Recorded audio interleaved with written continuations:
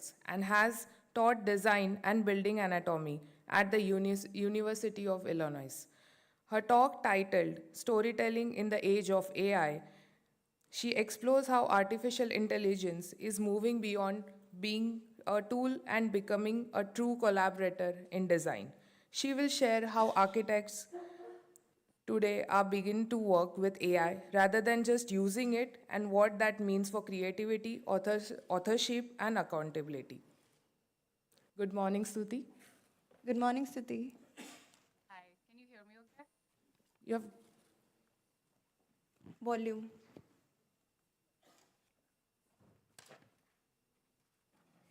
Hello. yeah, it's audible. Okay, great. Thank you so much for that warm introduction. Very honored to be here, very humbled to be here. Um, I can first check if everything, all the technical things are going okay. Making sure you guys can see my screen. Uh,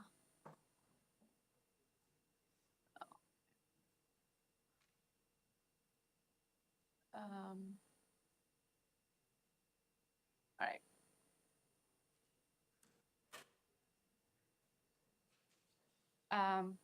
Are you all able to see my screen? Yes, ma'am. Okay.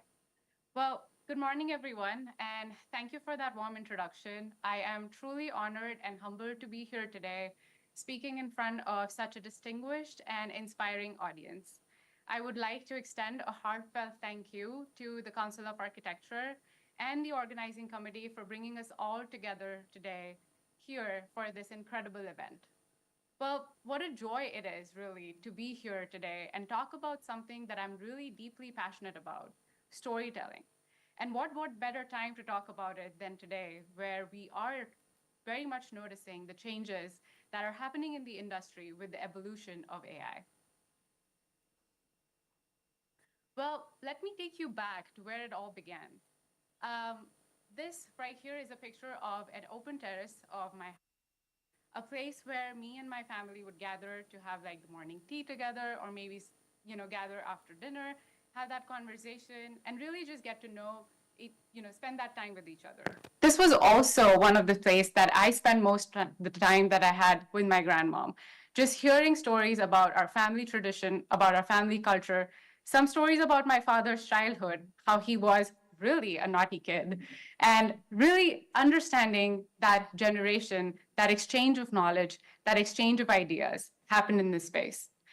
This space wasn't just a space, this was a living story for me.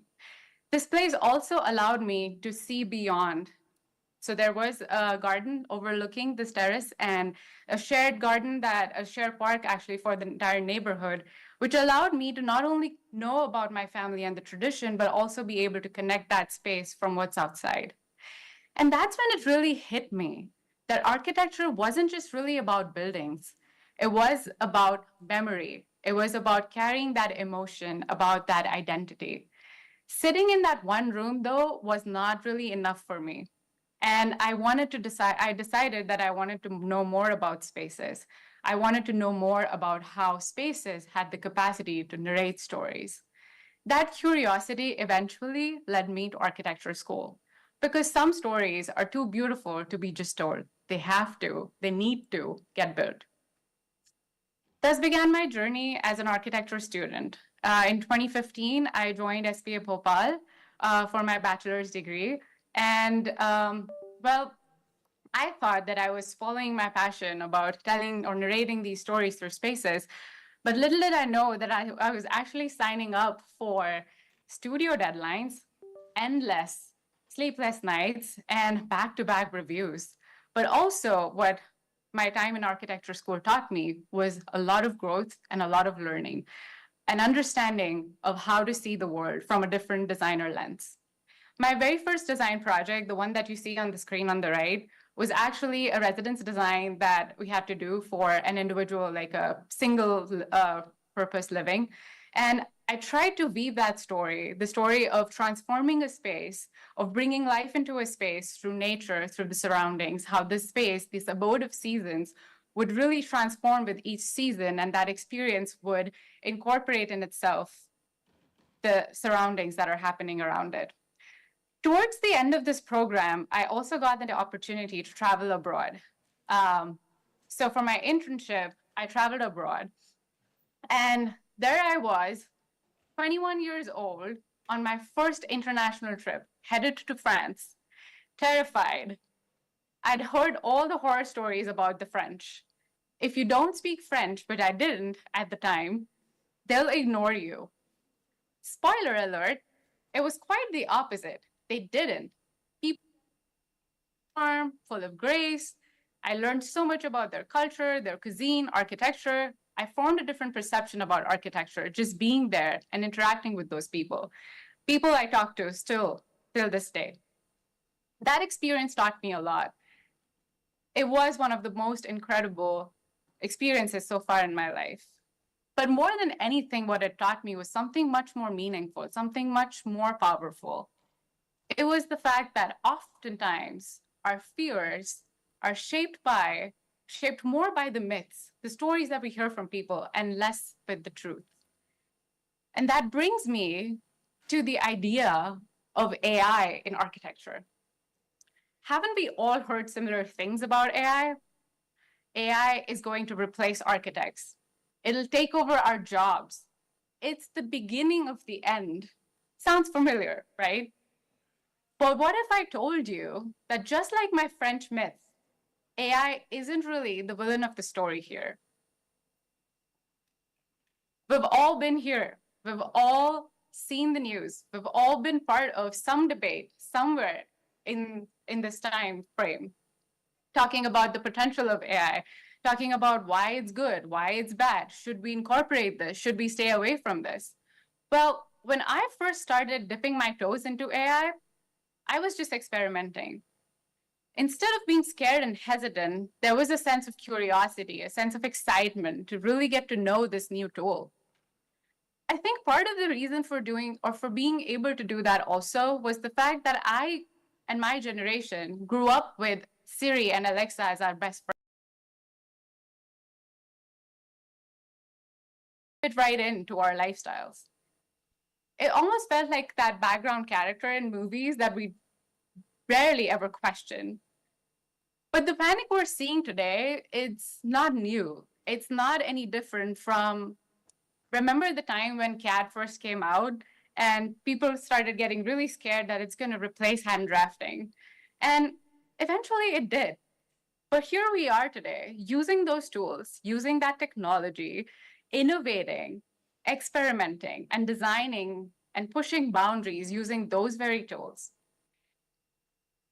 And as a matter of fact, still employed. Well, the AI boom in architecture didn't really arrive with a massive disruption. It started very slowly. I think it was the early 2019s, and there were like some plugins that started coming up for Grasshopper, machine learning. There was this buzz around all these new tools that you can incorporate and automate the process, really talk about generative design. But I think the real disruption or the wave of this AI revolution, we started to feel that around 2020 when ChatGPT, I think, started integrating itself without any PR campaign, without any fancy advertisement. It just became a part of our workflows. Every single designer, every single person in an office, irrespective of which industry, started using this tool to enhance their productivity, to enhance their workflow. And we started seeing similar things, similar trends in architectural practice. And then I think it was around 2023 when really Midjourney, DALL-E, Flux, Stable Diffusion, and all of these different tools started making that disruption even more evident. And that's when we started to feel every single architect everywhere. We now also here at Gensler have our own prototypes of these tools, like Gensler Diffusion, Gensler Run Diffusion, that we're using in-house as AI tools to really push those boundaries of what we can achieve as designers. This also reminds me of a great quote by Abraham Maslow. And it goes like, if the only tool you have in your toolkit, a hammer, the only problem that you're going to solve, or the way you're going to approach a problem would be as a nail. But what if your toolkit expanded overnight? What if you had at your disposal all these different tools that we're seeing today? What would design look like then? What can you achieve, and how can we really push those boundaries? Well, just zooming in on how things are looking at Gensler so far, we are a team of curious and committed people, and we're really trying to dive deep into understanding how AI can enhance our work. And broadly, big picture, we've found these tools to fit two different categories: large language model tools and image generation tools. Large language model tools such as ChatGPT and other Claude, these tools have really enhanced the way we have been using or thinking about these tools, engaging us in improving our efficiency and improving our productivity when it comes to writing, emails, prompts. Sometimes, like nowadays, I think we're also using large language models to write prompts to feed into image generation models. And also, oftentimes it's just about increasing productivity, or like just dealing with some staffing issues, budgeting issues, going through reviewing like a large drawing set, taking meeting notes, or as easy as just summarizing a large PDF to get like the bullet points as a summary. The other side of AI tools is the image generation tool, which I think is the more popular way of how people are perceiving these tools as, which is Stable Diffusion, Midjourney, and all these pretty images that we see nowadays, like AI generated. We here at Gensler are trying to incorporate those tools in our branding efforts, marketing, graphic design, pitch decks, iterations, ideations, some visualizations, and things like that. I particularly have been heavily gravitating a little bit more towards these image generation tools, not only because I am a designer and I'm curious about these things, but also because tying it back to deeply rooted in the fact that visualization becomes the very core for storytelling. It is important for me as a designer and for us as designers to really know the potential of these images and how they are transforming the way we narrate stories. So just tying that back to that. My first real AI project was during a submission that we were doing for Orlando Health Clinic.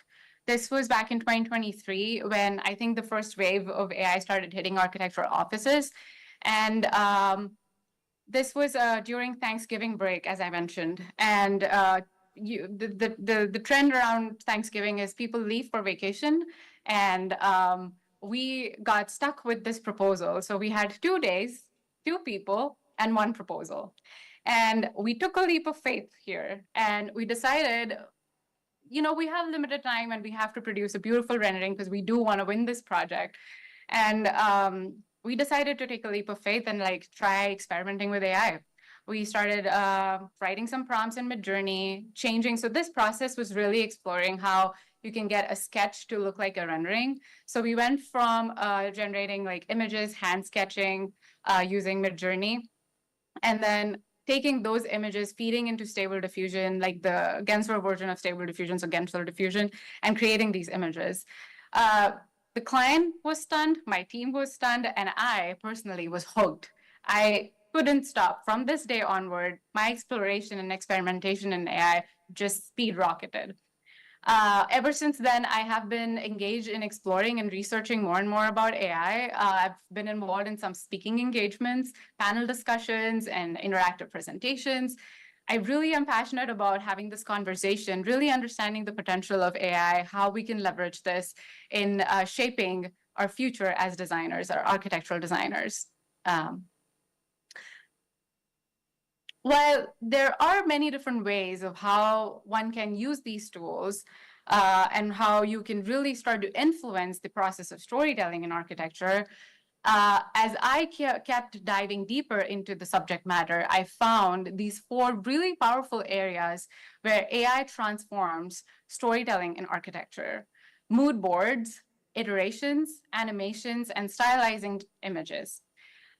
Moving forward, we will be taking a closer look at each of these categories with some case studies and case examples.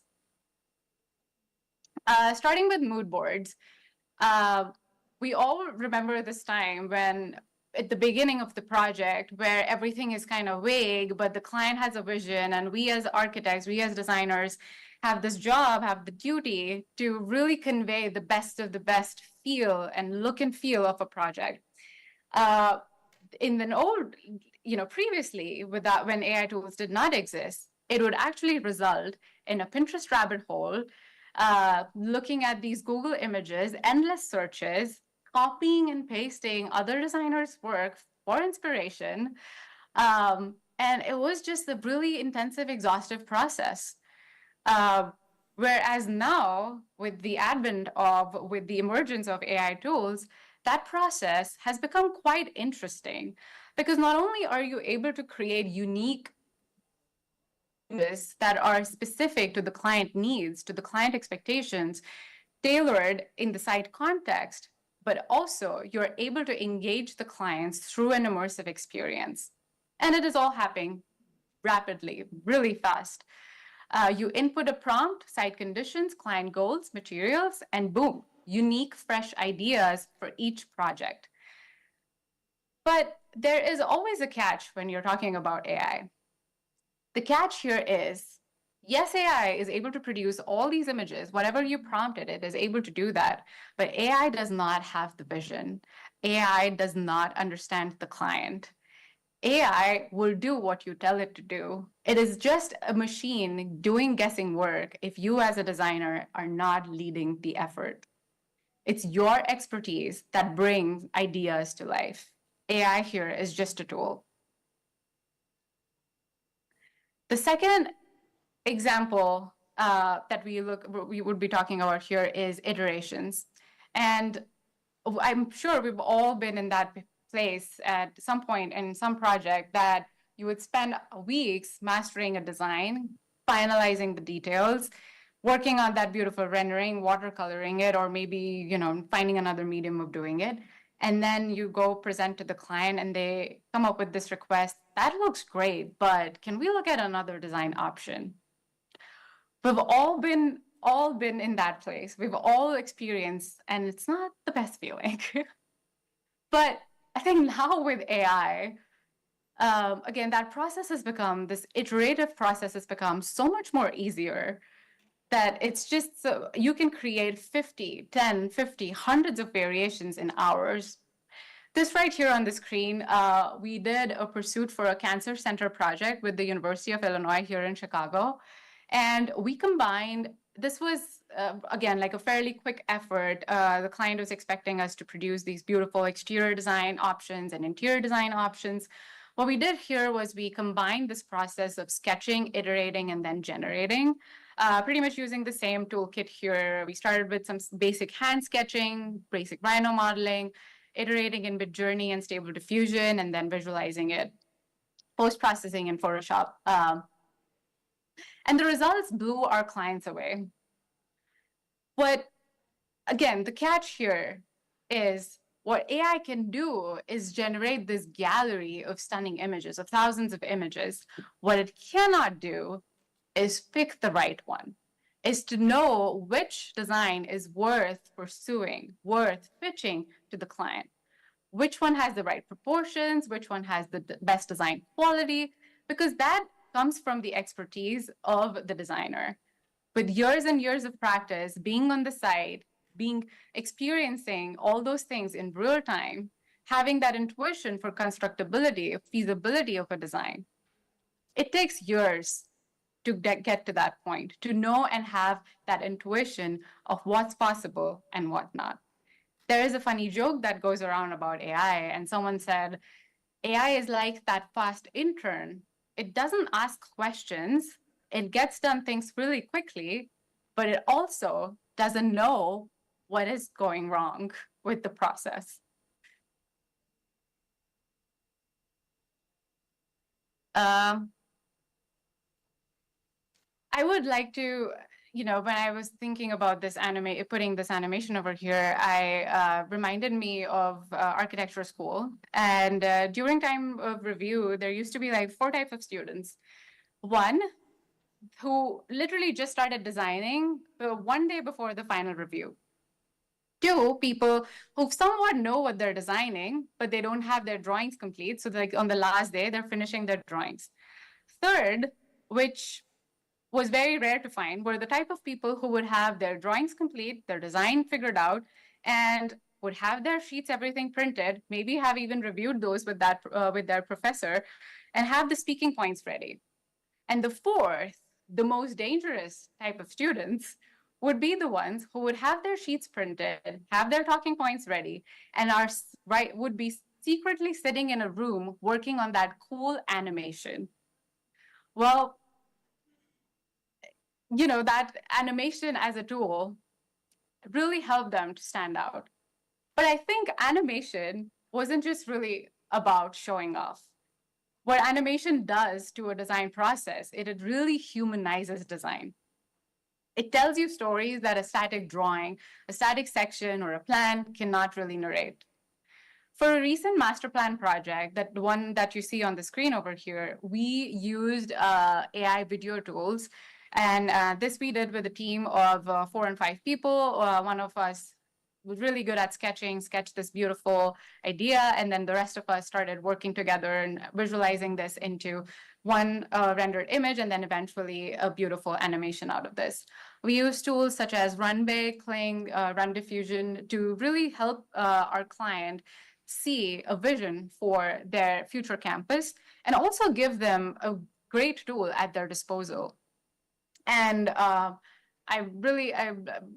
clearly remember this. During one of our presentations, one of their team members on the client side said it reminded them of their parents' lake house. And, just hearing your client say that, we just knew in that moment that we didn't just show them a building, we actually gave them a memory. We gave them a reason to feel connected to the space. We gave them a reason to feel that they belong here. We gave them much more than just a design. Architects in these type of situation are almost like movie directors, figuring out what is the right angle, what is the right set, how many actors do they want on the screen, and such. But AI here, yes, it can help us create this beautiful tool, and it can like really fast track the process, which would take previously would take like I don't know how many days, or even sometimes would need you to outsource such efforts. AI cannot feel that nostalgia. AI does not have that emotional intelligence. You very much here are the director of this overall scene, who can feel emotions and be able to portray, to really frame this narrative around that memory. It cannot know whether a dusk view is better or a dawn view suits the design mood better. That's all you. That's you and your role as a designer.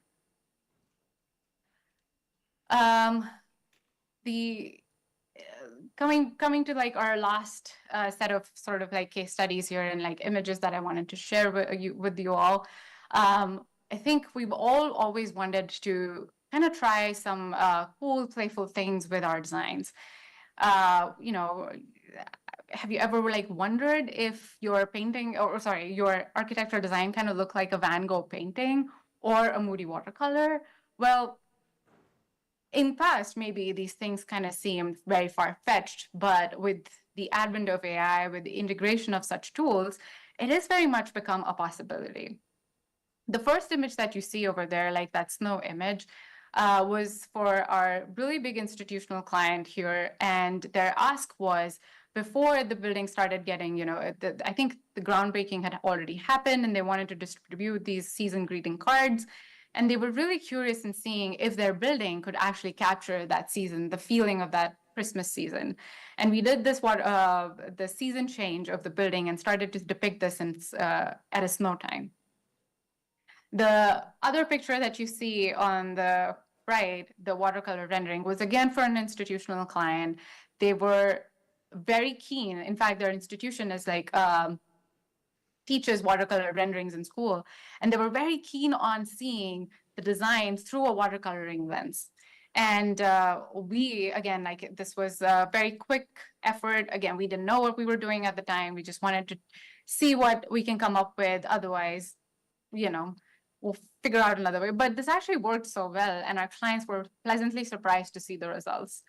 Another really common request that we get with institutional clients is to be able to see a diverse crowd.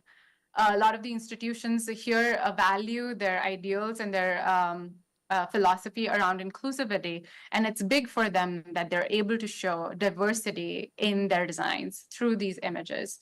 And I'm not sure if you're aware of the process, and like previously, it would be a really messy, a really tiring process of finding images, putting it in Photoshop, and like managing all the shadow, making it fit right into in front of the building, and all of that. But now with these AI tools, and there are now plugins incorporated in software such as Enscape, it takes you about seconds to make all these changes. Another example, the last one here, was just to like change the look and feel of a project, really get playful with the image, really try to connect with the clients, really bring that experience and narrate better stories about what the space can start to do for you. Again, here, style is a tool. It's not a disguise.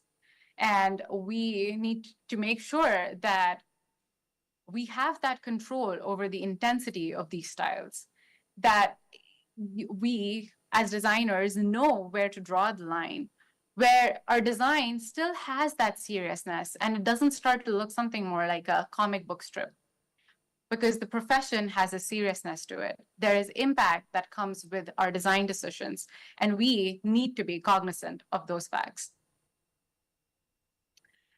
So here, I would just like to summarize the entire presentation and the case studies that we just looked at, what it can and cannot do for us.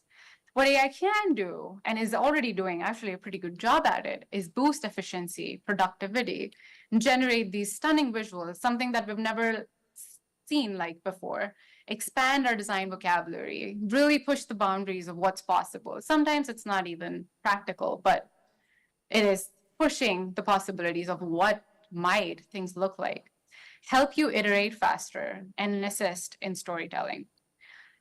But what AI cannot do and should not do, and we as designers should always claim that role and claim that agency to have that vision, to root the design into the context, to judge good design from bad design. We need to have that design sensitivity and claim that as our responsibility.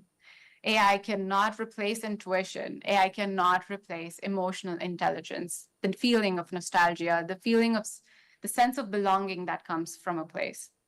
And AI cannot tell your story without you. It is just a tool helping you narrate better stories. Very recently at the Venice Biennale, Gensler was invited to be a part of that exhibition.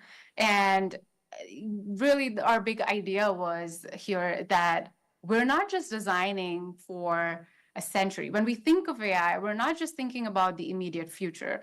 We're planning for something much longer. We're planning for something that goes beyond those typical like master planning efforts, that development efforts. It is really pushing boundaries of what's possible and really pushing ourselves into the future.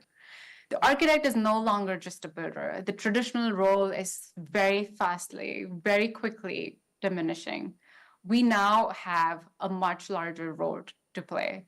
We are very much curators here, moderators here of stories of the future that follow. I would like to show a video here. I'm not sure if the sound will, hoping it should, but I just played this video here that we showed at the Venice Biennale, hopefully as our end. In the archives, records remain of every building that came before, not just those torn down, but the ones that shaped civilization. The courtyards where people gathered, the libraries where new ideas formed, the theaters where stories unfolded. The bridges that connected communities. We didn't erase them, we folded them into the future. When we design, we don't just construct, we listen. The land remembers old foundations and walls hold the weight of past stories. Here, construction isn't destruction, it's evolution. We grow buildings like trees stretching toward light, guiding them with the grain of the earth.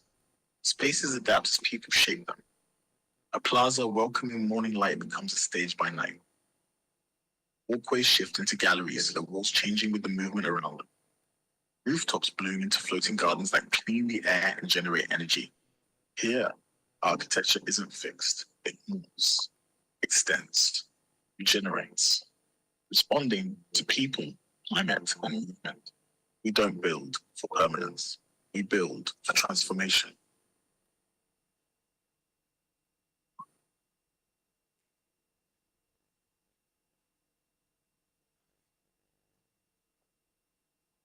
And so with that, we come to an end of this presentation. I would just like to end with this note that this is the time not to feel afraid, not to feel like you're being left behind, but be in a state of preparedness, be ready to take on this opportunity, to be a part of this change, to be a part of this transformation, and take the charge, take the lead, be a part of the change. Thank you. Thanks a lot, Stuti. It was a wonderful presentation. And we will have the question answer round at the end of this session. Thank you so much for joining. Yep.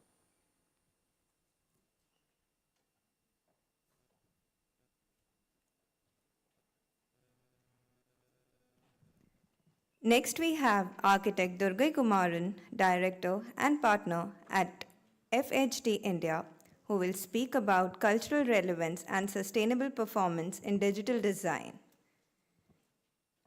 His work spans large-scale housing, eco-habitats, and experimental materials like bamboo and bricks.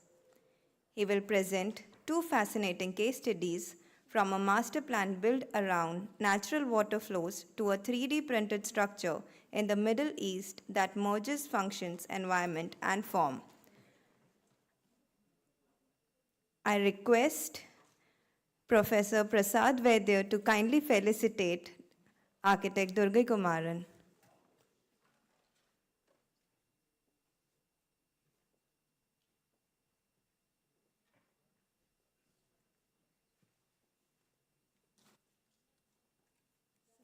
Felicitation first.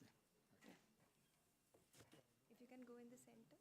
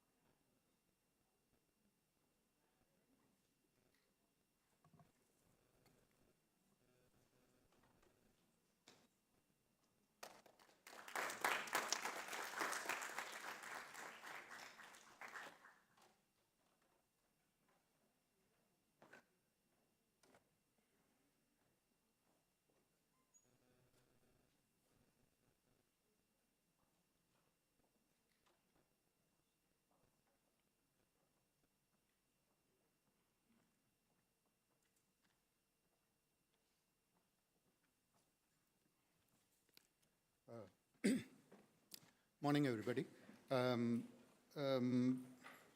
We as architects in FHT India, we do different scales of projects and multiple typologies. But I'm more interested in the large-scale community developments where people's engagement and interactions is crucial for its success.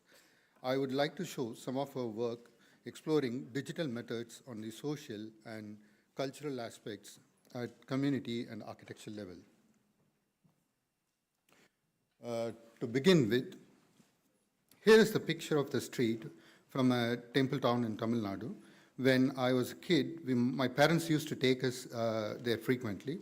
As I am a silent watcher, I was thrilled by the colorful vibrancy of the place. As any typical temple town, I remember how the street is full of people with different backgrounds like religious, traveling, vendors, and I hear all sort of sounds like crying kids, sounds of toys, selling vendors, and also there is the play of light and shadow of the structures due to the sequential arrangement of the mandapas along the street, culminating in the temple tower. As a student, it has excited me not just by its cultural artifacts of the religion, but also by how people engage and interact around these in space. I always wonder how we can be able to take those hues of engagement into our contemporary society in a contemporary way. In this self-organized village, we can see where the individual engagements with space were transformed organically into a collective spatial configuration that still retains its individual marks over the collective. I wonder how we can transfer these underlying principles that will allow a bottom-up approach in a systemic way rather than a top-down approach. The diagram that you see in the left-hand side is called a Bau plan, formulated by the German scientists to describe the structural and organizational characteristics of a group of organisms. It's a kind of a blueprint for of a shared characteristics across related group of animals. It's more of a formal one.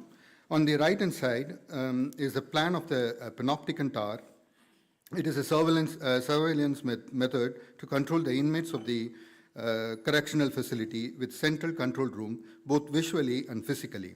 Here, it is more of an operational diagram than on the formal one. Here, I'm wondering, is there a possibility to create an operative model rooted in social and cultural context?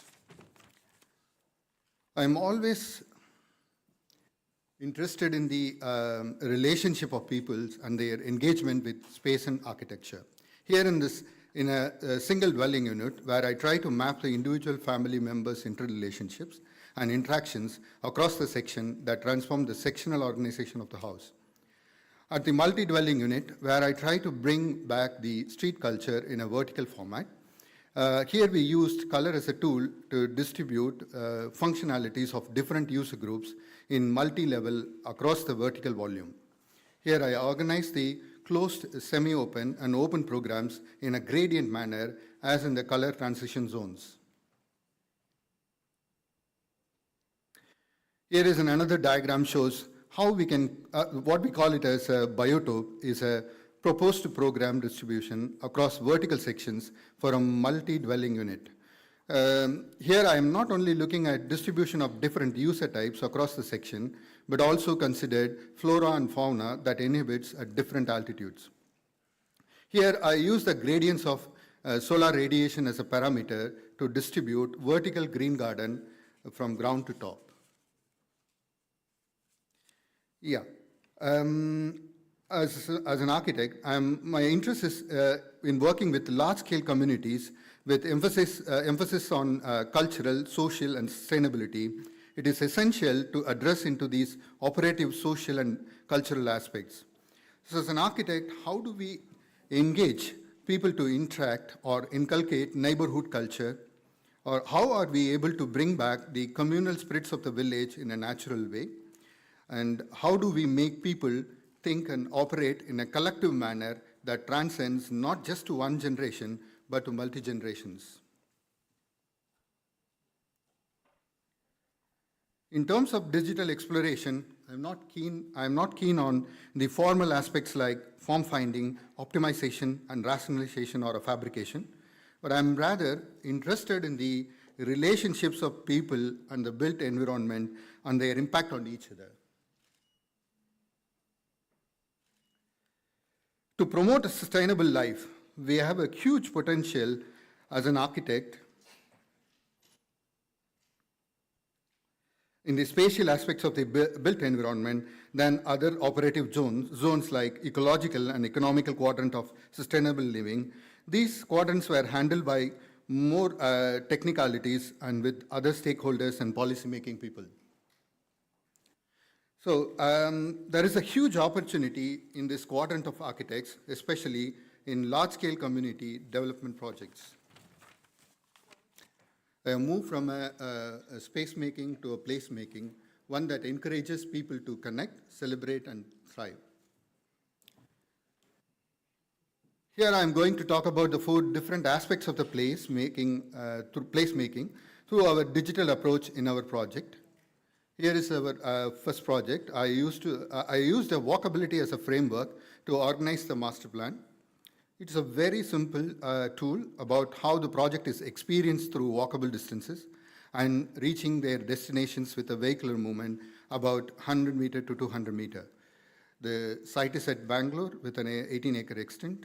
I made a simple setup of a network with a walkable distance of 100 meter with an interaction zone at every 50 meter, and above 100 to 200 meter for any vehicular movement with a destination of supportive facilities.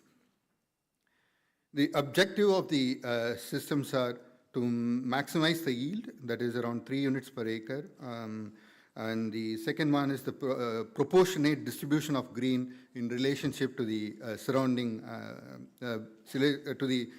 villa units. The third one is the connectivity among the villa units in terms of achieving the walkability.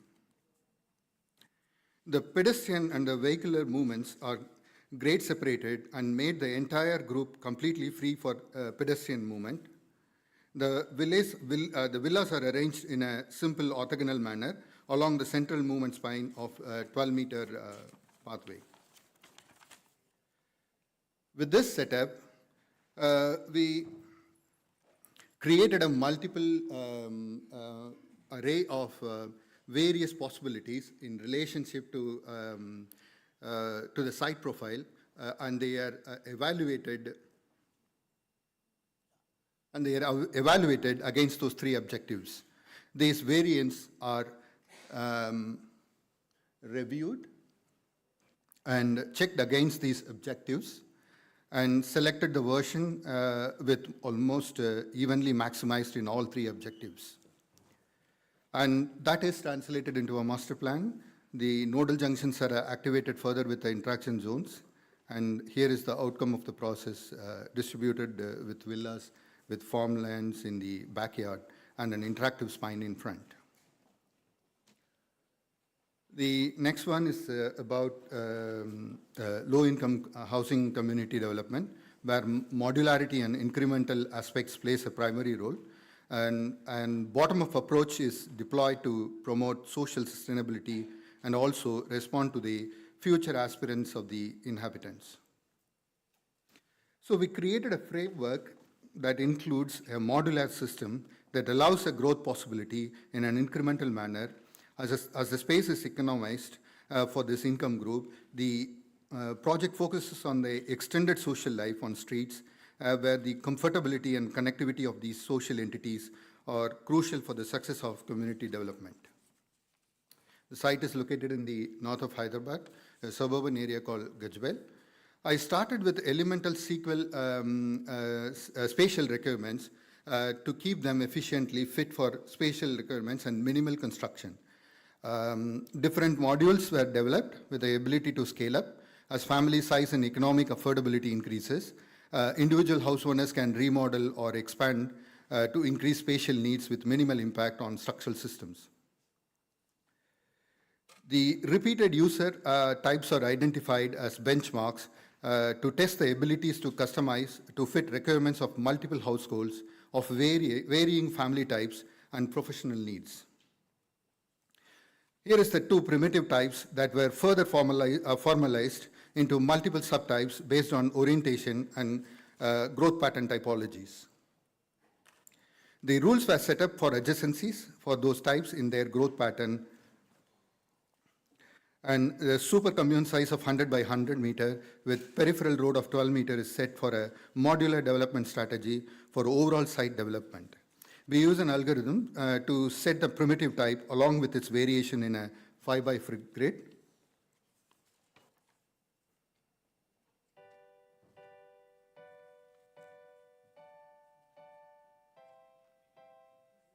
I think light you have to.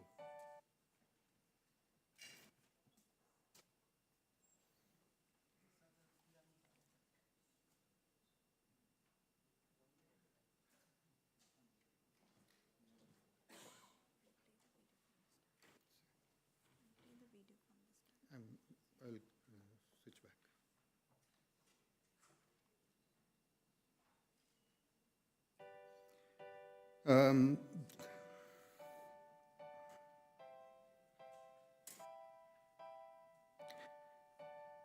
The entry nodes are selected with 300 max distance along the periphery networks and generated the preferential pathways and the subcommunes. I'm sorry. Can I have a light here? If you switch off everything, I'm not able to read. Sorry. Yeah. I guess this is okay, I think. The entry nodes were selected with 30-meter maximum distance and along with the peripheral network and generated the preferential minimal pathways across. These pathways set the supercommune into multiple scales of subcommunes with the identified required parking lots near the entry zones. The individual communes were populated further with primitive cell types along their variants through running the algorithm with a rule setup. The generated patterns were further evaluated for the connectivity from gathering spaces to individual units and green patch distribution.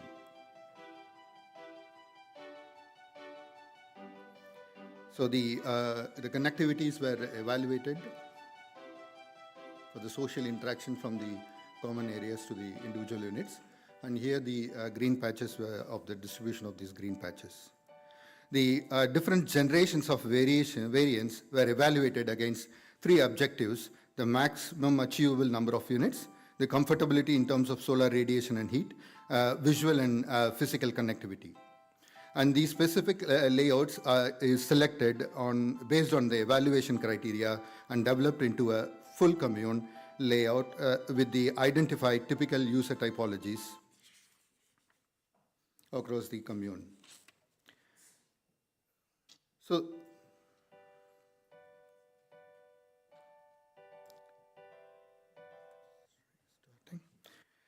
these communes on different scales have their own social spaces along with supporting facilities at supercommune level. The mobile battery mold casting building systems were proposed for the construction. With this assembly method, we minimize cost, site impact, and faster execution. So here is the outcome of this process. Bottom-up approach that allow modular development promotes social engagement of the users and an incremental possibilities of individuality. The next project focuses on how contextual features of the site can become a tool to develop a contiguous ecosystem for both humans and other natural inhabitants of the locality. Here we use the contextual parameters such as surface terrain and topology, and the cultural is street, and the other walkability and density of the neighborhoods. By cutting the vehicular traffic over the streets, we would able to bring back those street cultural values back into the community, which allows people to interact in a natural way without any effort. Site is located in the outskirts of Hyderabad. It is an abandoned farmland having the full potential to restore the lost ecosystem. Here is the site contour, shows the slope from south to north, around 4 to 5 meter drop. The initial water simulation established a water channel bisecting the site and further runs down towards the north beyond site.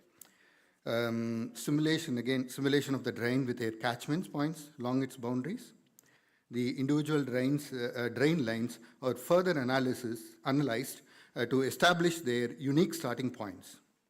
These starting points are used to find least cutting paths across those points by using a nonlinear regression path. The same in the full site.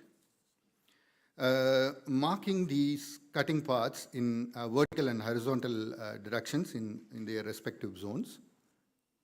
These paths were used to organize unit plots and evaluated for its walkability and reconfigured until desired cluster scale is arrived in the master plan.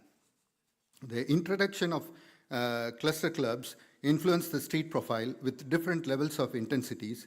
These were varied based on the scale and configuration of the program, and These different scales of interaction programs reconfigure the street with multiple levels of interaction zones. And these configurations are evaluated against heat, wind for its outdoor comfort, and visual connectivity with its interaction zones. Study of the wind flow across street helps to optimize the width of the movement path that will create more comfortable conditions. These wind flows were evaluated against different staggered arrangements. The linear cluster arrangement is staggered and optimized for wind flows and creates multiple level of interactions at street levels with the landscape canopies along the streets, shading those interaction zones.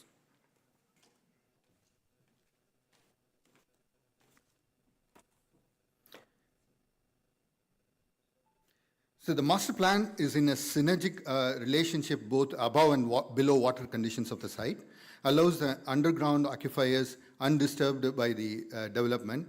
That is, it is primarily the blue zone that aligns with the eco zone. On the right-hand side, you can see how cluster development makes a possible minimal impact over the flow drain. Site is configured into zones with an ecological zone where biodiversity is encouraged and an arable zone where farming is allowed along the development street clusters. Here, the three zones are not conceptualized as demarcated, isolated zones, but more as a contiguous system that flow one onto the other, where the cluster level clubs will encourage interaction across the community. Here is the section you can see. The warm westerly winds will flow through the eco zones and passing the water channel and get cooled down and flow through the streets of the cluster. The people from the clusters will move through these eco zones to reach all the communal structures. The water body around these open structures create a microclimate that will create a conducive environment for outdoor social interactions. So the farmland is the rear of the units offer a privacy moment, and the social street in the front offers a more socializing atmosphere.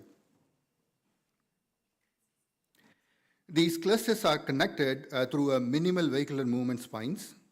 Here, the flourishing ecozone along the water channel offers a habitat for different local species. With this planning method, the eventual impact is evident on the ecology of the place.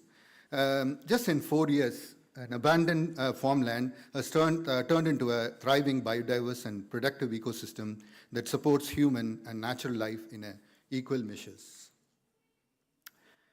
With this flourishing ecosystem, faunas are further attracted to these biodiverse zones.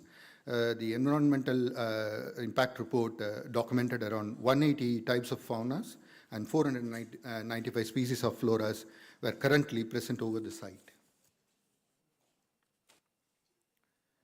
This is the next project. In this project, we would like to explore how the 3D printing technology can produce architecture that is rooted with architectural traditions and sustainable cultural manifestations of the region. It's a cobalt machine with a capacity of printable size of 11.9 by 24.3. And it has 1 meter, it needs a 1 meter space for of the gantry for every consecutive printing. And the printer nozzle can move at X, and X, Y, and Z directions orthogonally. It can able to print all the vertical elements in the structure. And a typical constraint of the 3D printing is each printable layer, each printable layer's center of gravity should fall in previous layer, and the global gravity must maintain within the footprint. And this limits the overhang of vertical inclination of 10 to 20 degrees. The client brief is to design a sales center for a 3D printed community as a pilot project to display the 3D printing capabilities. The project will become a brand identity for the 3D printing venture of the company and be replicated across global cities. Though the site is given for the initial project, The project demands multicultural scenarios. Our first approach is more of a formal one and climate responsive. Considering the contextual nature of the prototype, the non-contextual nature of the prototype, the most endearing self-contained geometry of a circle was chosen. The circle is both inward and outward looking, creating a courtyard garden and a perimeter green loop. And that is surrounded by an the inner ones are closed programs that open dynamically into central codes with a standard system of 3D printing walls that is vertical, and that is surrounded by an open outer program with a pavilion-like circulation loop with a peripheral buffer landscape. The output is a hybrid system of 3D printed inner core and a modularized steel and glass envelope on outside. This creates a beautiful object that is context-free and respond to different orientations and climate conditions. This outer pavilion, depending on the context of the site, can be adapted to optimize solar radiation and views towards the outside. It also integrates the landscape within the envelope that can change as per the context it will be situated. The roof is arrayed with solar panels to generate all the necessary energy on site, making this structure completely self-reliant. And though the client was happy with this state-of-art building, I still felt that we could push this to be a lot more culturally embedded and technologically explorative. So our second approach, we started with this question: how can we push the technology of 3D printing towards being relevant and representative to Arab culture and architectural character? The traditional Arab architecture is experienced through layering of spaces, a strong character of solidity and screens that are designed to beautifully filter light. Social spaces are generally intimate and every aspect of nature becomes so precious.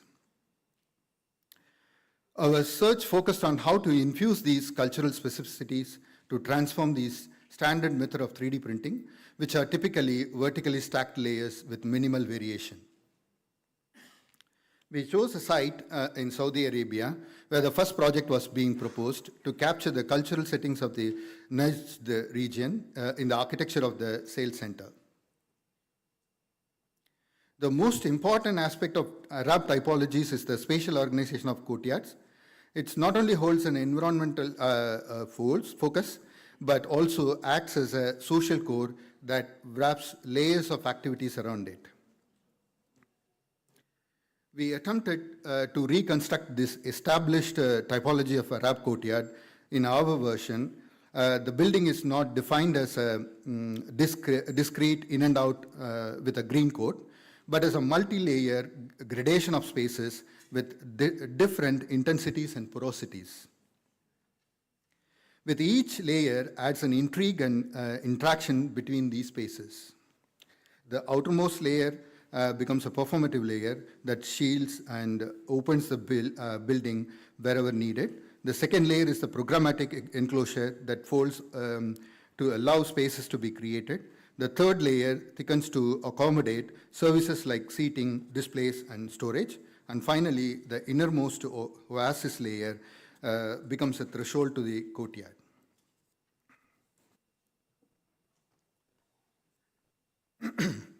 To create a quality of qualities for each of these layers, we created a system of walls that are based on printability, rigidity, and fluxural quality, and self-shading within the constraints of the cobot system. The maximum printable tilt and angle become a generator of possible conditions. And we created a systematic catalog of self-shading patterns and pattern types, modulation with vertical and cross distribution of these types.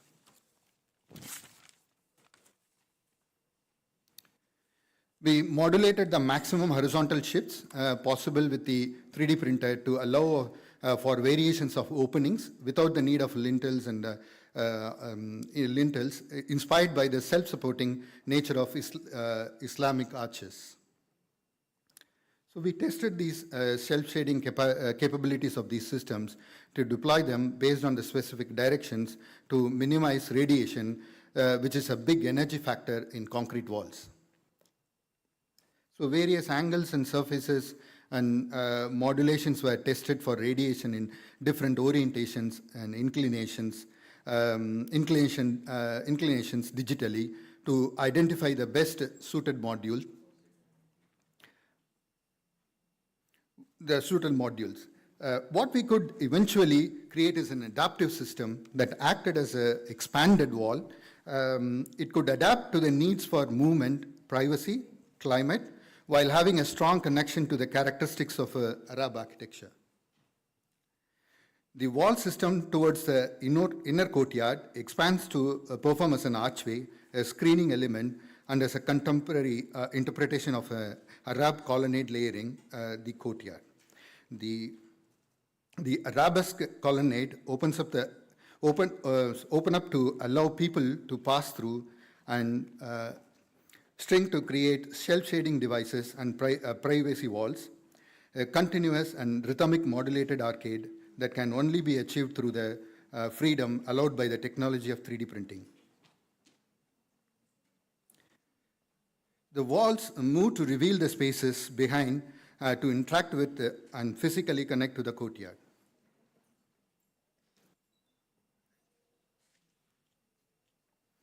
The accommodation layer integrates the functionalities of the exhibition, such as display units, waiting areas, like the traditional opening with mashrabia projections and integrated elements of seating.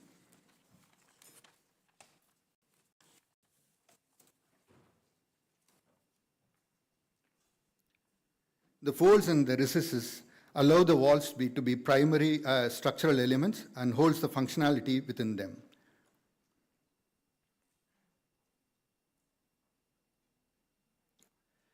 The moments where the system and layers interact show the consistency of the modulated systems to complement each other aesthetically and despite performing different functions.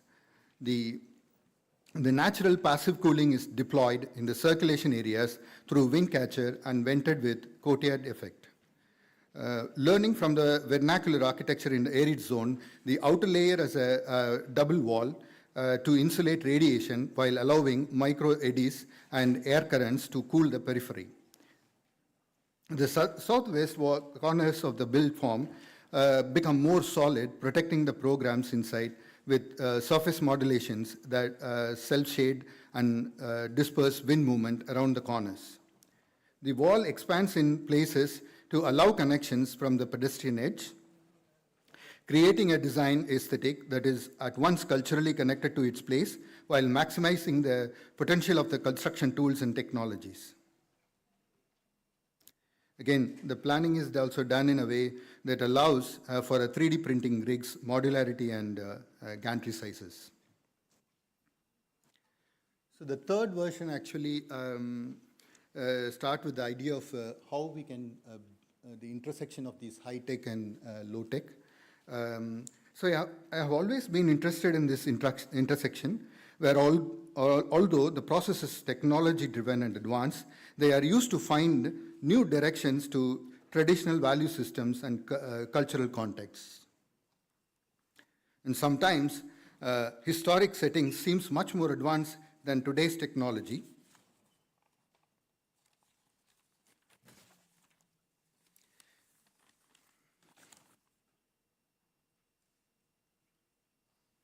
The Riyadh site near, the right-hand side image is the Riyadh site near Riyadh showcases the unique Najdi architectural style characterized by the traditional mud brick buildings. It is one of the most celebrated UNESCO heritage sites in the region. It is extraordinary how time and weather have shaped and dissolved these mud structures from their geometric systems to a very fluid and unique architectural remnants.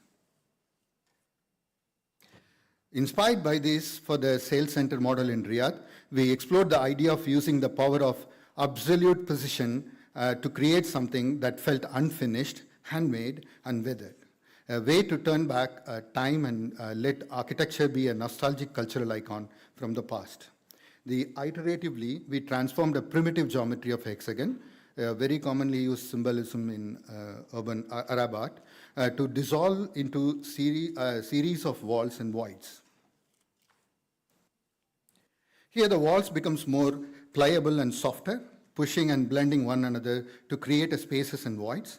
The space is linked through topological continuity, creating a various paths of discovery between the programs. The architectural experience continuously flips the boundaries between inside and outside, where every program allows one to explore their open paths as much as the internal connections. The architectural experience, instead of an additional system, we repurpose the idea of shading through density and proximity. Proximity that is a very common design strategy in vernacular settlements. The spaces formed between these walls are proportioned to be self-shaded to naturally protect the pathways from direct radiation. The walls were spaced, curved, and tilted to achieve a higher degree of comfort across different times of the day. The resulting social experience is fluid with pathways that create heightened sense of discovery, leading from one social space to another.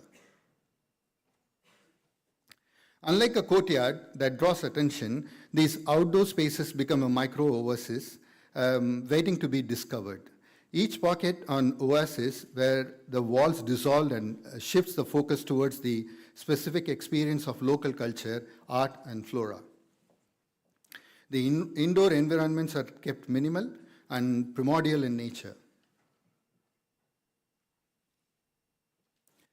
The 3D printing methodology today gives this opportunity to reimagine the way buildings and spaces can become together as a monolith, not just as a cold, high-precision construction, but to a level of being almost handmade and natural.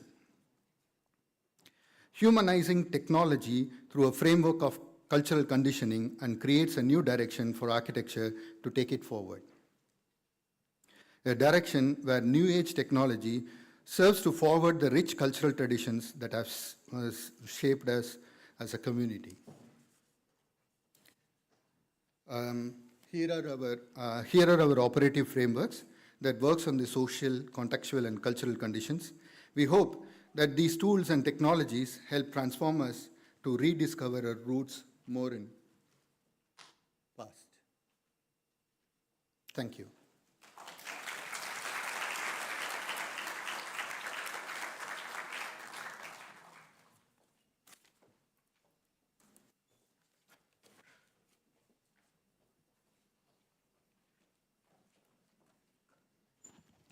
Thank you, sir, for that insightful lecture on cultural relevance and sustainable performance in digital design. Your work beautifully demonstrates how technology can stay rooted in tradition, climate, and context. We will now move into a special segment titled Reconditioning Education, Bridging the Lowest with the Smartest, with Professor Anand Khatri, Dr. Maria, and joining us with videos, messages are Dr. Binamol Tom and Dr. Manju. This session focuses on brownfield development and technology in design education, especially AI and VR-based urban village studies. We will also have You will hear a mix of talks, videos, and reflections from the team behind a Powerful Nation program supported by COA, NIUA, and University of Navi. I request Professor Jayashree Deshpande, Director COA TRC, to kindly felicitate Dr. Anand Khatri.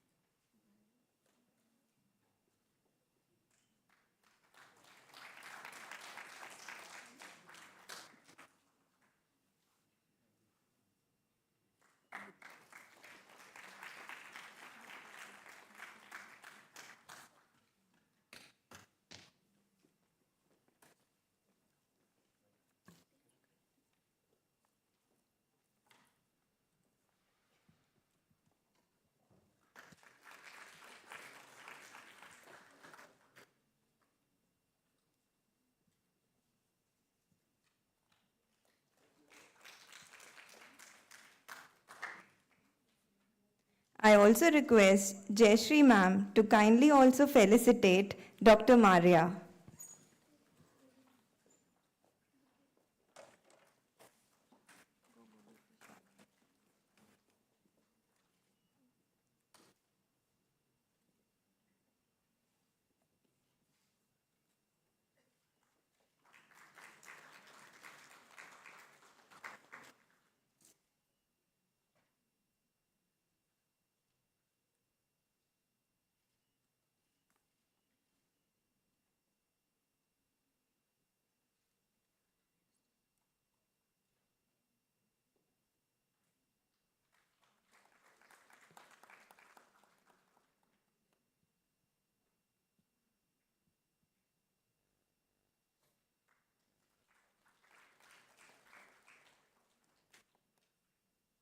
Thank you so much, ma'am.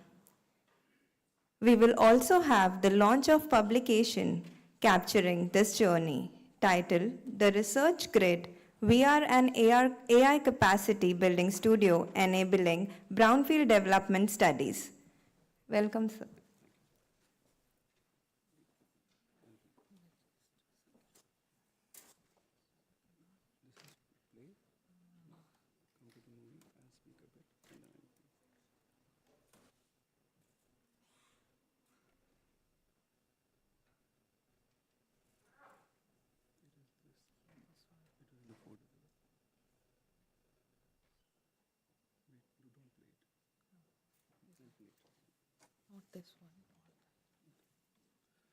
Good morning, everyone. I'm very happy to be concluding a 6-month-long journey here, which we initiated with the University of Navarra, Council of Architecture, and 10 celebrated institutions who were working with us earlier on brownfield studies. I am a professor of architecture, and I am also the founder of UVCT, Urban Village Charitable Trust. Within the domain of architecture, we try to talk about villages and urban villages, telling architects that while we are specialists in design and space and building space, we really do not have insight, or rather much insight, into understanding how to reach the masses. I have been telling my students that while a doctor can attend to a rickshawala and also to the most celebrated person in the society, architects do not deviate from their mainstream thinking and stoop down, or rather look into carefully into the prospects of design which require the masses. With this particular thinking, we were 16 of us who got together in 2016-15 era and started Urban Village Charitable Trust. We progressed, we did conferences and published, we wrote G20 policies, and over and over as we did all this, we realized that we needed something more.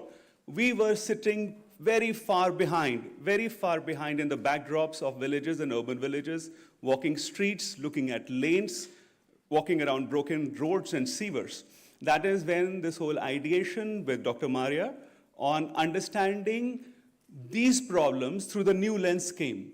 The whole idea was such that the way we rewrite everything in languages, the way we research everything in languages, VR and AI is the future language. So we wanted to address brownfield studies in this future language. And that is what brought this project into happening. The 10 institutions who were with us and the teams from the University of Navarra, which taught VR and AI, along with all the team leaders, is what I'm going to present in this small video, which will be followed by a brief talk by Dr. Maria, and then I'll speak to you on some details of the project before we do the launch of the summary. I'm very happy some of our team leaders, Dr. Gauri, Dr. Kanika, Dr. Harveen, Dr. Maria herself, Vivek V from MCAP, and so many others here are present, and they have been with us on this journey for the last 6 months. I will play the video because that's the best way to talk less. Thank you.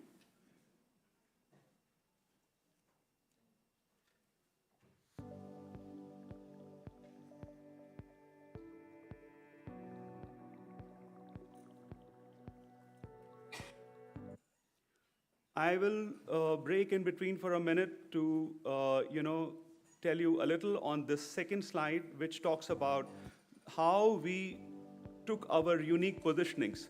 How the University of Navarra, with the backdrop of VR and AI, how the vision of Professor Abhay on capacity building within institutions of architecture, and how the combined agenda of UVCT and NIUA, who is our knowledge partner, on working on brownfield policies for convergence with reality and will to action got together to do these things. So these were the bodies involved. While Erasmus E4TLI was the fund which funded this whole project, the University of Navarra professors taught the students. Council of Architecture was also a co-sponsorer, and the body which actually put vision into this particular exercise along with the rest.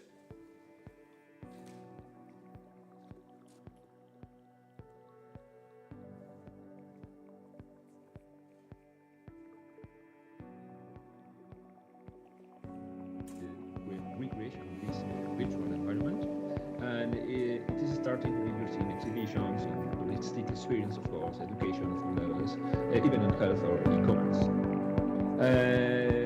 The characteristics of the virtual reality are, as I've seen, the basic to understand that it creates a completely immersive computer-generated environment that user can interact through a headset or the devices. You can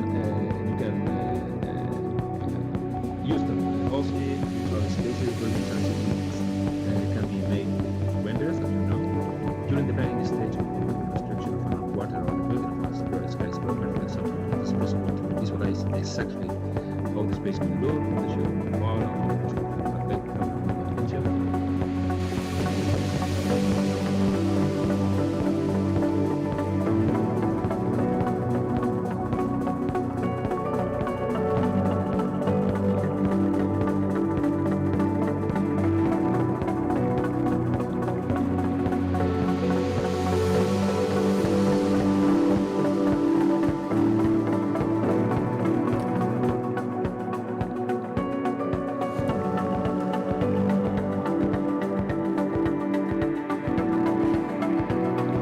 Following the lectures, these were presentations made by institutions. It was fairly long. They're all up on our YouTube. And we will share the links for these presentations, but you can view a summary of these here.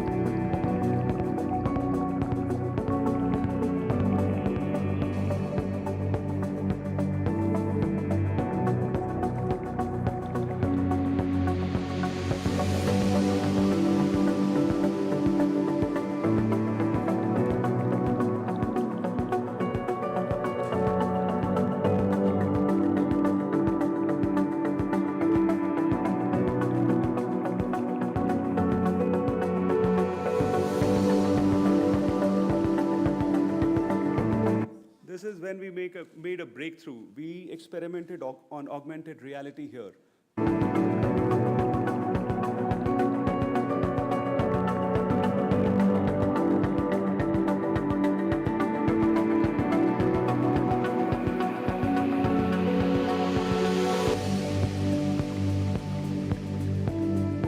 Every professor, every team member who's being mentioned in this part right now has worked very hard to identify a very unique site, starting from challenging sites like Ottawa and Burrell in Chandigarh, to Nizamuddin Basti in Delhi, to urban villages in Greater Noida. They have picked up very, very unique areas and worked on them, Chalai and so on and so forth. And they have presented their work during the process.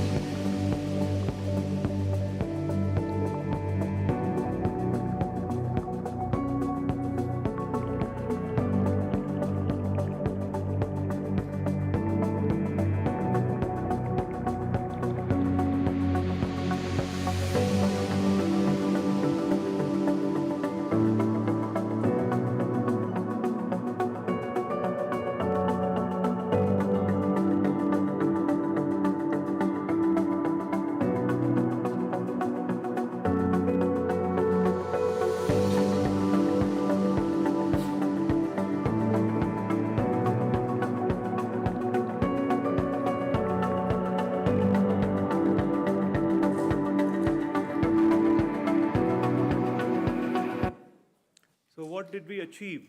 We achieved a very strong research grid, which we invite every other institution who's willing to work further with us on to join. We are also coming up with 3 publications, the details of which would be in the document which we have shared. We have agreed on the agenda of envisioning brownfield policy, which is strengthened through the use of VR and AI. And we ultimately achieved the aim of the Council of Architecture, and what Professor Abhay has always talked to me about is capacity building amongst institutions. The transdisciplinary thing which he mentions every time, that we need to open up architecture to so many other fields. In fact, in the last publication from the last conference, international conference, which was steered by Professor Jayashree, we have talked adequately about it on mentioning sociology and economics as examples. I'll move further with messages from Dr. Manju, who is in Japan and could not join this event in person, and Dr. Binu, before I invite Dr. Maria, who is in person here from Spain, to speak to you.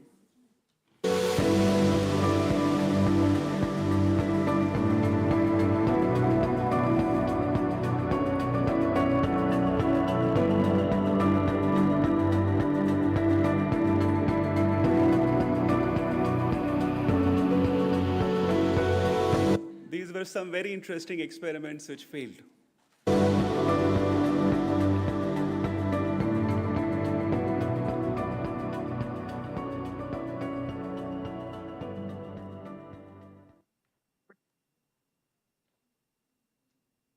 Hello, everyone. My warm greetings to all the distinguished guests, respected colleagues, and dear participants. It is my honor and pleasure today to address you all at this prestigious gathering of architects, designers, urban planners, and thinkers who are united by a shared vision, by a shared commitment to shaping a better future for India and for the world. Our world is fast urbanizing, and it's climate challenged and a conflict-ridden world today. And we at UBCT also, deal with these kind of ideologies a lot. We discuss about urban and rural, modern versus traditional, formal versus informal, the old versus new, the rigid versus flexible, and etc. and so on. And with this this thought in mind, that why can't we look at the most the traditional, the old way of life, and also the conflicting urbanized perspective on urban villages and brownfield studies, which have immense challenges. Why can't we look at this with the most futuristic technologies available today, So this idea itself was very exciting for us. And today, my short message here is on behalf of the core organizing team of VR and AI Capacity Building Studio for Brownfield Studies. And I take immense pride in speaking briefly about it. The studio has actually emerged a real success for us. We are humbled by it, and it was conceptualized to explore the persistent challenges of urbanization through the lens of emerging technologies, as I mentioned.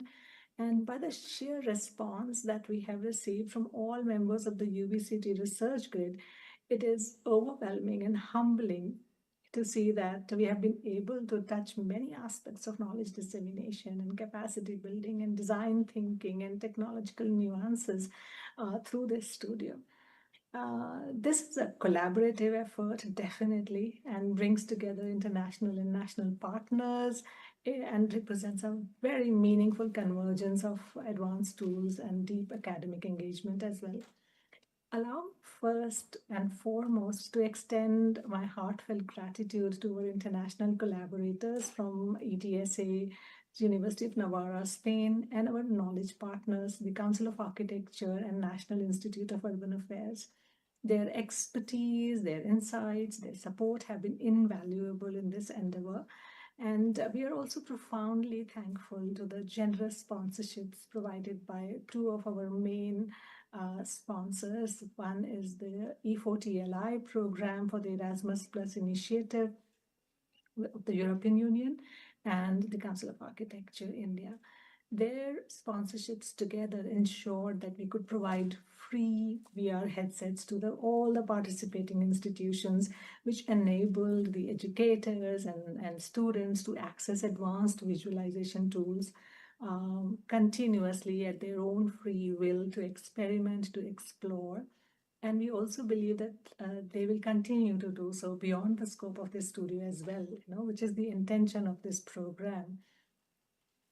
Now, let me also mention that the success that we are celebrating today is a direct result of the energy and dedication demonstrated by the participating institutions.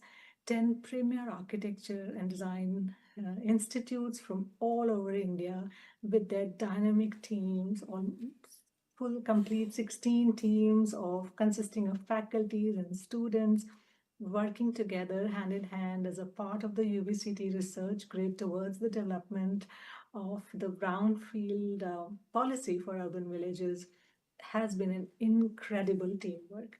It has been truly inspiring to witness their meaningful use of the provided hardware and also the soft knowledge of VR and AI. And they not only, went ahead to address the real world challenges and designs and proposals on urban villages and historic areas and streets and public spaces, etc. But they went way ahead and even used these VR glasses for community engagement in a very unprecedented and interesting way. I'm sure you will be able to see those glimpses in the videos that are shared, which are publicly available. Under the esteemed guidance of the professors from UTSA, University of Navarra, led by Professor Asier, Dr. Maria Belen and their team, this program achieved a synthesis of technological proficiency and contextual design thinking. I think it is nothing short of commendable. The lectures, the interactive workshops, discussions, and feedbacks are of immense value. They were of immense value to the students and participants, and also to people like us, people like me. We were all learning together in the studio. It was really enjoyable experience for me as well. And I think it's an example, it's a demonstration of what is possible when global expertise meets local talent. And I believe that the integration of PR and AI into design education is not merely a technological step up. It's actually a transformation in design thinking, and these tools are enabling designers to actually bring together a lot of complex elements of a built environment and making them easier to integrate, let's say, GIS data, analysis of land uses, and large data sets, algorithms, etc. And also bring together crafting of immersive design narratives, and even community engagement, as we saw in this particular studio as well. These were previously unimaginable. And so as we celebrate the completion of the first round, or we can say first phase of this studio, I'm also pleased to announce our commitment to publish the research, the design proposals, the insights, the applications developed during the studio by various teams. And this forthcoming book will not only document our learnings, but also, offer a blueprint for future explorations in digitally enabled, sustainable design practices. And we're also enthusiastic about the second phases of this program, maybe even a wider reach, different institutes, or repeating with same institutes, and wider outreach and impact is expected.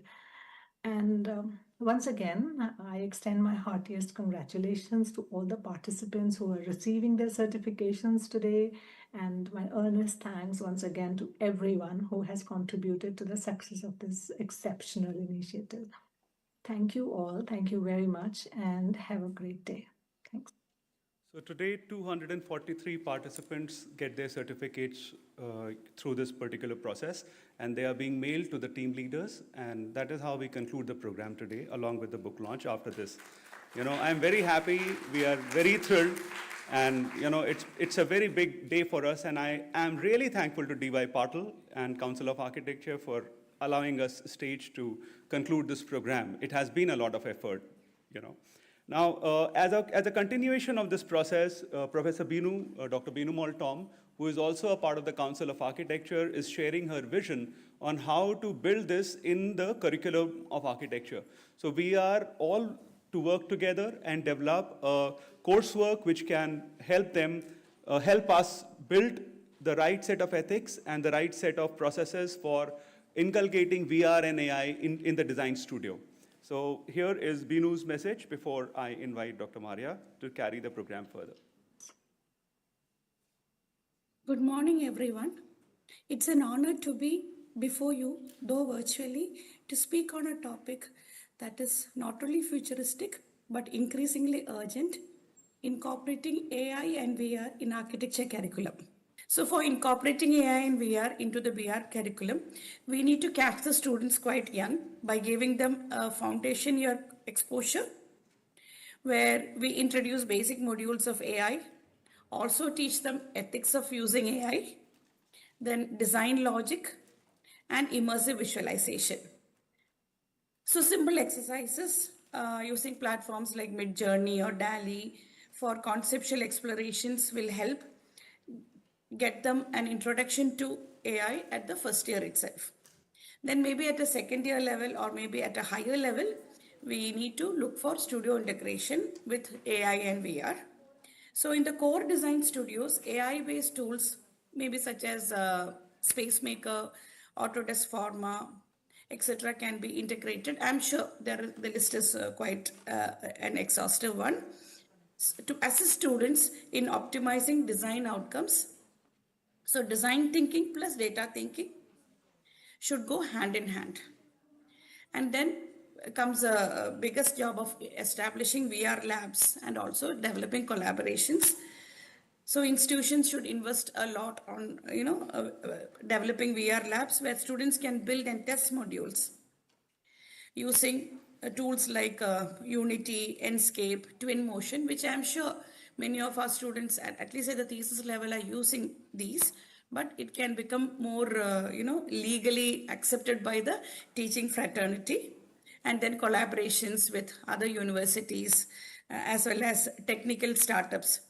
And game designers can also open new avenues for our teaching learning process.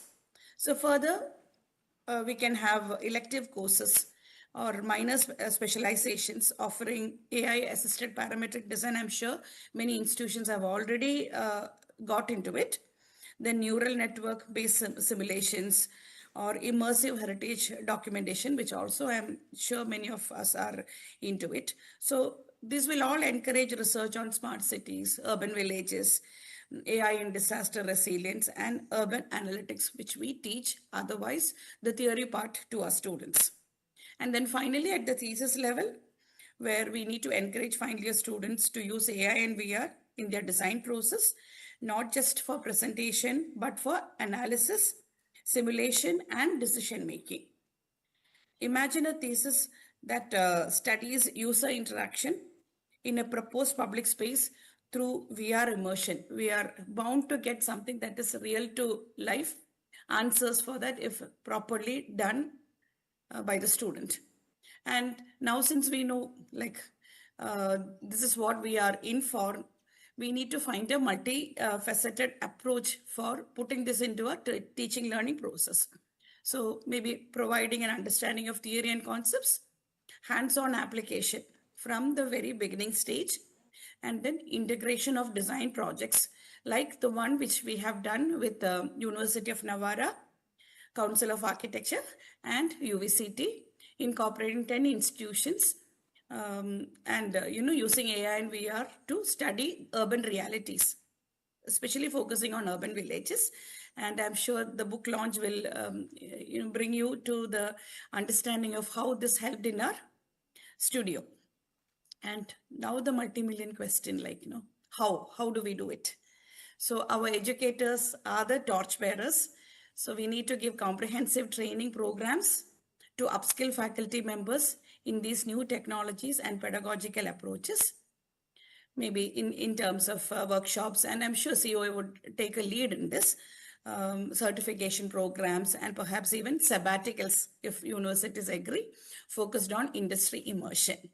And then the strong ties with architectural firms and tech companies are also very important in this case. We also need to look at investing in dedicated AI VR labs with high performance computing. Obviously, if it is not a standalone architecture school, when we have other engineering branches, this is possible to develop or to have a collaboration with the computer science department or the MCA department, so on and so forth. And obviously, having VR headsets and necessary software licenses for a foundational requirement per se. So the convergence of AI and VR is not merely changing how we design, it is redefining the very essence of architectural practice. It empowers us to create more intelligent, sustainable, human-centric, and truly experiential spaces. By proactively integrating these technologies into BR curriculum, we are not just preparing students for a future that is coming, but we are empowering them to actively shape it. So let us embrace this technological revolution with open minds and a commitment to innovation, ensuring that Indian architects remain at the forefront of global design, crafting a built environment that is both visionary and deeply responsive to the needs of its people. To conclude, AI and VR are not here to replace architects, but to expand our vision, refine our tools, and elevate our craft. They are allies that challenge us to think deeper, design smarter, and communicate better. In India, where diversity and complexity in the built environment are immense, our forefathers have proved that. These tools can help create solutions that are both intelligent and inclusive. The question then is not if we should adopt AI and VR in architectural practice and education, but how quickly and meaningfully we can do it. Let us be the generation that embraces this change, not with fear, but with curiosity, responsibility, and vision. Thank you for your patient listening. Jai Hind. Jai Hind.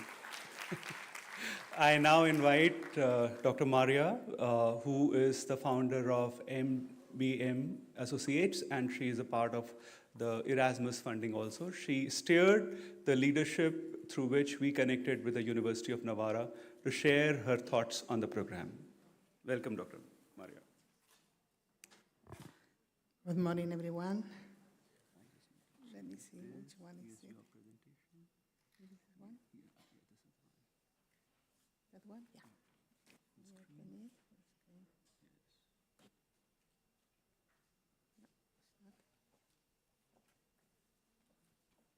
Yeah, it's coming. So good morning, everybody. I'm really honored to be in this platform. And first time I've been invited to this university. I'm really grateful of being here. And I'm really honored also to be part of this project that I think if someone someday can be discouraged, or at least if I am discouraged, I will read the feedback of the students, okay, that if maybe in Christmas, because this program started in January, in Christmas, someone who had told me how this vision that Dr. Anand had and Manju also had, and they involved me on this, no? I would never thought that the students who have been the main people attending this course were going to see such moving things. I would say it's not only that they have learned, no, how they have learned and how they have participated. So it's been an honor for all of us, and I think that everybody will agree. And actually, this morning I have met many people in person who I have met on the screen for 6 months, okay?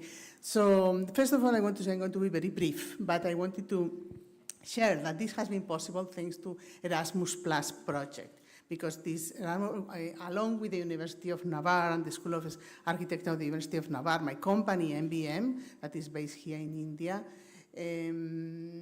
we are both part of a larger group who are working in this educational for technological literacy and inclusion that aims at teaching technologically or literate technologically to those who are not, let's say, technologically literate, okay? We are very good professionals, but we knew little, at least I knew little of these tools, no?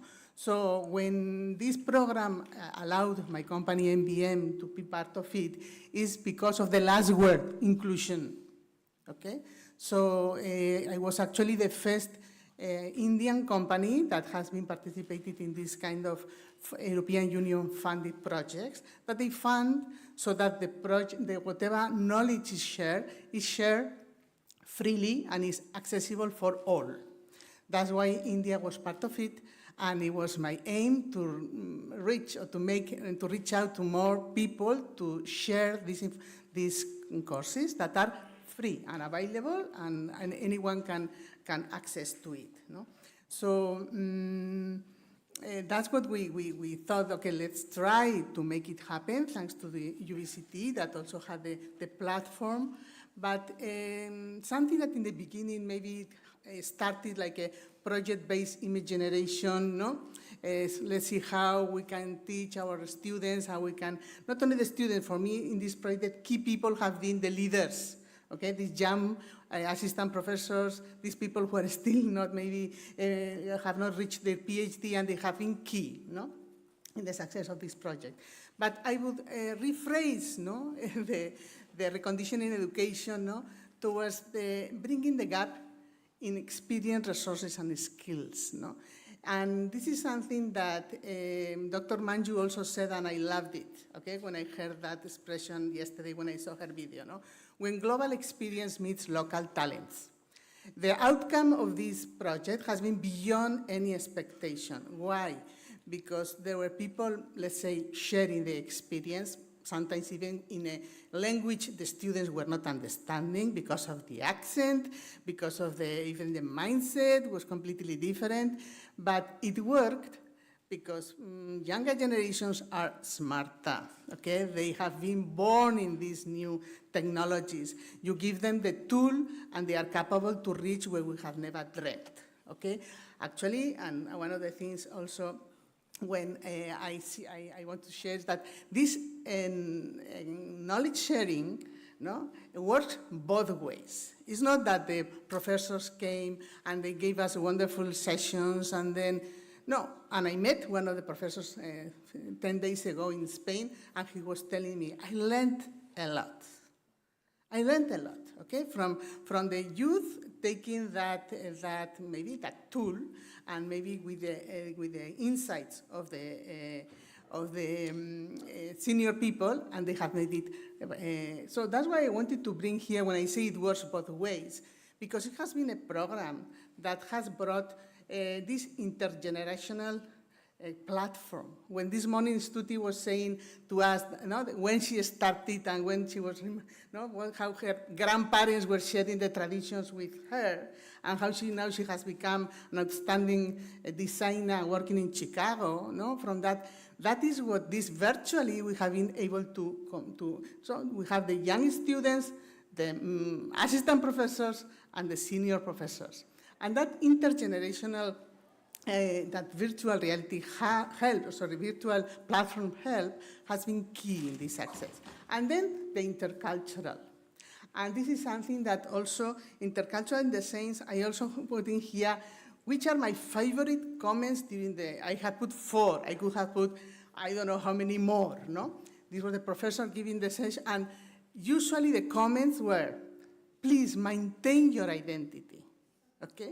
Being with an European eyes, the sites that the students have chosen, pick up, to develop, seeing which are no, and sometimes trying to change and trying to, of course, also the imaginary that is available sometimes is more Western, okay? Whatever is available in, that whatever AI captures are Western images. We have to build up more local images so that they can be picked up, no? But the professor will say, maintain what it is, enhance what it is. Do not change, just improve what it is. That approach, no? That is like, yeah, respecting, and also we have seen a good example of it, you know, how that has been done for the Arabian culture. We have to be able to do that with our and diverse and vast Indian culture, no?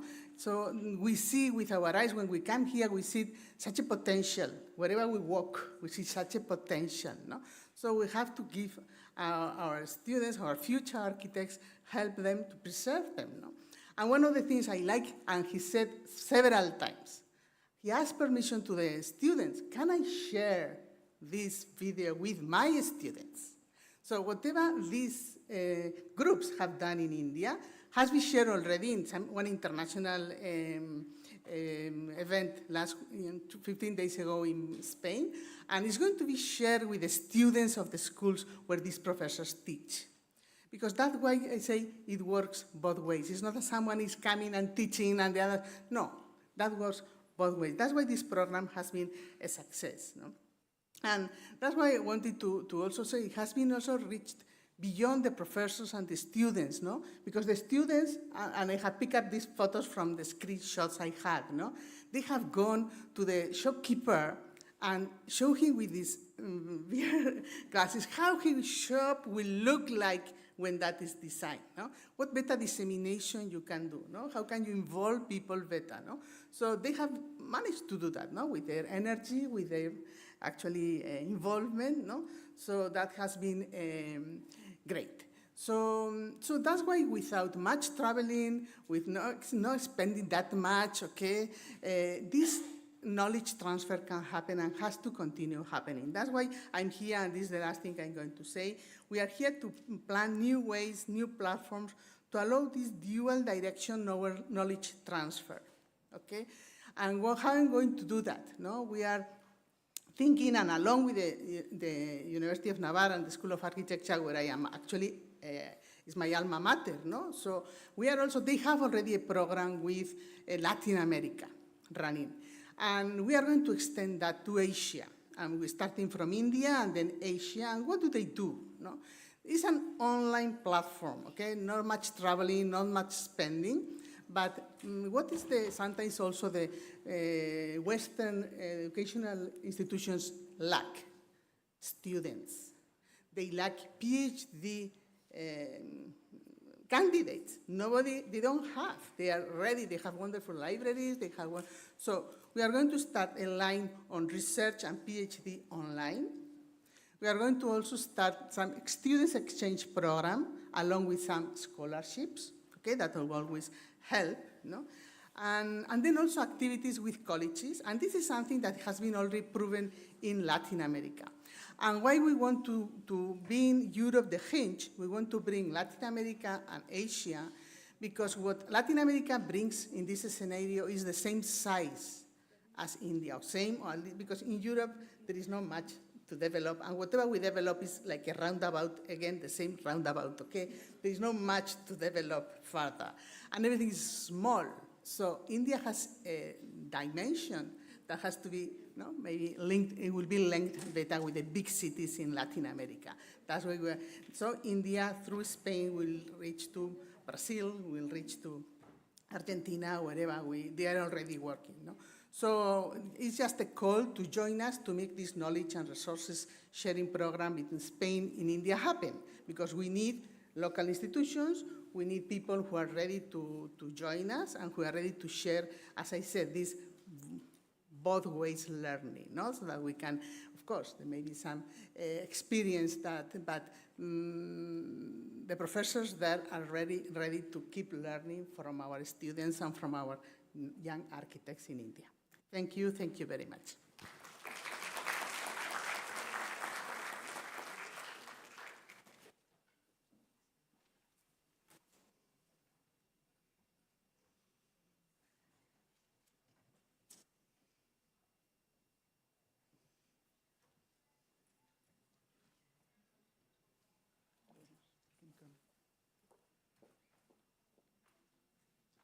Thank you, Dr. Maria. There was this last slide, which is to be opened. There was one last slide. Can you open this, the last part of this?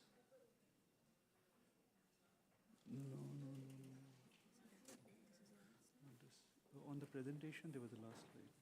Video, no? There was a PNG slide. Anyways, On this presentation, it is the last slide. This one? Yeah, this one. Yeah. That's a video. Recording stopped. That's a video. I will take this up. Just a minute, let me see.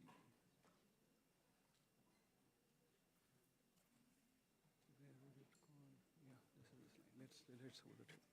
Thank you, Dr. Maria. And before we conclude the session, I would invite the eminent members present here, along with all the participants from the teams who participated, Dr. Gauri, Dr. Harveen, Dr. Kanika, and Dr. Maria to join in for a small book launch, along with Dr. Aparna Surve.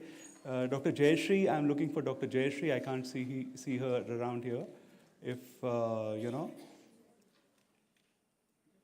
Yes. So while everybody gathers for the launch of this small manual, this can be scanned by the rest of you from this QR code. We have the details of all the lectures and all the presentations here in this manual itself, and you can go through it and see how best you can participate in the upcoming sessions. That is one.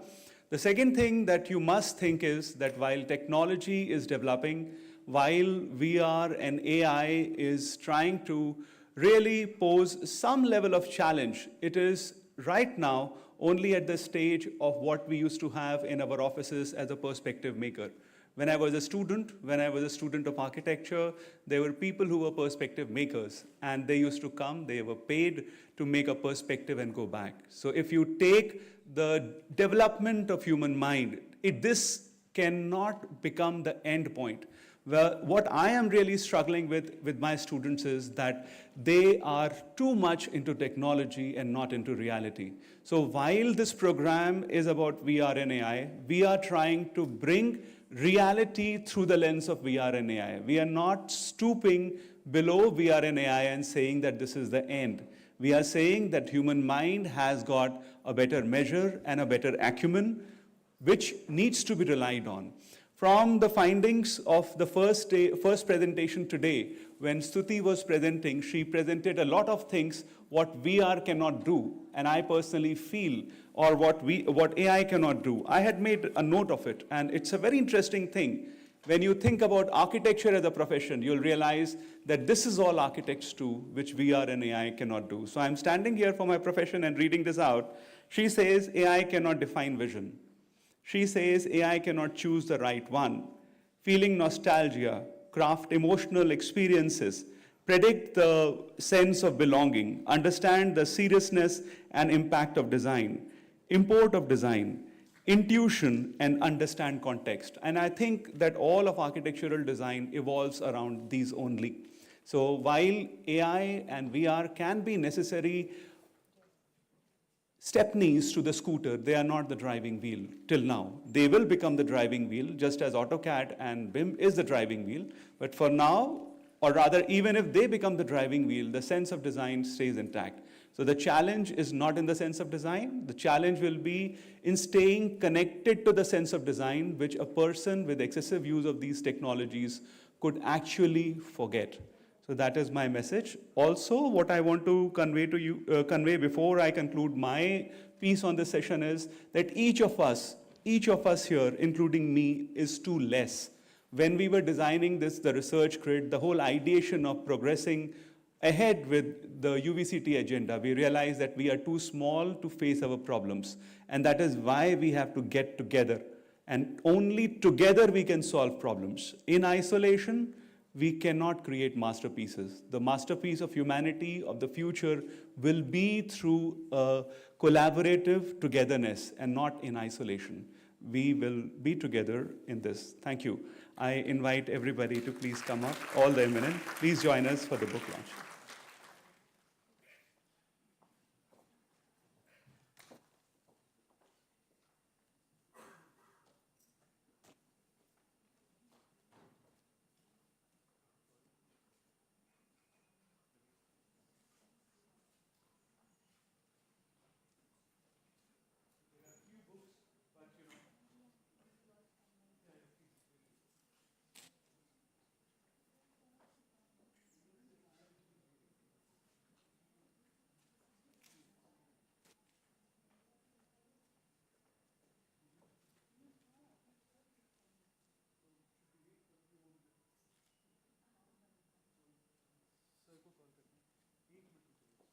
anybody wants to share from my team members, from the team members of this project, or from Dr. Jayashree, or anybody who wants to take up the stage and say something. And for the president.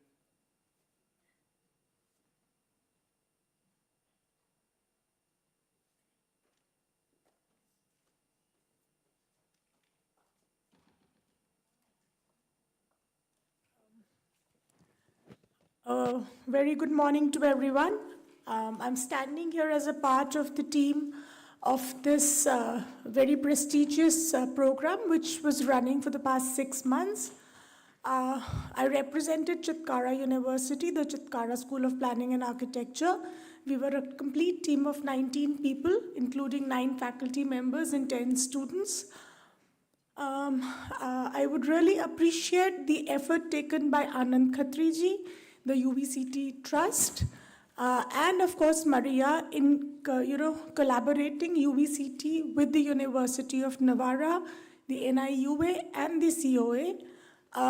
During this program, we received 2 VR headsets, which have been used extensively to have immersive experiences, which were the outcome of the studio exercises that we took up for these urban villages. And these VR headsets were not only used by the students, but we took it back to the community, the village of Ottawa, where people were shown how this transformative experiences can change their lives and the social setups of their urban villages. So I think in all, this complete studio program, which was a very, very significant step in taking local to global and meet the global experiences, became a worthwhile step for all of us to see how technology does not only give you the way forward, but it also helps you improve your roots, where you're coming from. So thank you very much to the entire team of UVCT, Anand Khatriji, Maria, and the rest of the team members who took up this initiative. And we look forward to continuing this work and taking, this brownfield policy to the vision of Anand Khatri, where he really wants to take it. So congratulations to Maria and Anandji.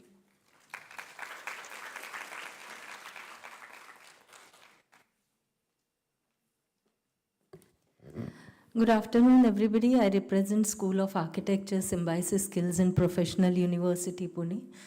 I've been one of the founder members of UVCT, and this project was introduced to us by Anand, and it really worked out well, along with 10 of my students, from a few from Masters in Planning and a few from final year BArch. All of them participated along with 4 faculty members, including me, and it was a great learning experience for all of us. All the lectures were very, very interesting and immersive, and there was this new avenue which actually opened up for all of us. The students extended their learnings not only to this UVCT studio, but also to their regular studios, and there was a lot of peer learning happening. Whatever the students learned during this studio, they passed it on to their peers, their classmates, and I'm glad to tell all of you that around 15 of my students of final year architecture, out of a class of 40, presented their thesis to the juries during their thesis vivas, where they used learnings from the studio, and even the implant students. So it's a thank you to Anand and Maria, and it was a great learning experience, and we look forward to the part 2 of this studio. So thank you so much, Anand, for involving us in this. Thanks a lot. Now that everybody is here, we'll have a group photograph. But once Professor Abhay will come, he's just reaching in a little bit, we will have the book launch, formal book launch, So we will break from the session, but we'll come back to the session. A group picture, please.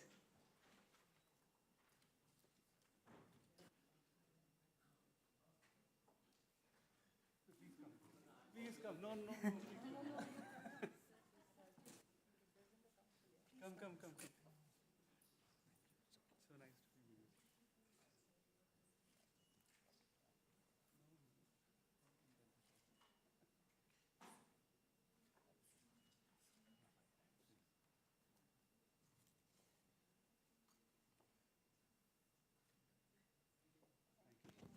I request everyone to be seated. We will have our next presenters online. Yeah, I think while the next presentation is online, I would request this team of Anand and Maria and Urban Villages Charitable Trust, because I want to bring to your notice there is a Ministry of Panchayat Raj, Government of India, who are looking forward to document such villages and come up with ideas of funding them so that some human emotion is saved in cities. So these urban villages become a great stepping stone in cities to realize human values. All these human villages or human urban villages around airports have been engulfed by cities. So Vasant Vihar in Delhi or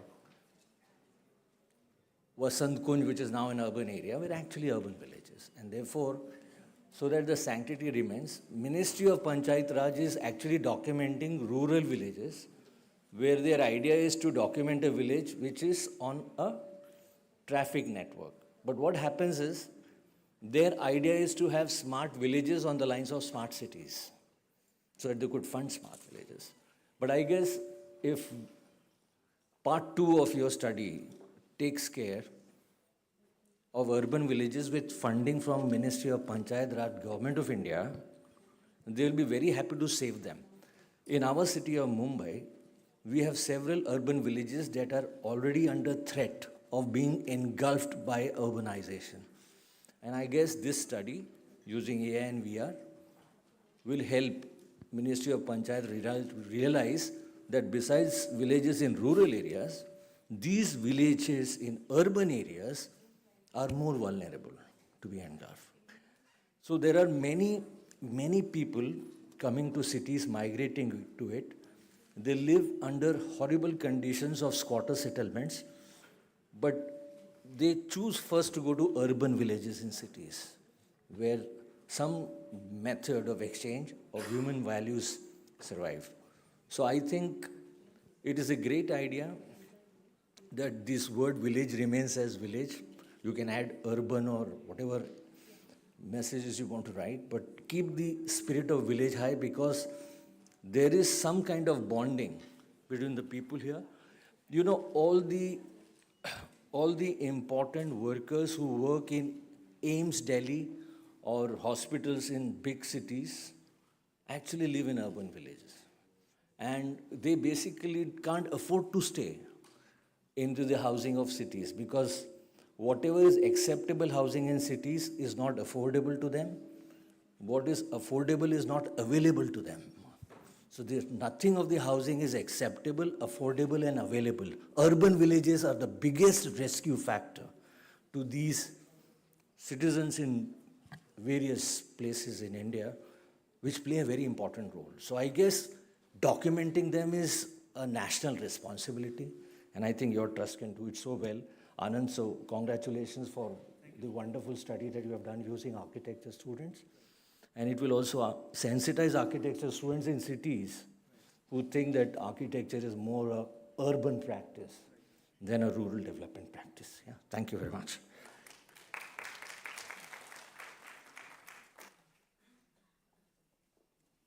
Thank you, everyone. Thank you, sir. Thank you for this insightful lecture and for inspiring us to rethink the future of design, education through technology and inclusion.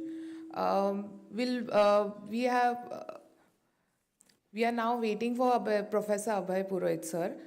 He'll arrive in 2 minutes. By the meantime, you can scan the QR code and submit your question answers on the given the iCards You have QR codes behind the iCards, and you can scan those for the Q&A, and we'll have the Q&A session shortly.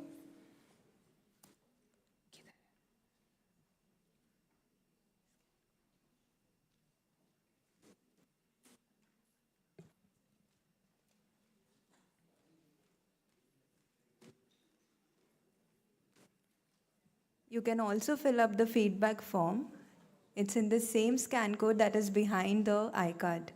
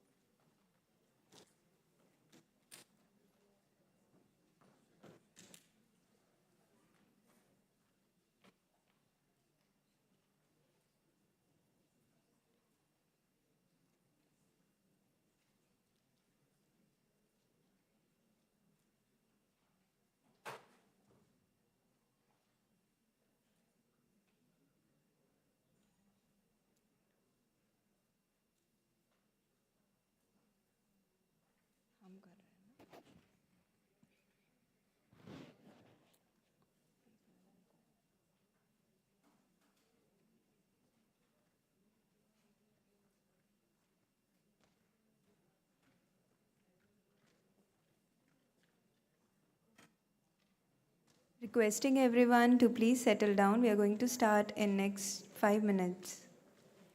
Sir is here. I request all the dignitaries to please join the dais for the book launch.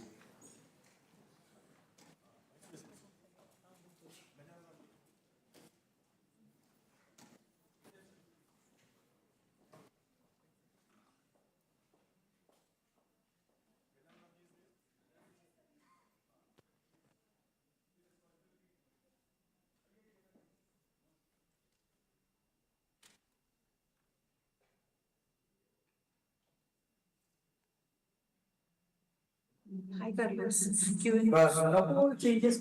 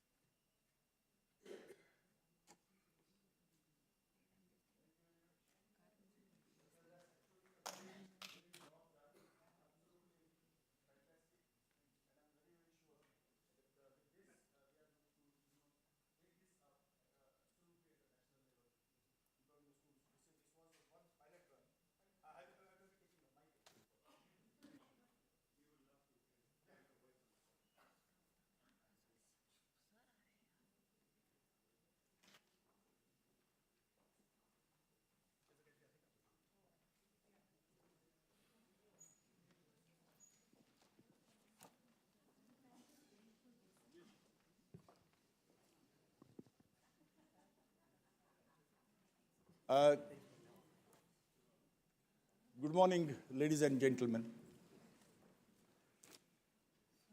I think this.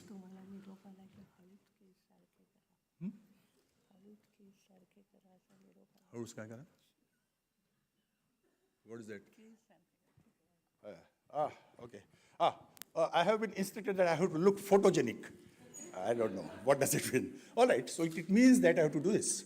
All right, so I've done it now. So with that as such, see, the entire point is that we are at Transformations 25. This actually is supposed to be a sort of a grand exercise through which we would be capable of bridging the gap with the technology and that has to be anticipated, and through the sort of the surveys, etc., what we have understood is that this gap is of about 10 years average in India as compared to the other nations who are working on it. And the purpose has to be that as early as possible, we should be capable of empowering our students, our profession in such a fashion that maybe in a span of 2 to 3 years as such, we should be capable of bridging this gap.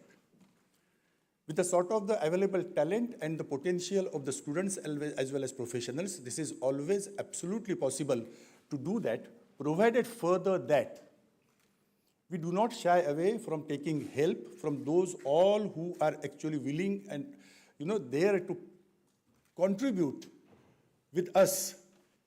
And so it has not to be only, sort of a national, at the international level, from wherever the support is coming in, we should welcome it.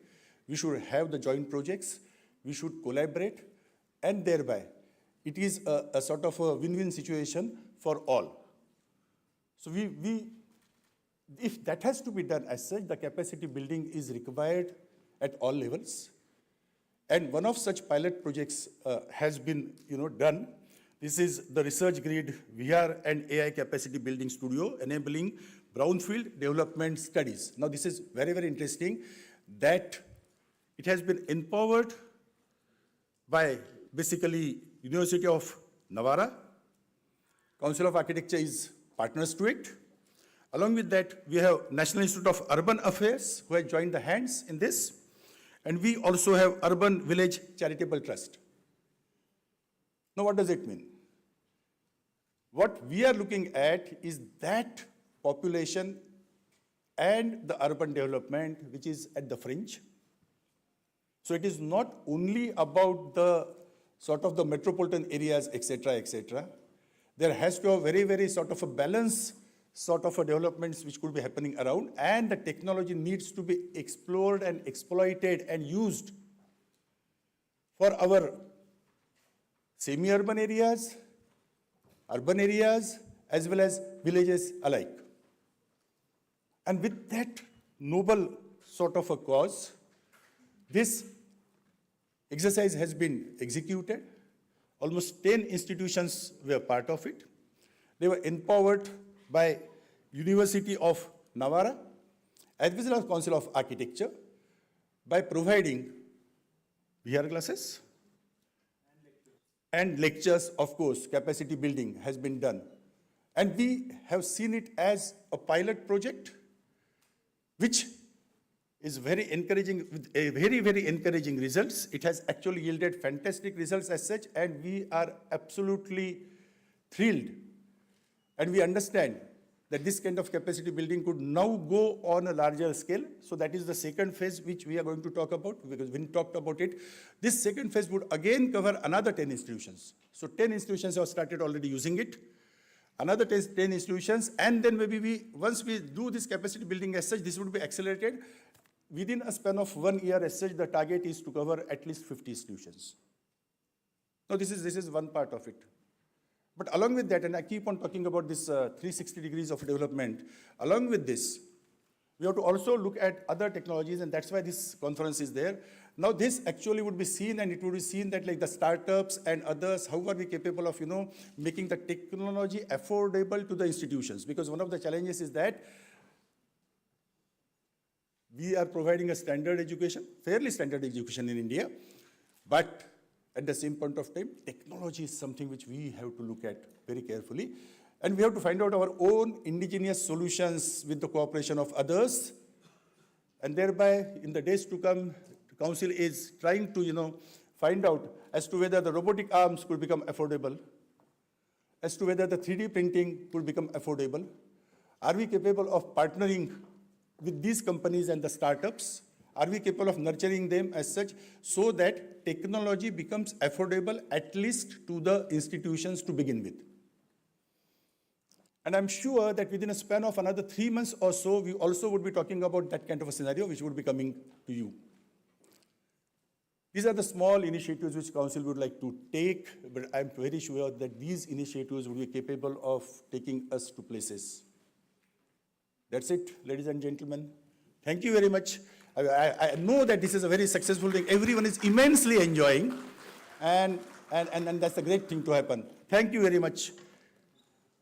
Best of luck, and we are looking forward to you are going to take more initiatives, because once, see, we have a company which is known as Aja Fasaja, if you know that.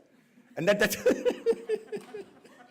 now, AJFG and company, now I would tell you the concept of this AJFG and company.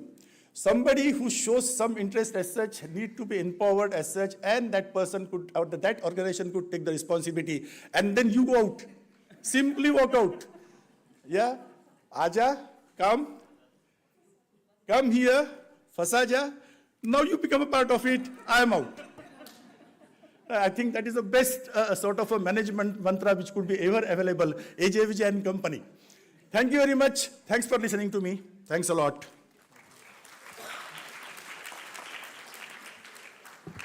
Thank you so much, sir. There is a special and important announcement next to continue this dialogue ahead.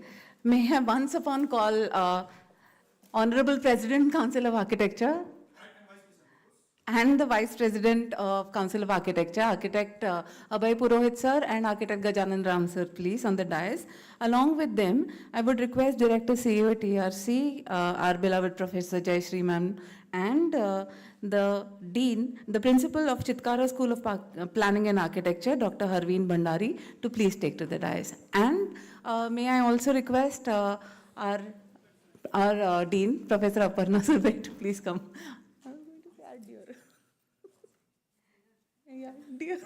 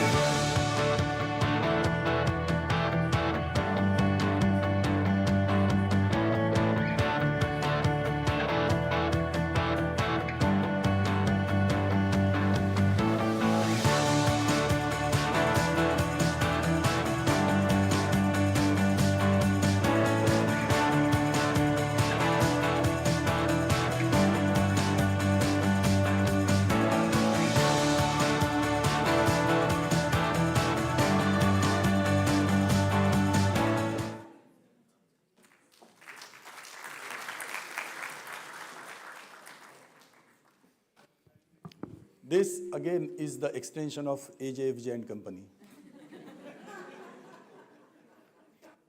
And see, that is how beautifully the things keep on happening. Please sit down, please sit down, please sit down. That's how beautifully the things keep on happening around, you know. At the starting of my presidentship as such, you know, I was looking at it as to how to go about it, and I realized that it is necessary to create a very, very great synergy with the sort of the limited, so-called limited resources. Because today, if we are sitting here with this conference as such, and if you look at it, it has been organized. Of that, of course, is validatory function, but still I say, this is actually the first conference was at VIT Vellore, whereupon we talked about architecture education, future of architecture education. The second one is whereupon we are talking about the transformations as to how we are supposed to empower and how are we supposed to go ahead, that kind of a churning process. And the third thing, of course, and it has to be as a logical thing, has to be the sustainable development goals. Because education, technology, and sustainability, this is a trio with which we have to move. So the first, accidentally, again, it keeps on happening around that. I visited VIT Vellore and I said that, oh, so I would like to have one conference here. And so we approached and said, yes, sir, we are there. I'm glad that Council of Architecture has that kind of a respect, immense respect in the minds of institution. So I visited here for a function again, and I saw this and I said that, but then I want this for an international conference. I told them that this is what it is. They said that yes, want it, we are there. This is the conference. And now the third beautiful thing which has happened, Aja Fasaja and Company. Now there is no need for the company directors to do anything. Chitkara came on their own and said, we want to organize the third one. Thank you very much.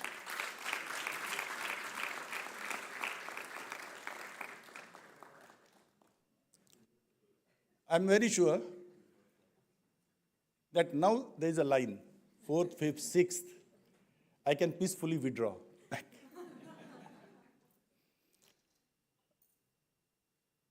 Presidents would come and go. Question is not of the chair. Question is as to whether, what kind of mark you will make. Are you really going to work for the people, for the community? Chair doesn't have wisdom. No chair had a wisdom. There's an error of judgment. People feel that the chair gives you automatic wisdom. That is a wrong way. You have to rely on the wisdom of those who are experts. You have to rely on academia. You have to rely on those professionals who intend to really contribute. You have to rely on your students. And that is capable of taking you to places.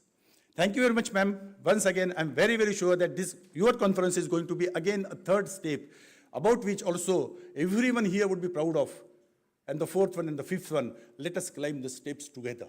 Thank you.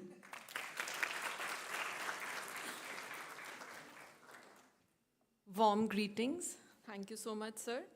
As the head of the Institute, Chitkara School of Planning and Architecture, I welcome you all to the third edition of COA International Conference 2026. I am here with my colleague, Dr. Kanika. Can you please stand and wave a hand? Better known as my best friend and my support. So we are happy, we are excited to welcome you to our beautiful campus, strategically located close to the city Beautiful. And I am really thankful to Aparna Surve ma'am for raising the bar so high. And under the mentorship of Professor Jayashree Deshpande, we promise, we assure to keep it the same. Thank you very much.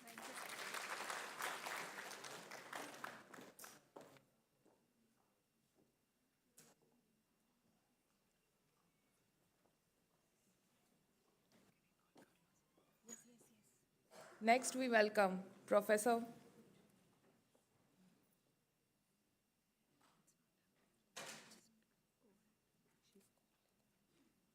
Next, we welcome Professor Carlos Bano, joining us online from Singapore. Carlos is a professor at Singapore University of Technology and Design and co-founder of Sub-Architectura in Spain. He was also taught at MIT and EPFL. Welcome, Carlos.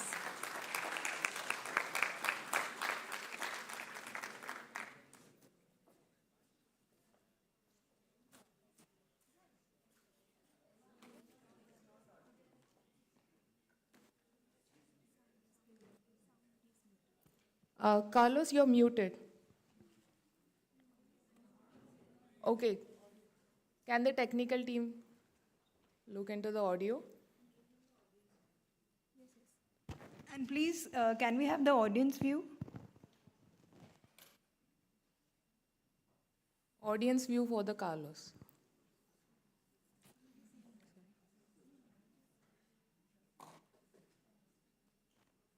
Checking here. Yes. Sound check. Yes, yes. It's okay. All right. Oh, thank you. I see the thumbs up. Thank you very much again for the kind invitation. I would love to be there physically. Unfortunately, I'm now in Spain, so it's a bit hard for me to be there. But I see this is a fantastic event going on, so I'm very glad to be part of it. And I think I'm going to contribute with about 30 minutes of a presentation on transformations on AI. So I'm going to share my screen here. Just give me just 1 second as I need to share with sound. And so basically the talk is going to cover, the recent transformation that is happening in our domain in architecture. I will frame it from different points of view, but I want to start with this video. I did the whole project using GPT 4.1 in Midjourney, and Prof didn't even realize. Wow. Could you see his face? AI is a bubble. Yeah. Stop this nonsense and use your brains. I always wanted to be an architect, but I wasn't sure I could draw. I really hope we can keep control. I love architecture fabric. I love what we do with our passion and knowledge. Yeah. We are setting new rules, and architecture shall be taught differently. AI is a bubble, Thijs, just only hype. Please open the Newfort and let's review today's lesson about the right furniture size.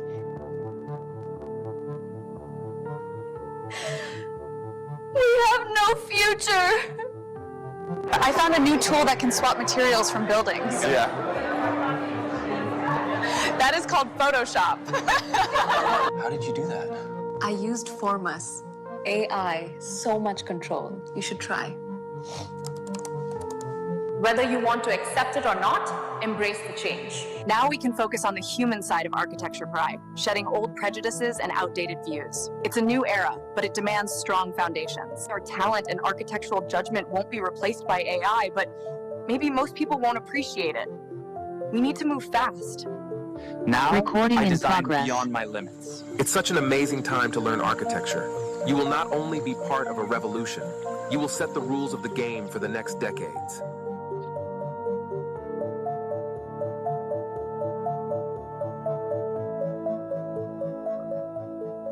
I did. Well, this was the video I want to start the presentation with. So basically here, I'm presenting one of the questions that we are debating in universities about the use of AI. And the video is generated 100%. The voices, the people, the scenes, using the model, the recent model by Google, VO3. So we can see that it's almost, you cannot even distinguish between real and AI generated. So that's where we are. But before we get into it, I'm going to share some context of how we got there.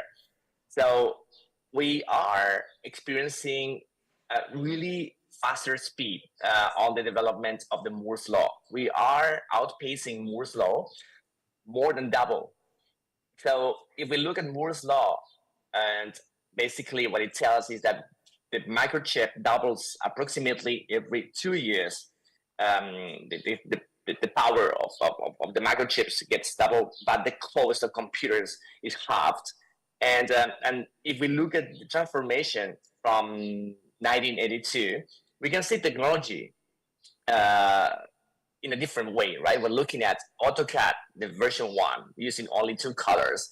And for us, it was a revolution to be able to draw lines and polygons in that way.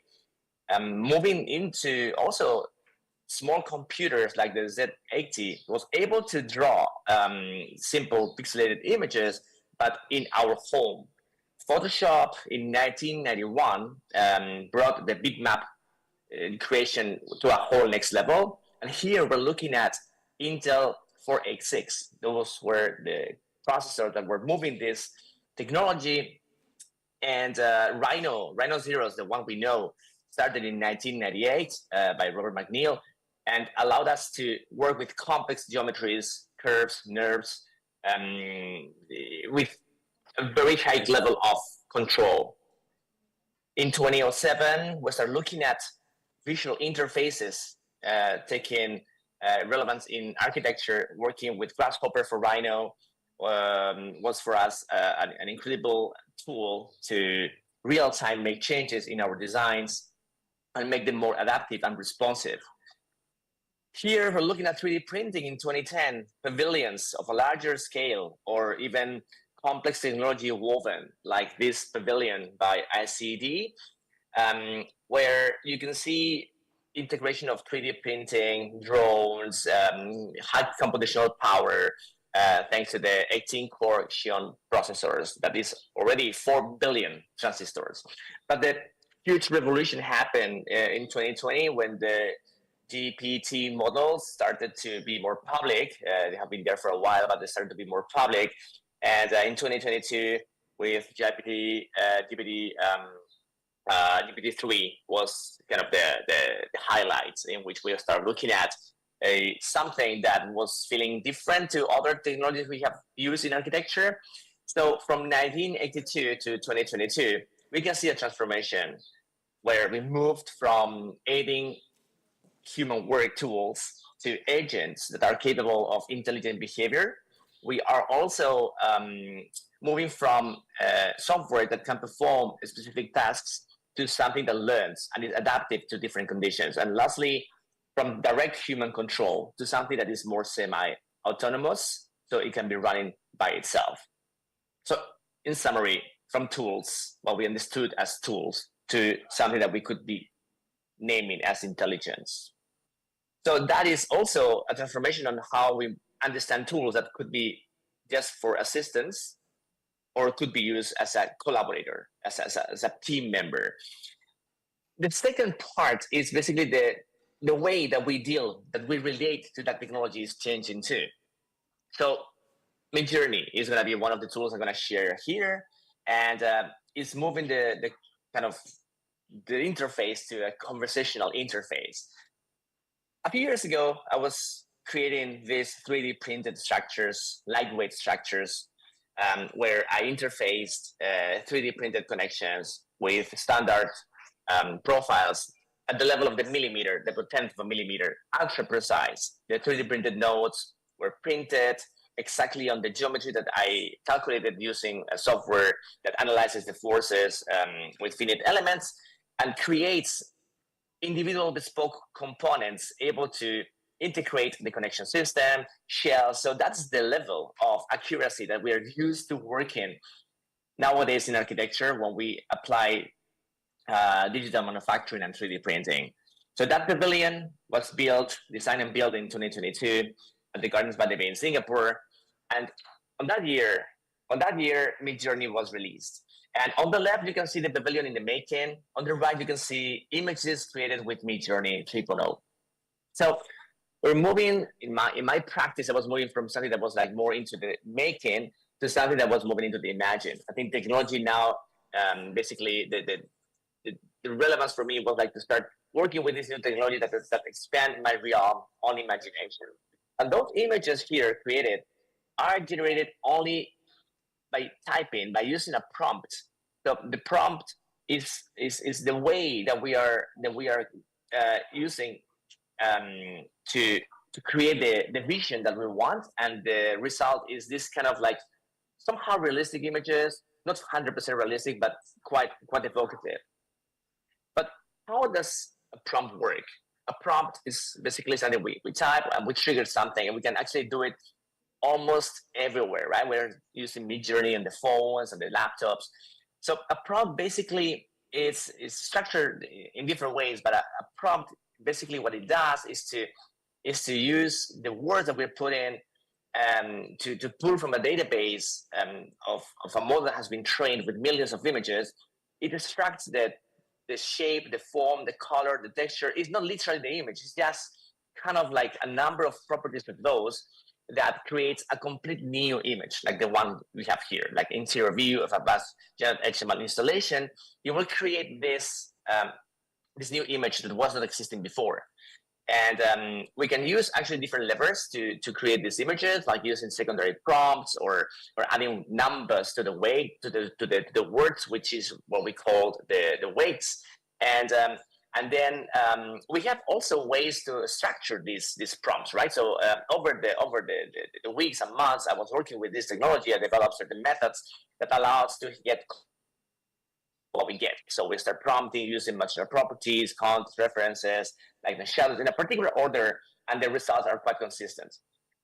And these images are using a technology, are using a method that uses noise as the beginning, right? So if we say that this noise is a cat, basically the process that we call forward diffusion has been used to add noise to the images that we selected for the training.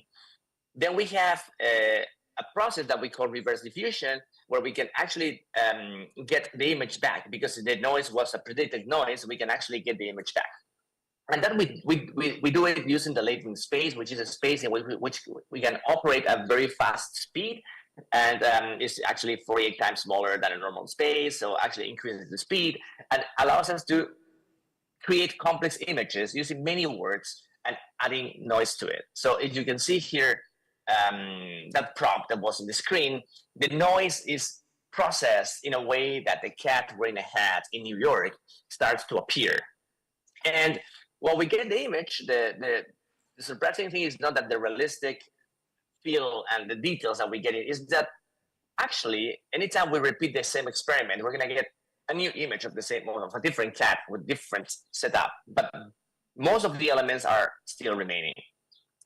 So the number you can see here is the seed of the noise. So we use a seed to generate the noise, and when the seed changes, the image will change, which brings us to an infinite versioning and a need of creative curation. So architects start to get lots of images produced, and we need to select them. We need to discern to select the ones that are making a good project. This is a series that I iterated in 2023 with Midjourney 4, the second version of Midjourney that was publicly released. And you can see here textures, more abstract concepts like working with roughness, with texture, with porosity, structures that could be carved, like this logo for Louis Vuitton. That in the top left you can see the 3D printed panel, but with AI. I work on the application of the pattern in a cup way and exploring variations and transitions.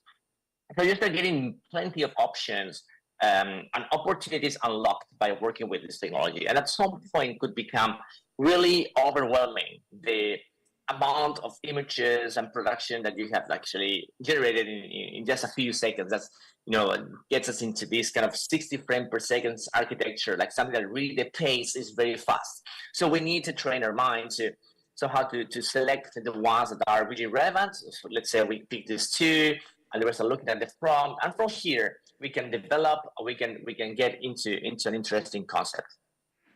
So we are now having the power of creating instant explorations. Before we had to draw floor plan sections, make a 3D model. Now, basically, we can explore an idea that we have in our brain. We can externalize almost in no time if you have the skill to prompt. So these were in between architectures, between landscape and tectonic volumes that were carved, and and what I feel is that this process is never outsourced to AI. The way that we do integrate technologies is always hybrid. So as you can see here, we can combine our AI-generated image with sketches and sections and start developing a project that becomes more and more complex and more precise and more site-related. So these images were getting more consistent over the years, creating these projects that in this case, with Midjourney 5, they were actually presented to a client. This is the first set of images that I was able to create with AI for a concept design in Mexico that we presented to a client, and we were very confident that it could be built as it looked. So this kind of water tank swimming pools, and exploring the tool has been an amazing journey, working with different styles. You can see auditoriums designed in the style of Enrique Miralles, or 3D printed furniture, where we place the focus not just on the object, but also on the user. So it's not just looking at objects, but also looking at experiences and looking at narratives that are extremely appealing. Landscape design reimagined, articulation of the ground as one of my topics of research, working with the articulation of ground and how we can weave cities with nature and to create seamless transitions and connections. I found that this technology, AI and Midjourney, was instrumental to create bold concepts. Materiality challenged for interior design, tectonics, when we can see the weight. For me, there's been always a need to avoid the sleekness that all these tools are bringing to our design. So for me, it was like to try to get and achieve the massive feel, the roughness, the weight, and the tectonics on my creations. The latest version of Midjourney, now it's 7, but Midjourney 6 was the one that brought this magic realism that I coined, as it definitely bring something else to our palette of tools. We can create these atmospheres that are indistinguishable from reality. And you can see these images here of those spaces. I got many inquiries from magazines and even like from Zaha, for instance, that they wanted to shoot on that space, and this space doesn't even exist. So that happens multiple times. You are creating something that connects to people. And in this series, looking at the interaction of humans, nature, and architecture in Africa, for me was really revealing in a way that I could show simple and basic fundamental architecture that could be built with local means, but it's created with the latest technology that we have, like AI. So technology doesn't need to lead to an extremely complex architecture. We can use the latest technology to create very fundamental and essential geometry that can lead to human behaviors that the one we can see here. The spaces that could be built without needing sophisticated 3D printers. We can build them with a local builder that understands geometry and space. And we can create concepts in which we honor nature, and that we respect what we have and we build around it. So this series is about, on the left, like you can see this kind of outdoors classroom, right, for people to discuss and to congregate around nature, around trees. On the right, you can see a school that the shape basically adapts to the position of the trees. And on that sense, we can create videos. Those videos are using technologies that now are actually more developed, but you can see here the quality, the people using those spaces. And we're not just placing the focus on the spaces, but also on people interacting with the concept we are creating, as in this one here. Porosity, nature and architecture merging, creating these pockets of spaces, and again, talking about the user, people that would be inhabiting those concepts, right? This kind of like, for me, it was extremely insightful that we could not just draw a floor plan, a section or elevation in our technical way, but we can actually share with people how we picture those realities in a completely different format, which is the video. So from these points in which probably I was exploring lots of opportunities for imagination and context and concept creation, I move into a more disciplinary realm. It's like, well, we architects, we don't just use words. We need visual inputs. We naturally need to sketch. We naturally need to make something with our hands. And also one particularity that we have of the models that we're using is that they're pretty generic. So we need to avoid genericness when we are designing with AI, when we are using technologies that are leading to the average. We need to find ways to stand out.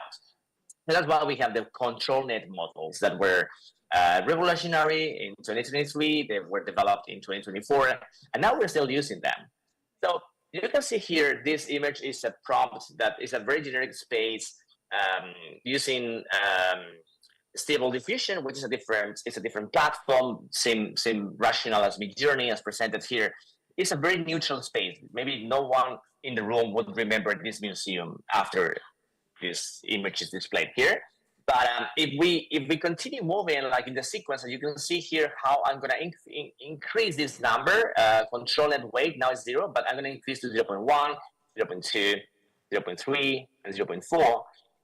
As I increase the weight of control net, you can see that the geometry is getting more defined. There's more character to it. And as you can see, when I get to 1, the final result is extremely defined. And it is defined because so this 3D model is an extremely simple wireframe 3D model we could do in about 5 minutes using SketchUp, Rhino, any tool. It would work, anything. And we transferred the information of the space using a very simple bitmap. This is a Z-depth map, which measures the distance of the points to the camera using a grayscale color code. And that is the way we can keep consistency, and we can actually set our visual input, in this case a 3D model, to explore a number of variations, modifying the seed, the different parameters, the prompt itself to change the light temperature, to change the materiality, and also to explore options, to explore different versions. Using the same geometry, there's still space for AI to make interpretations of what we give.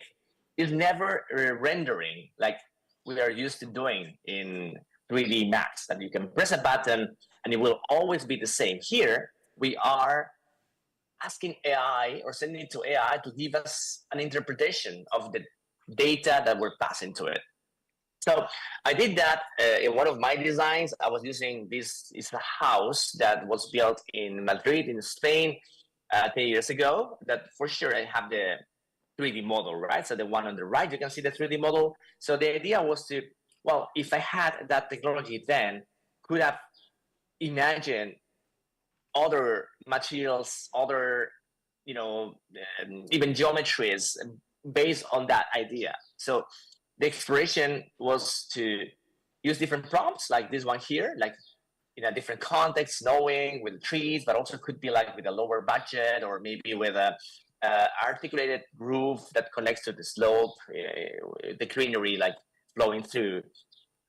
And also we can change the point of view, right? Because we have the 3D model, we change the visual input, we keep the same prompt, and we keep consistency in the results. And taking it further, we can also soften the geometry that we are passing as an input, and that we're creating a certain fluid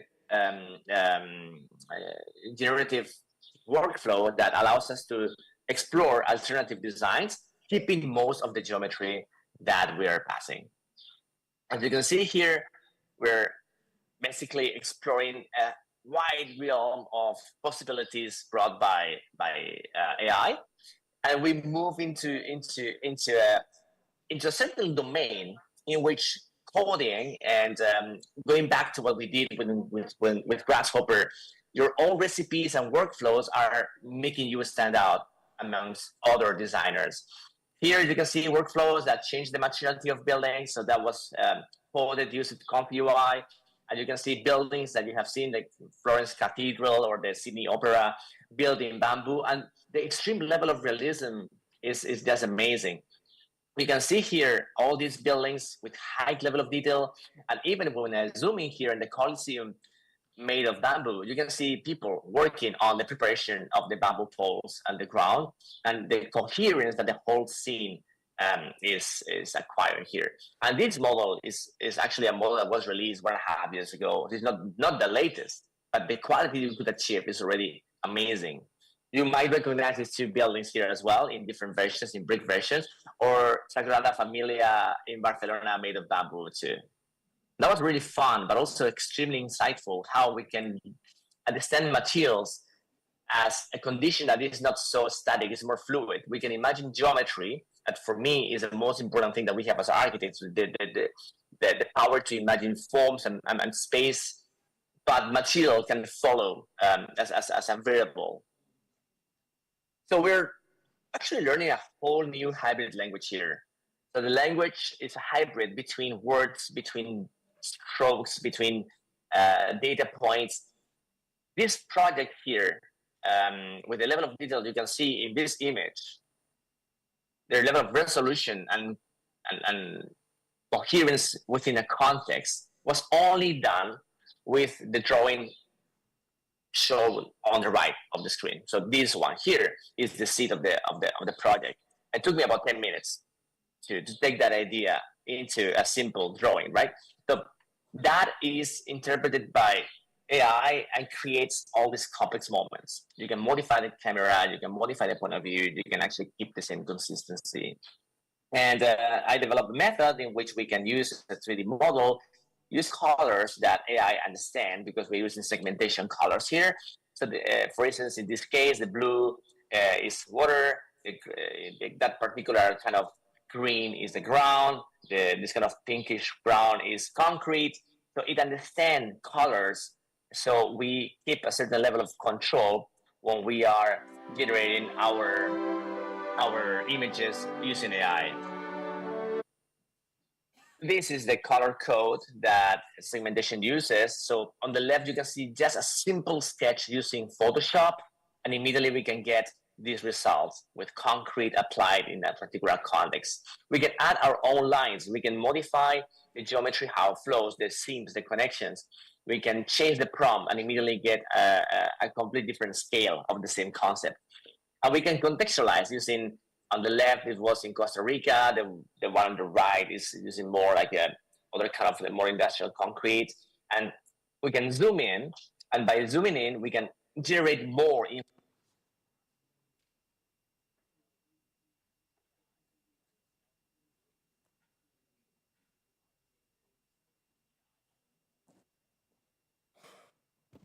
Can we please check the sound, technical team? Yeah.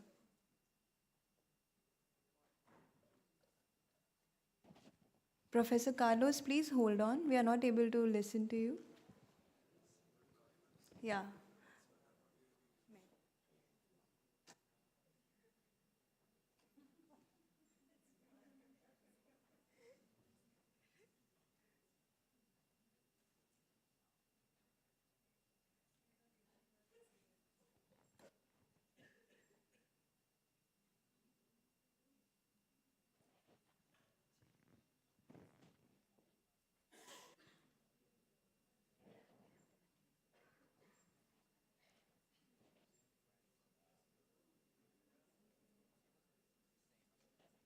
Okay, the sound is okay? Yeah.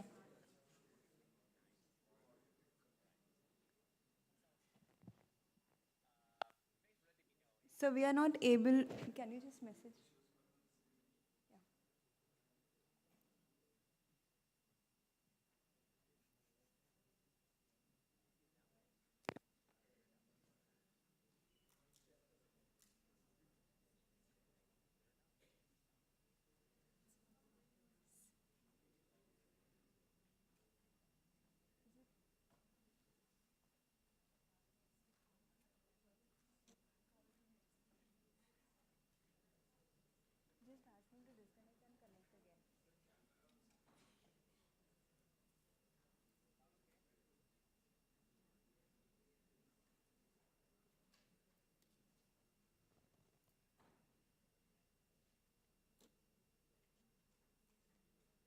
I request the audience, in any case, if you have some questions for Carlos, we can scan the code and keep it ready.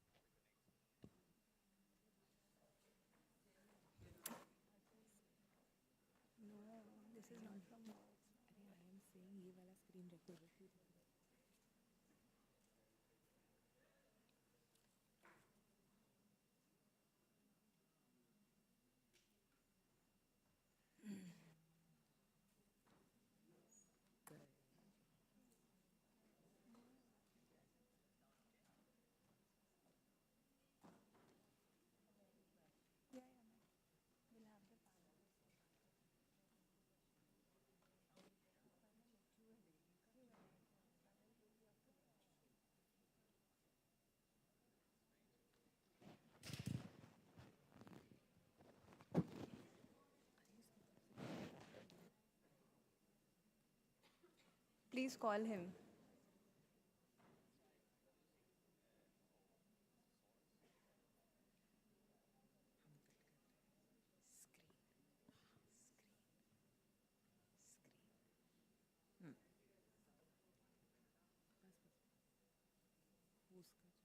QNL.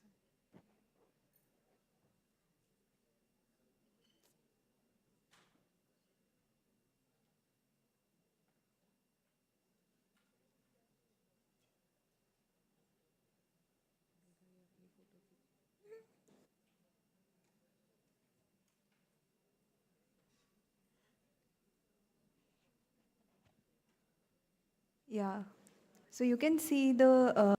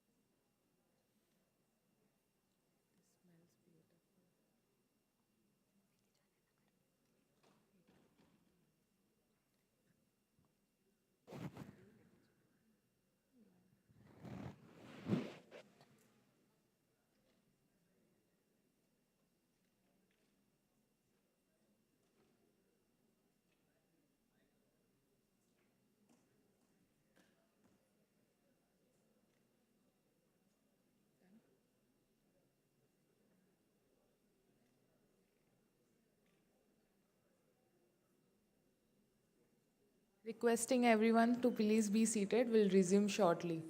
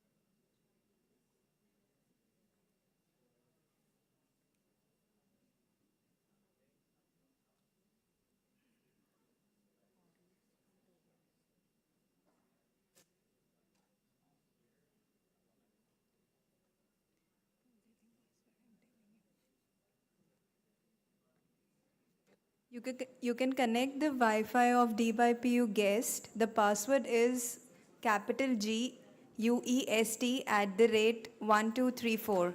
And then you can scan the code and put your questions over there. Capital G UEST @1234 is the password.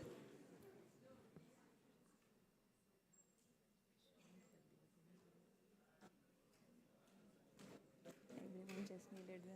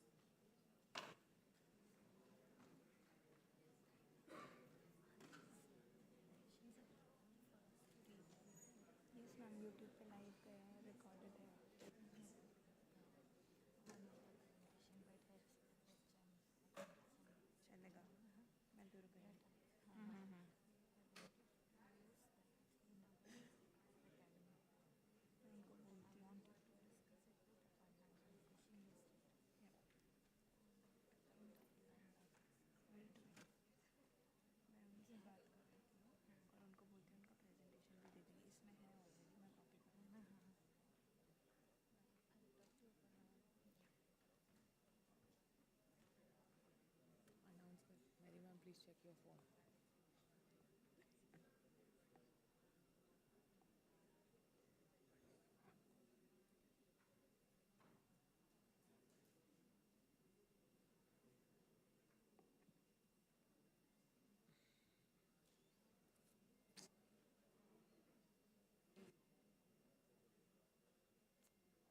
She's not replied. Chal, Durga ही वाला लेते हैं.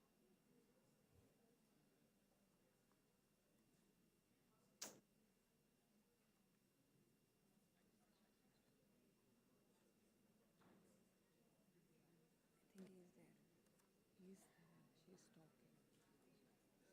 राहुल किधर है? सचिन जो कि टिक्की वाला number ही है. राहुल कुछ नहीं कर सकता.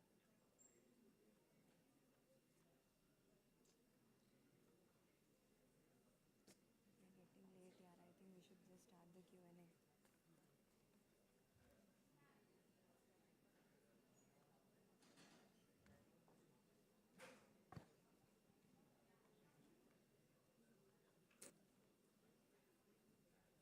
Should we decide and start? यहाँ ये बोल दूँ फिर thank you for our speakers. नहीं नहीं वो मत बोल.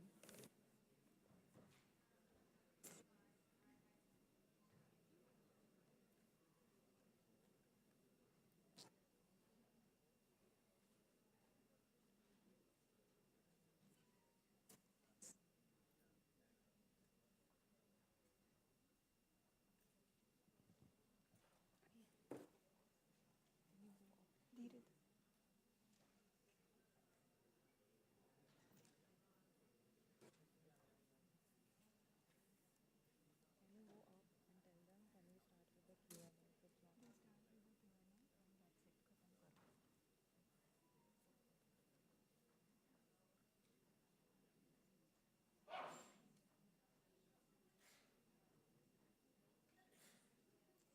लोग निकल जाएंगे.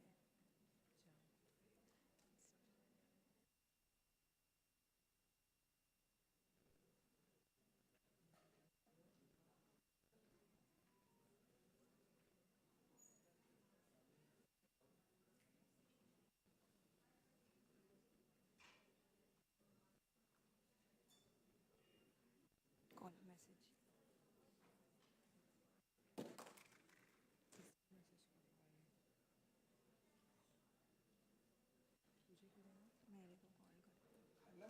Hello, hello. Yeah. So can you talk now? Okay, does it work now, the sound? Is it okay? Yes. Yeah, please say hi. Please share the screen. Hopefully the sound is working right now a bit better. Can we have Carlos on the screen, please? Check, check, check. Yeah. Mic check, mic check. Yes, yes. Welcome back, Carlos. Okay.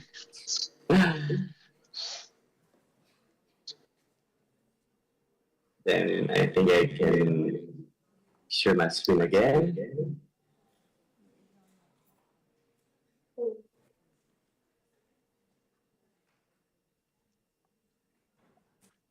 Okay, so sorry about the issue with the mic. I think for some reason the sound is not working through. While talking about technology, we're talking about AI, and still the mic is giving us some headaches.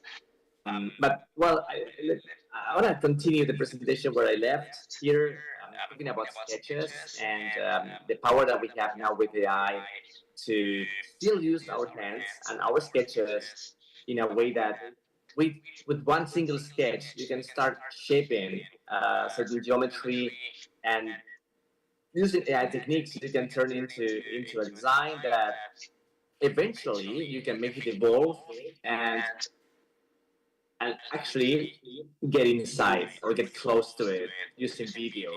So the integration of many AI models allows us to relate to a sketch in a completely different way as we did before.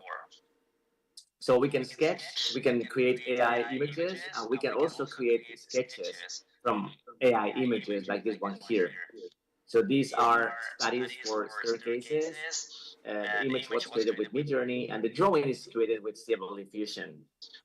Drawings like this one, sketch from Frank Gehry, that can be interpreted in different ways, as you can see on the right, by the use of AI. So this is part of my research. Since we have other technologies like computational design and coding, we can create tools and interfaces that allows us to create multiple versions of our ideas. So on the left, you can see a tool created with processing and allowed me to test multiple options of an idea in almost no time. All these variations were created using that tool, and I put the squares and shapes exactly where I wanted, and I got AI to make interpretations, architectural interpretations in this case, where windows and walls were shaped only creating these super simple polygons. You can see here the possibilities that we have when we are working with AI. You can move on the right-hand side, you can move a rectangle on the left, you can see how it could be updated at 60 frames a second, the geometry of that building. So, because now we can code very fast, the interface becomes something very important for us. We can create instant interfaces. So to make these images here, I created my own tool to generate the base geometry that will be developed by AI to create these complex results. And at some point, we can introduce the component of style and localize the designs that we do to a certain culture and a certain context. It's not generic anymore, as I mentioned before. We're looking at more control models in a way that the culture, the construction means are also transferred in the way that AI is making interpretation. So we're working with real-time communication interfaces. This one here, we're basically talking, the sound is not coming through here, but we're talking as we talk, the model is making changes. And on the right-hand side is by typing. We type in real time, the space is being renovated and transformed. You can see here how the space is changing real time, from a demolished space to something that's more shiny, using marble, and luxurious materials. So we keep the structure, we keep the overall setup that we had, but with the words we are able to make those changes and to make the space transform. And this is not just purely an image. Many people will think that AI can create beautiful images, but how to build? Well, we're moving into that realm, of course, into the physical manifestation. So from the early beginnings, when we had an image and we start moving just slightly around to create the illusion, there was a 3D model by using a simple method of displacement. This is a image of Midjourney on the left, how it was turned into a landscape in 3D. But we can go to a bit more complex models. So this image on the left, by using video techniques, we can create a 3D model. We can develop basic 3D models in no time from concepts we have created in Midjourney, but also we can fabricate and we can create objects from those early sketches, right? So you can see here a series of furniture that can be rationalized, and we can 3D print prototypes. And the 3D model that we're getting is 360 degrees. So the AI model will finish the backside that is not shown in the image. And we can do it with a high level of detail. This is a 500,000 polygon mesh. And this is an ongoing project. We're working in Miami at the moment. So we use fully AI from the beginning. So this is the structure. We rationalize the geometry using AI models. And then this is the 3D model we are 3D printing at a very large scale. So we're looking at the structures to be 5.5 meter tall, and they're all created with AI methods. And for me, it's especially important to rethink architectural design education, how we teach this technology in a way that makes sense, in a way that is integrated and it's woven with the principles of architecture that we believe in. So I've been teaching multiple workshops in PI Academy, in AA, or actually Unfold last year was amazing. Be there in India. And most of the times, I mean, I've getting like extremely rewarding experiences with our students working, combining technologies and producing amazing results. This is from the AA, how they were able to create a full-fledged video of a concept that was presented to developers in Brazil. And hopefully in the next years, we'll see some of them developed and built on the River Pinheiros in Sao Paulo. Our students in Singapore, in SUTD, they're exposed to AI from the very first day. And this is the first week in which they start architecture. They start folding paper in a particular way. We ask them to use an A4, the scanning paper, folding. And on the right-hand side, you see the interpretation that is done with AI. So the model, the singularities and details are captured by a workflow that is provided for students to experiment and to make changes and to take control as well of the result. So when they're folding paper, they're imagining those folds as spaces that people can walk. They're thinking of these folds as slope, the white paper as maybe a piece of landscape that can be bent and can be woven with the environment. And the tectonic operations and the Boolean operations and the folds are not just learned as an intuitive way by building painting paper, but also as a constructive approach while we see the image generated with AI. This was done in Mexico last year at UDEM, University of Monterrey, working with them with procedural geometries combining with AI. The idea was to create land art installations in a landscape of their choice. So they create algorithms using processing, using GPT, and this is turned into a art landscape, right? A combination of art and landscape. And this is the production. Basically, they create the algorithms, simple fractals, Voronoi, spirals, and on the top right you can see the image created with AI, and the 3D model, the landscape itself, is also created with AI. So they are able to do the whole process from ideation to fabrication using AI methods. You can see here an array of 250 students. So every single one of them was able to complete this. So they learn how to use AI in a creative way as well. Is that combining, and as I said, adding to the other tools and the other methods that they can use as well as design methods. We can work on renovation or extension also using AI in painting techniques. And we can look at architecture as a responsive, dynamic, ever-evolving matter, right? So that it can be seen not static as before, but something that could change and react.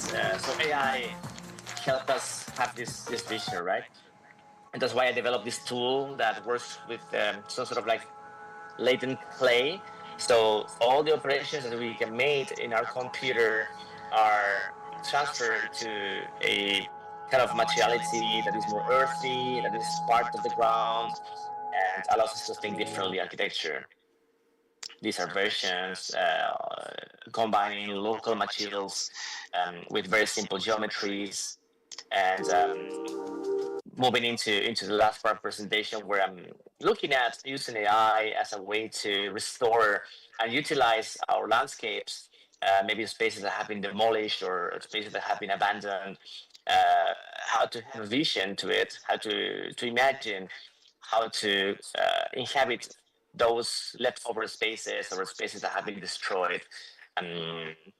So in a way that could be respectful and adding value, and creating also new aesthetics of what luxury could be defined, right? It's like it's not sleek, it's not 100% perfect, but it's more in tune with nature. It's more it's rough, and but also combines some sort of like sleekness and control at the same time. These are images for a hotel where different parts of buildings were repurposed, and how we can have a vision towards spaces that have been, as I said, destroyed or damaged, how to eventually change the way that could be used by having our vision, of course, with the help of AI models. So I'm in the middle of finishing a platform. Now it's still in waitlist version, but I created an interface that the aim is to empower designers to use their own sketches, simple line drawings, simple shapes, as I showed before, so they can create their visions in little time with high level of control. So I'm testing that with my students. I'm testing it with my fellow colleagues, and it will be released in September in an open version for everyone. So it's called formats.ai. And also we have a version which is multimodal that allows also designers to use and integrate many models that real time can help you materialize your vision and create exterior, interior spaces, and basically to empower designers with more creative tools. So the idea is that we can create a fluid transformation of our idea. We can make it evolve. We can do things that we couldn't do before. To create this video with the 60 possibilities per second, as you can see, it was actually impossible 1 year ago.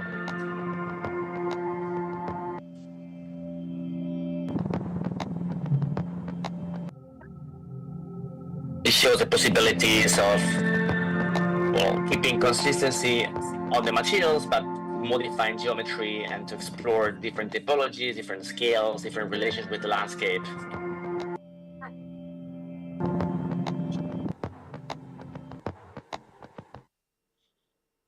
And just to finish, I found a quote of actually myself again at the beginning when the whole explosion of AI was starting, and then I found myself, as I said, that we're not just following the rules, and we need to create.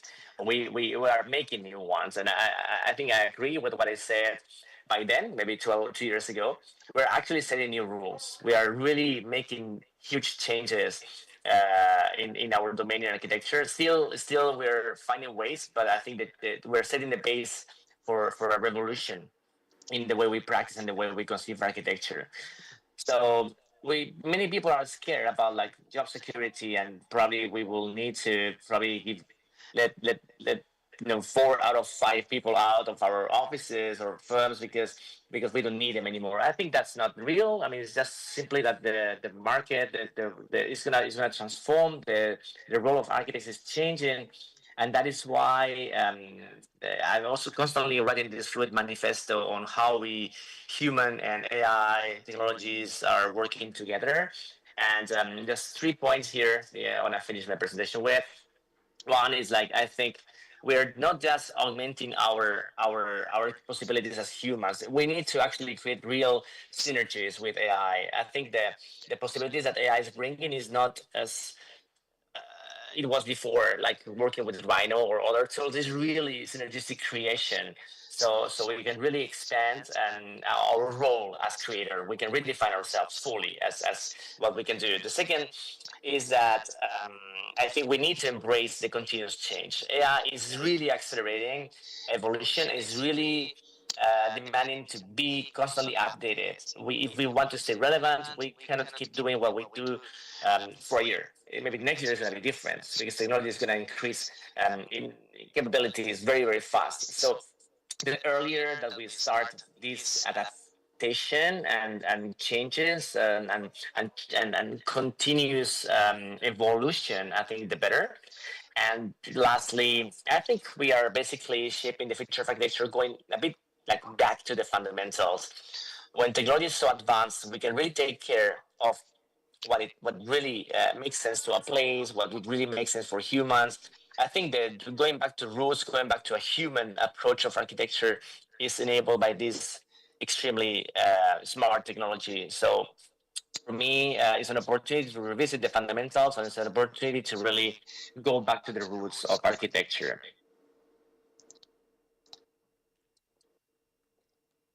So lastly, I want to finish with a short video where basically the interpretation of a line could be a path. Let me just try to put the sound here.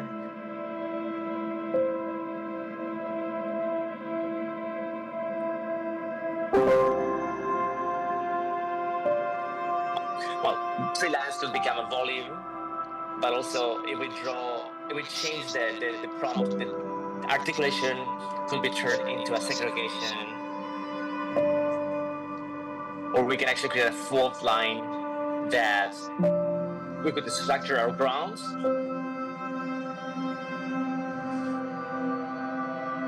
or we can wrap spaces as walls.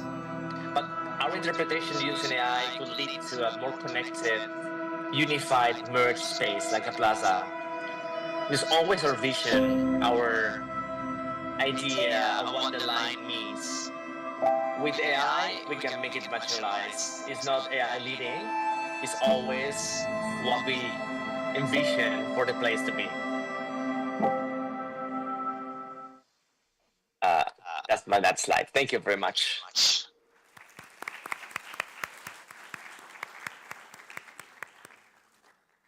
Thank you, Carlos. We now open the crowd for the quick Q&A with Carlos first. I guess Professor Samir Salvi has a question. Can we please pass on the mic?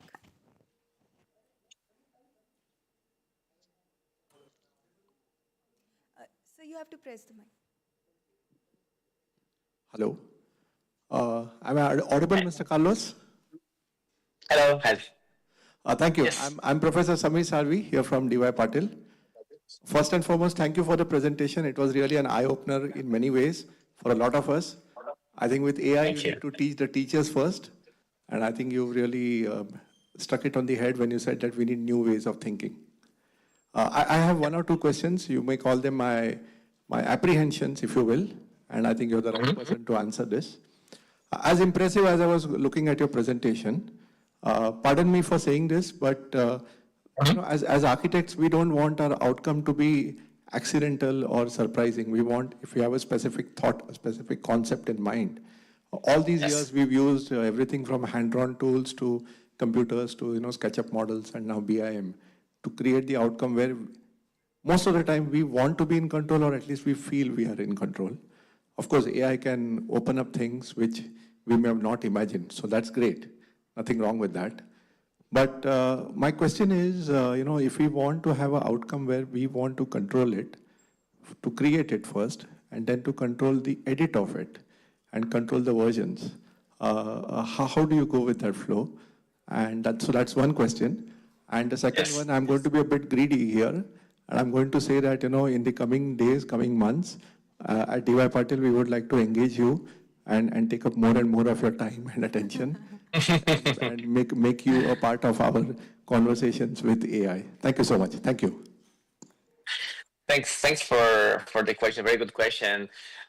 It's extremely relevant what you're saying about the controlling architectures. Something we use in AI, of course, we can control architecture using our other methods that we have developed. But when it comes to AI, we all feel that we are somehow drifted somewhere. That probably at some point we feel too apart from where we wanted to be. I think basically at the beginning it was very exciting to explore. But immediately you need to feel you feel that you need to own what you're doing, right? So that's why the need of control, and that's why we have different models. That's why they are developing different methods to get there. The trend, I mean, from when I started using AI in architecture to where we are right now, is that we are getting there.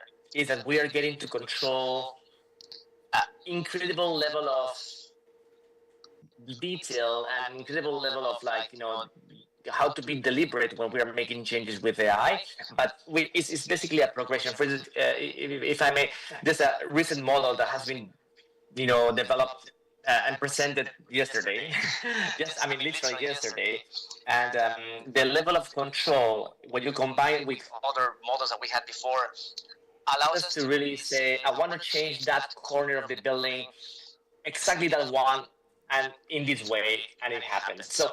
So it's just that we can see the progression is really fast, but of course the level of control that we as architects demand is extreme. We cannot leave things open as just figure yourself. We need to really own every single square inch of what you're doing. So that's why the frustration will always be there, especially if you are aiming to use AI from A to Z, from beginning to end. I think what is less frustrating is when you probably can use AI at certain more open-ended spaces, like concept design, modifying some elements of the interior. So when it's applied in a very clear framework, when you try to weave all the steps, I think it's still very disconnected and could be also frustrating and could be actually not time saving. That's the opposite. It could extend your timeline too long. So I think but it's basically a matter of probably I don't know. I don't want to be over promising on that, but I would say 1-2 years could get us in a very controlled space. And I think that the convergence of technologies is really making it to happen probably in the next 2 or 3 years. The way that we're practicing, I really think is going to be very different because we will be, pleased with the level of control and the possibilities that we can open. It's just that, to get to that level of control in architecture, which is a special discipline, is not that easy as, for instance, for a product or for instance, in terms of video making or product making, it's getting closer. But in architecture, it's way more complex. It's so much as we know, so much more complex than other disciplines that we'll still need and we will still own our own space for many years. The thing is, AI is really, really transformative at different levels, and it's coming together. For instance, just to finish this question, as I said, there's new models that are extremely deliberate, and your own input with the prompt, with the style, with the context, you start clustering. That's what we call the multi-model architecture. It really starts to get quite convincing. And I probably from there, you can take it as a human and finish it up yourself. So it starts to be more equal, the conversation, and it's getting more and more exciting. Thank you so much. We'll keep our fingers crossed to that day. Thank you. Yes, me too. Thank you so much, Professor Carlos, for that inspiring session on multimodal architecture at 60 FPS. Your insights into dynamic real-time design workflows offered a powerful glimpse, and we hope to see you at DY soon.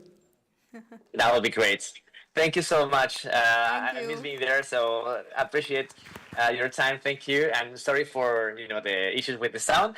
Let's stay in touch, and hopefully we can be together this year in India. Thank you very much. Thank you so much. Thank you to our speakers for those inspiring, forward-looking presentations. From co-designing with AI to embedding climate and culture into digital design to real-time multimodal workflows. Each talk brought a unique perspective on what the future of architectural practice might look like. We open the floor for Q&A. You can please scan the code and put the questions, or we can take directly questions from the audience. We have a question for Durgai sir and Anand sir. As a student, how do I steadily move toward a successful architecture future without losing my creative identity, while still learning to serve real-world client needs, and what daily practices should I start incorporating now to build that foundation?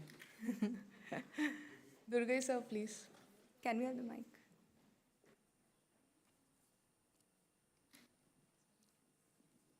You can come ahead. You can come on the dais, sir. No issues. I see,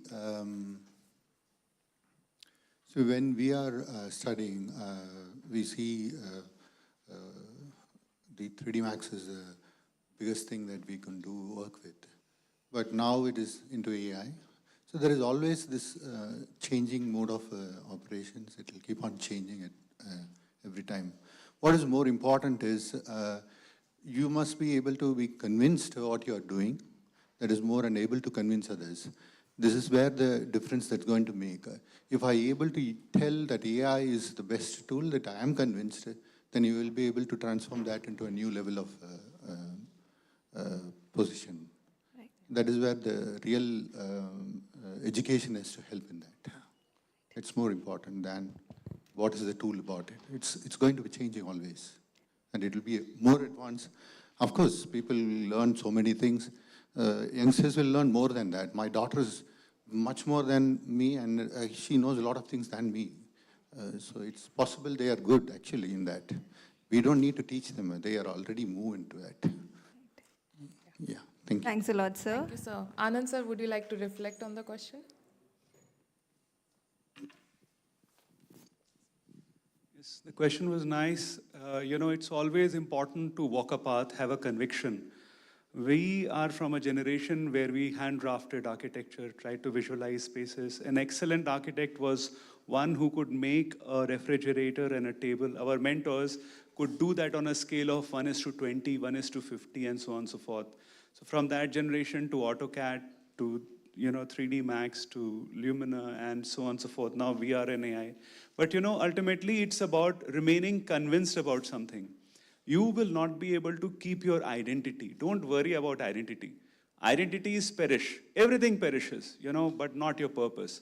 Have a conviction, walk a path. Conviction will break, it will modify, but you will find your path. So walk with strength, not with weaknesses. That's all that I would say. Thank you. Great. Thank you, sir. Thank you so much. Thank you for those thoughtful answers.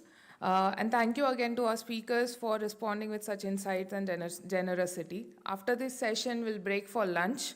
And then in about 45 minutes, we will gather again here in the Auditorium 4 for the town hall discussion. I request everyone to please come back in 45 minutes. Thank you so much. This Thanks will be an open conversation about ideas and questions. I also request everyone to please give a kind feedback for us. And the scan code is already on the behind the iCard. Thank you. Thank you, everyone.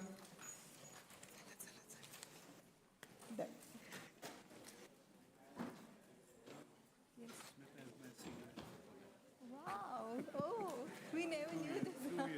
Even I didn't know that. Great. Okay. I got to know Nice. today. Yesterday. Your presentation was absolutely nice.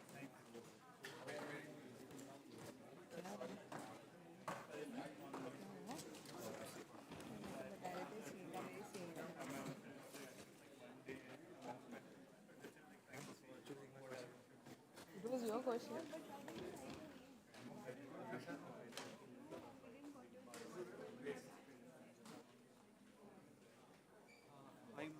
Certificates for all the participants, so mainly like. Yeah, I just asked the coordinator of certificates to keep all the certificates on the registration desk so that you can collect. Okay, actually my Yesterday flight is was at 5. okay. So I have to Yeah. I'll just put a message in the group. What's your name? Sarah. All right. SAR.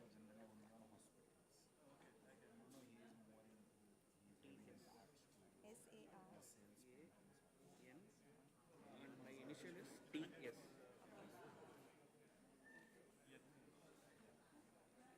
Where should I collect it? I'll try to keep it in the reception, near the reception where you have registered, right?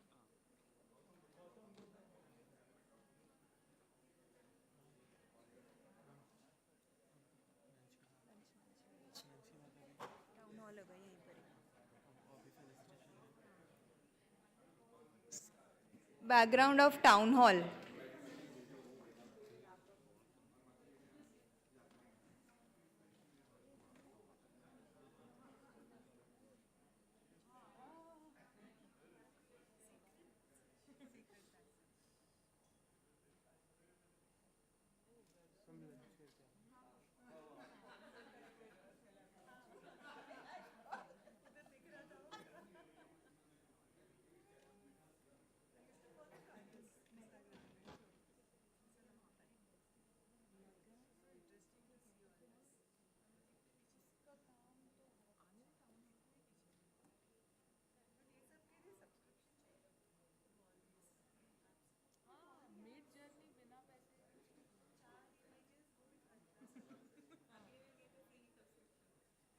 I remember transformation का logo बना we were just putting this AI things and all ऐसा बना शेवटी बोल आपण असं काहीतरी हवं and we made it असं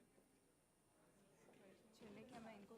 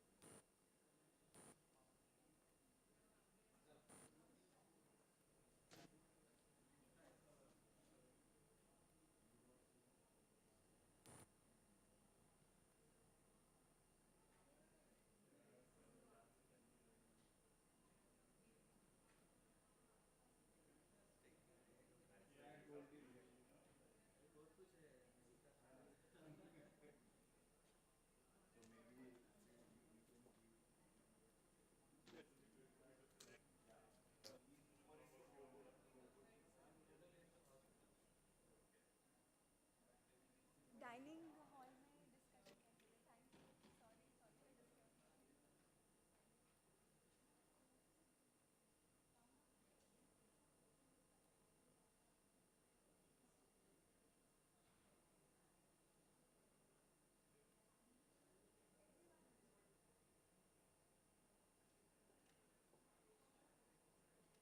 फोटोज लिए हैं फोटोज ऑलरेडी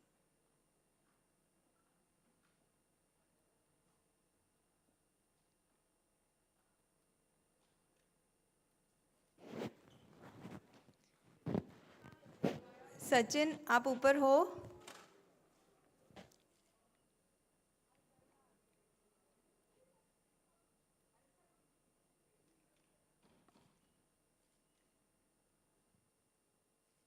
एक इधर से ले लो ना फुल मेरी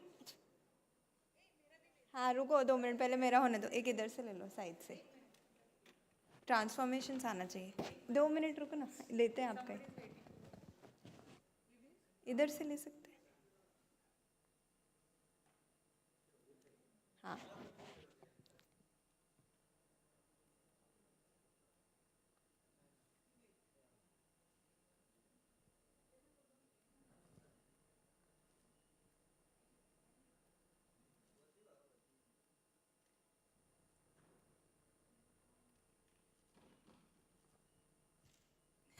आया है ना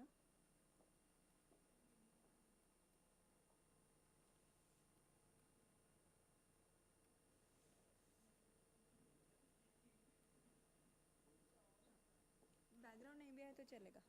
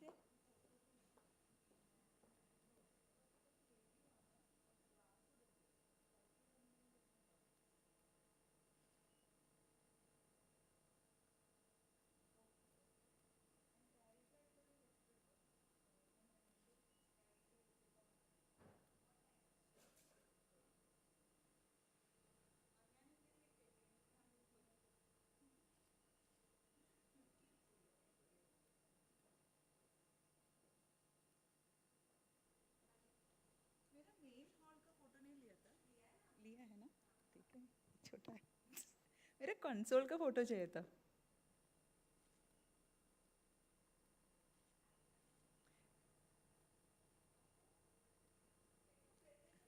पेपर प्रेजेंटेशन नहीं है, दिस इज लाइक टॉक. बस ज़्यादा हो गया. I don't know how to pause.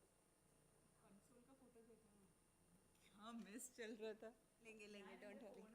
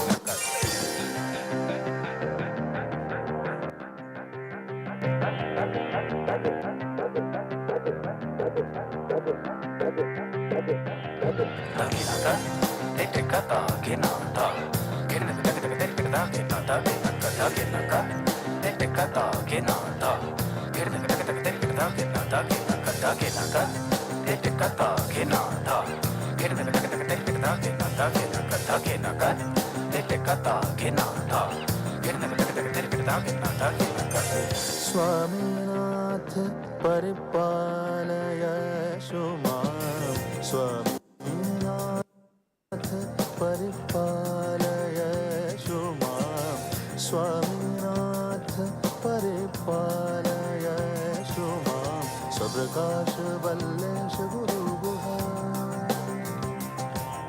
Sabrakash Vallesh Guru Guha Dev Sanesha Sabrakash Vallesh Guru Guha Dev Sanesha Swaminath Paripalaya Shumam Swaminath Paripalaya Shumam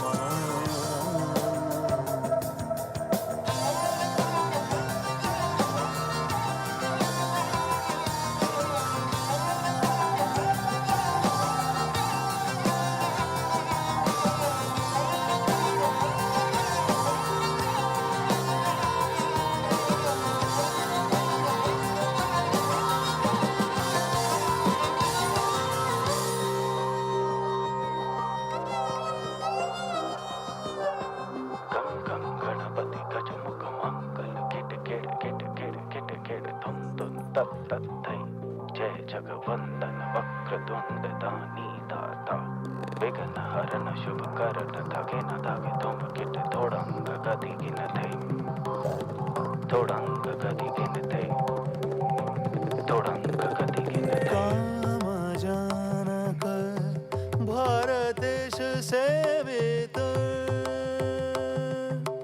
कामजानक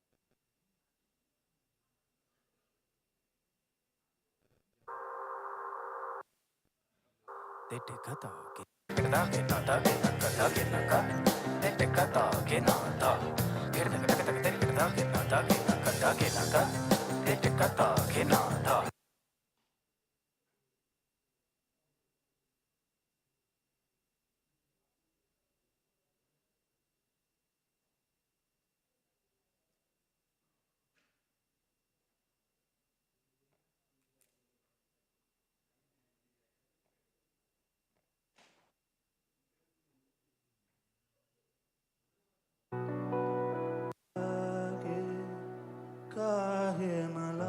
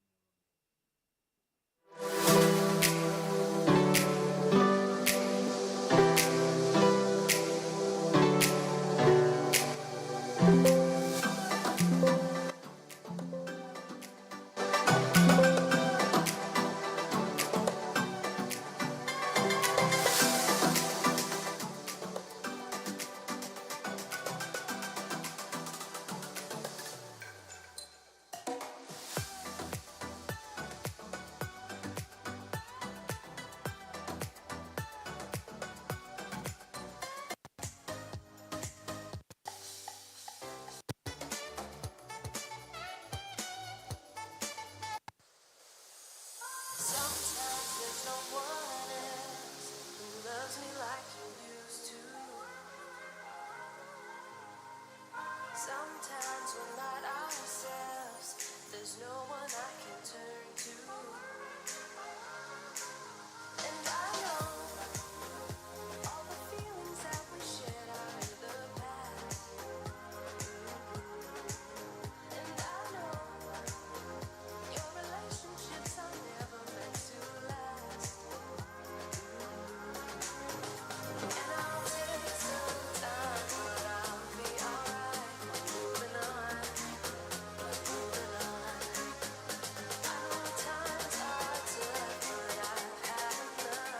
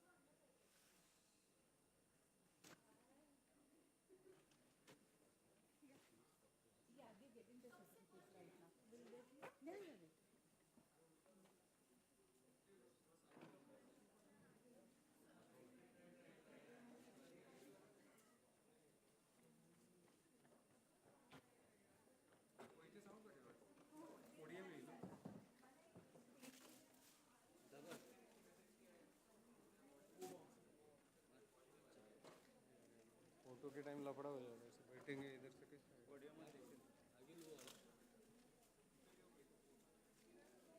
आगे लो वो आगे ले लो वैसा नहीं जाएगा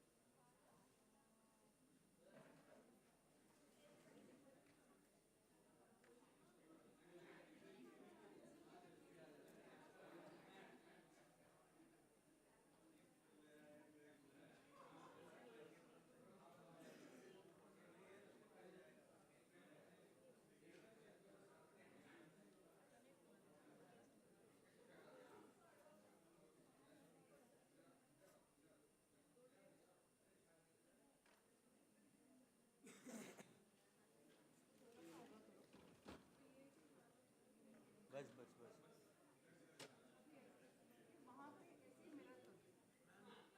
Yeah, laptop मेरा है. लगेगा. तुम लोगों को you have to be position center. Okay, whoever wants to ask questions, run to it.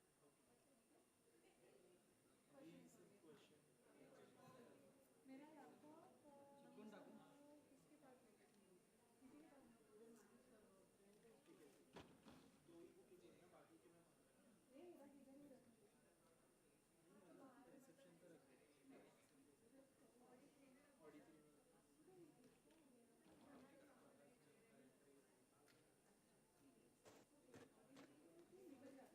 किसी के पास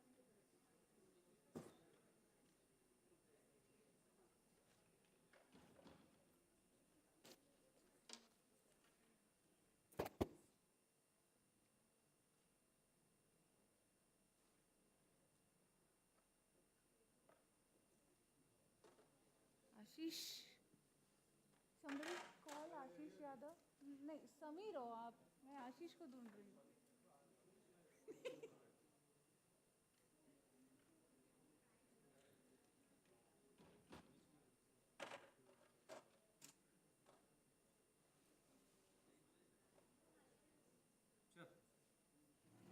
चल चल आकाश थोड़ा सर्कल लेना होगा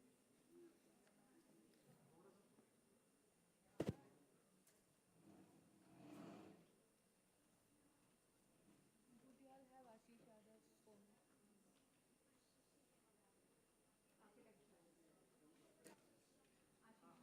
उसको बोल जल्दी आना मैडम पे ओके ओके चलो थैंक यू सो मच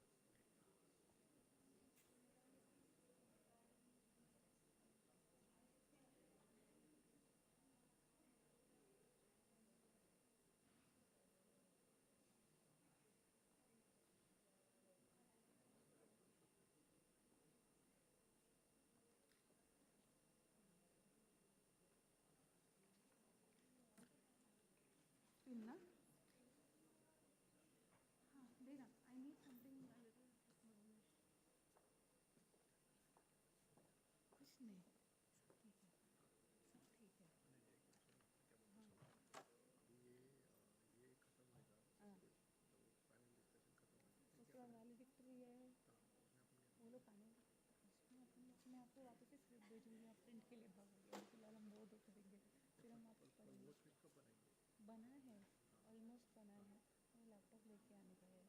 हाँ? No, yesterday's panel was, no. Sergio was supposed to be in the panel. Yes, Sergio. Yeah, बुलाती हूँ.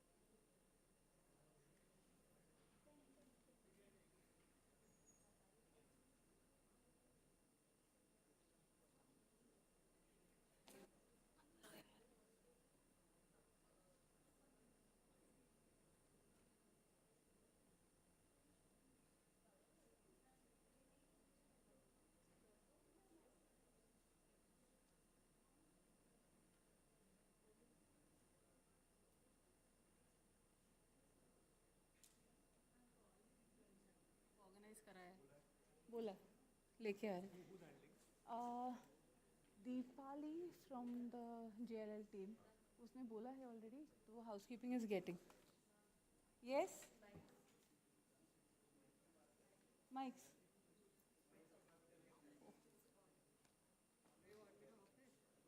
No, it's okay.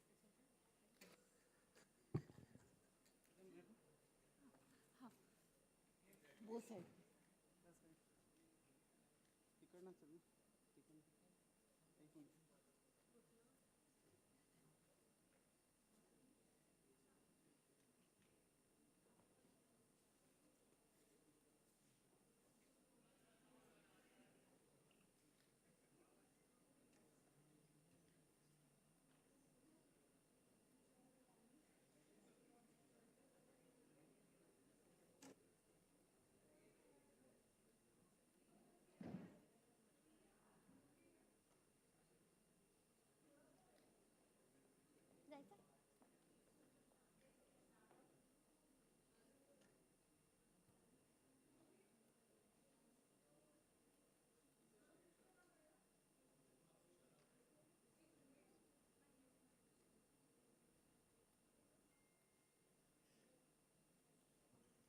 ये सिर्फ आया तो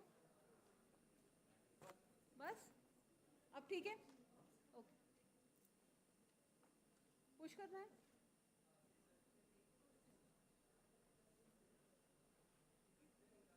ज़्यादा हो गया, एक minute.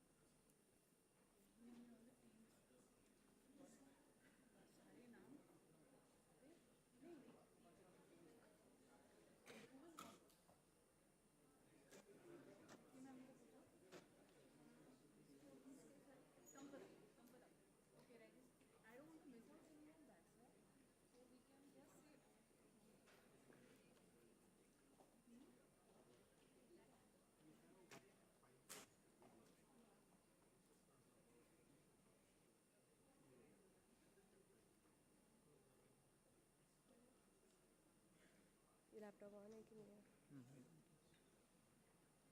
Soon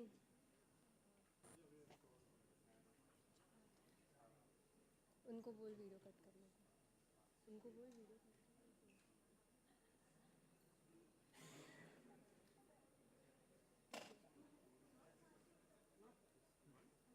ma'am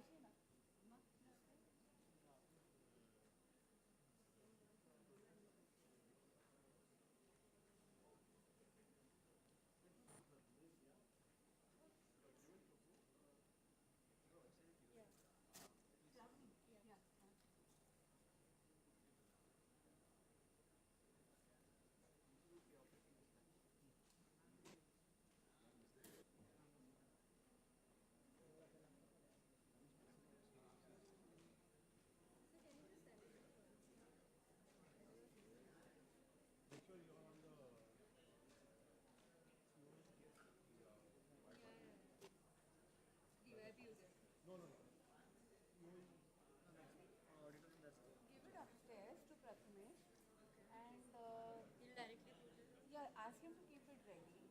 And then when we announce it, ask him to play. Anyway, but it has to be played. So we are planning to play it just before the president enters. Yes, I will ask him because.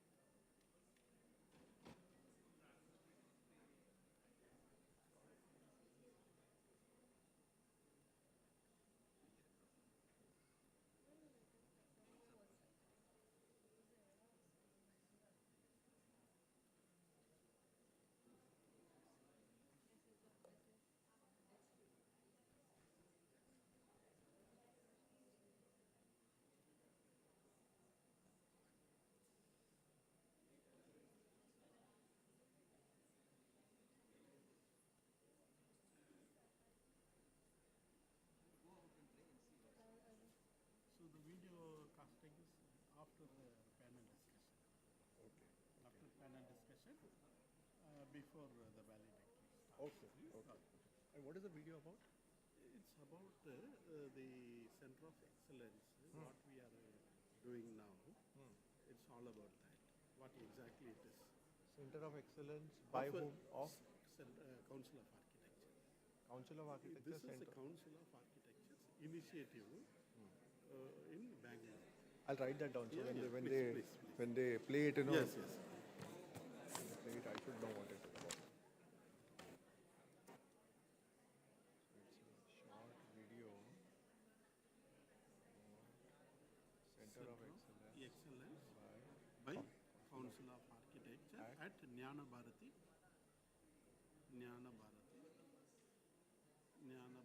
campus, Bangalore University.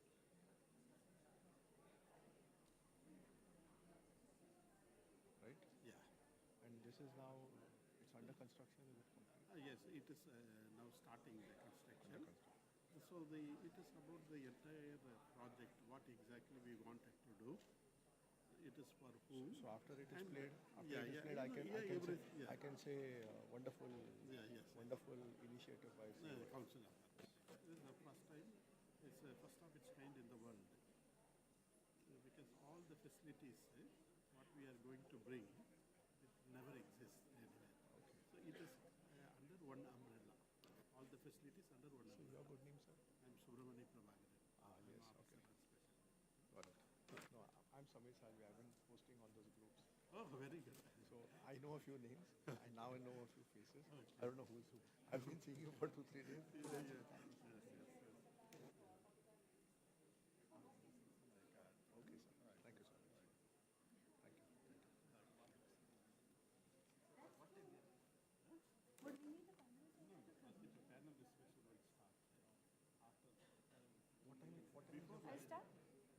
Samir, let's start. Okay? Come, Samir, let's start. चले? All set? मैं शुरू करती हूँ. Good afternoon, everyone. We are getting started, please.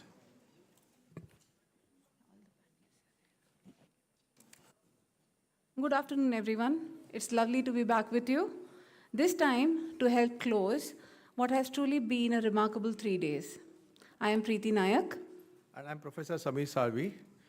We had the privilege to begin this journey on day 1. And it is only natural that we are here on the final session, a session that is less about delivery and more about dialogue. What we are stepping into now is not a panel, not a keynote, but a town hall. It's a space to reflect, to question, and to imagine together.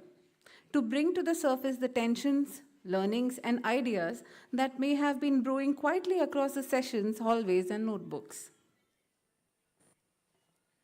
Over the past 3 days, we've talked about co-scripting change, and we've done that across multiple modes, through provocation, disruption, dialogue, and design. We've looked into new tools, new ethics, new pedagogies, and sometimes at old questions that still don't seem to have any easy answers.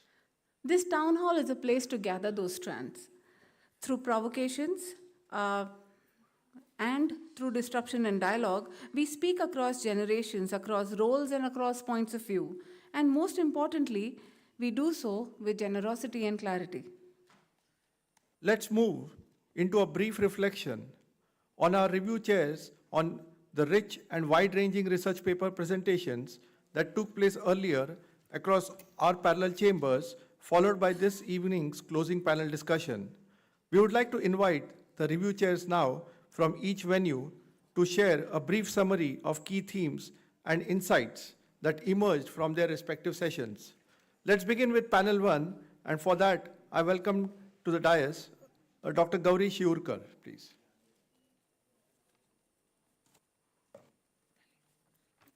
May we have a round of applause, please?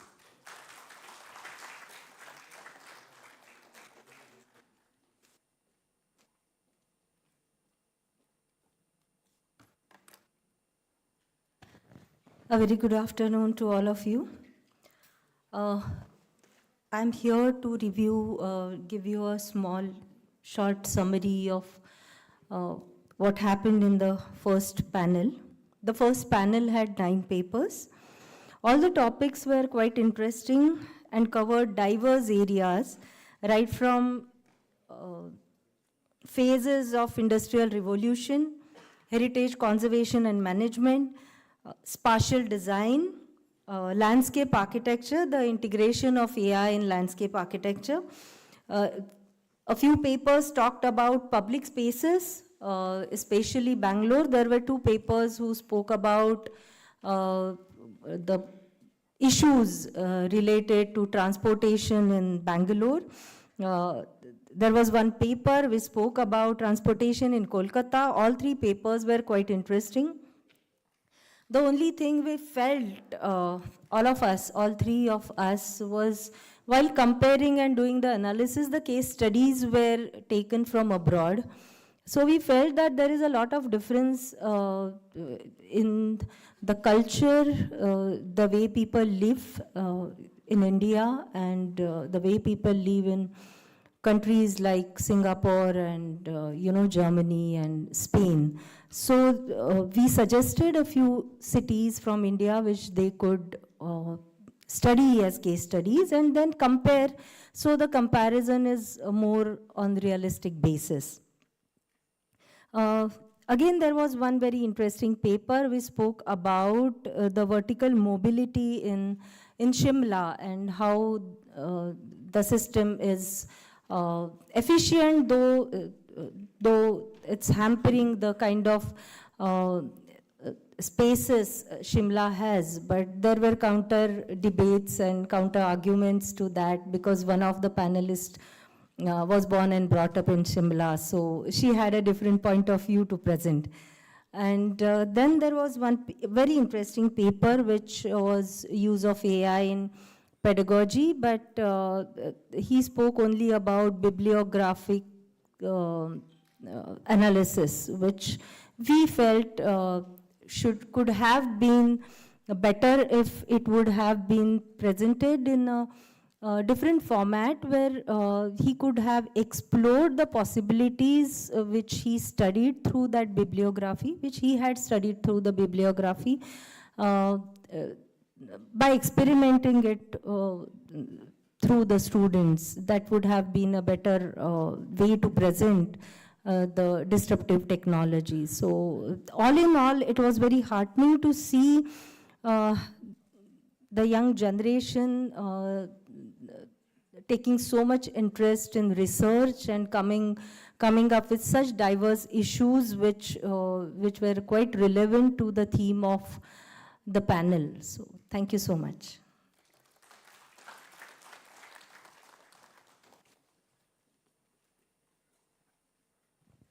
Thank you, Dr. Shiurkar. From panel 2, may I now call upon Dr. Jyoti Lakshmi Nagamal.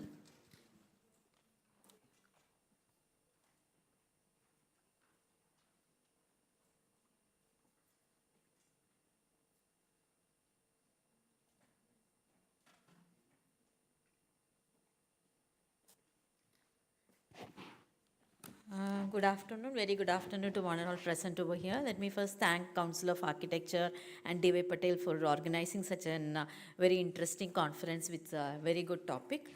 And in the panel 2, we had again 9 papers, all the 9 were present in that. And we also had a diversified papers in that with students as well as the faculty, experienced faculty. So we had even BR theses, MR theses, as well as even experienced faculty who's doing a project at government level. So that kind of a diversified presentation were there. And one of the things which I found that the BR thesis student was done on a paper on startup companies which is coming into tier 2 cities, the concept of startup companies and how the design has been evolved and the design has been done in an tier 2 cities without the context of the people or the community over there.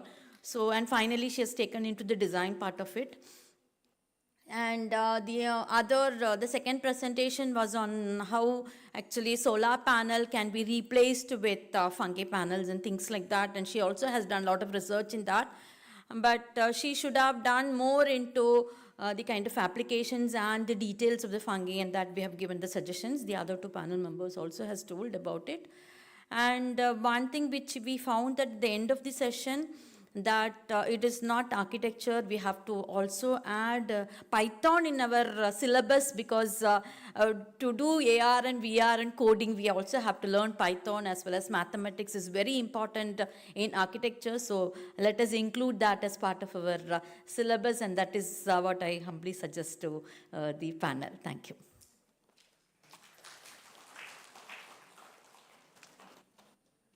From panel 3, please welcome Dr. Anand Vadvekar.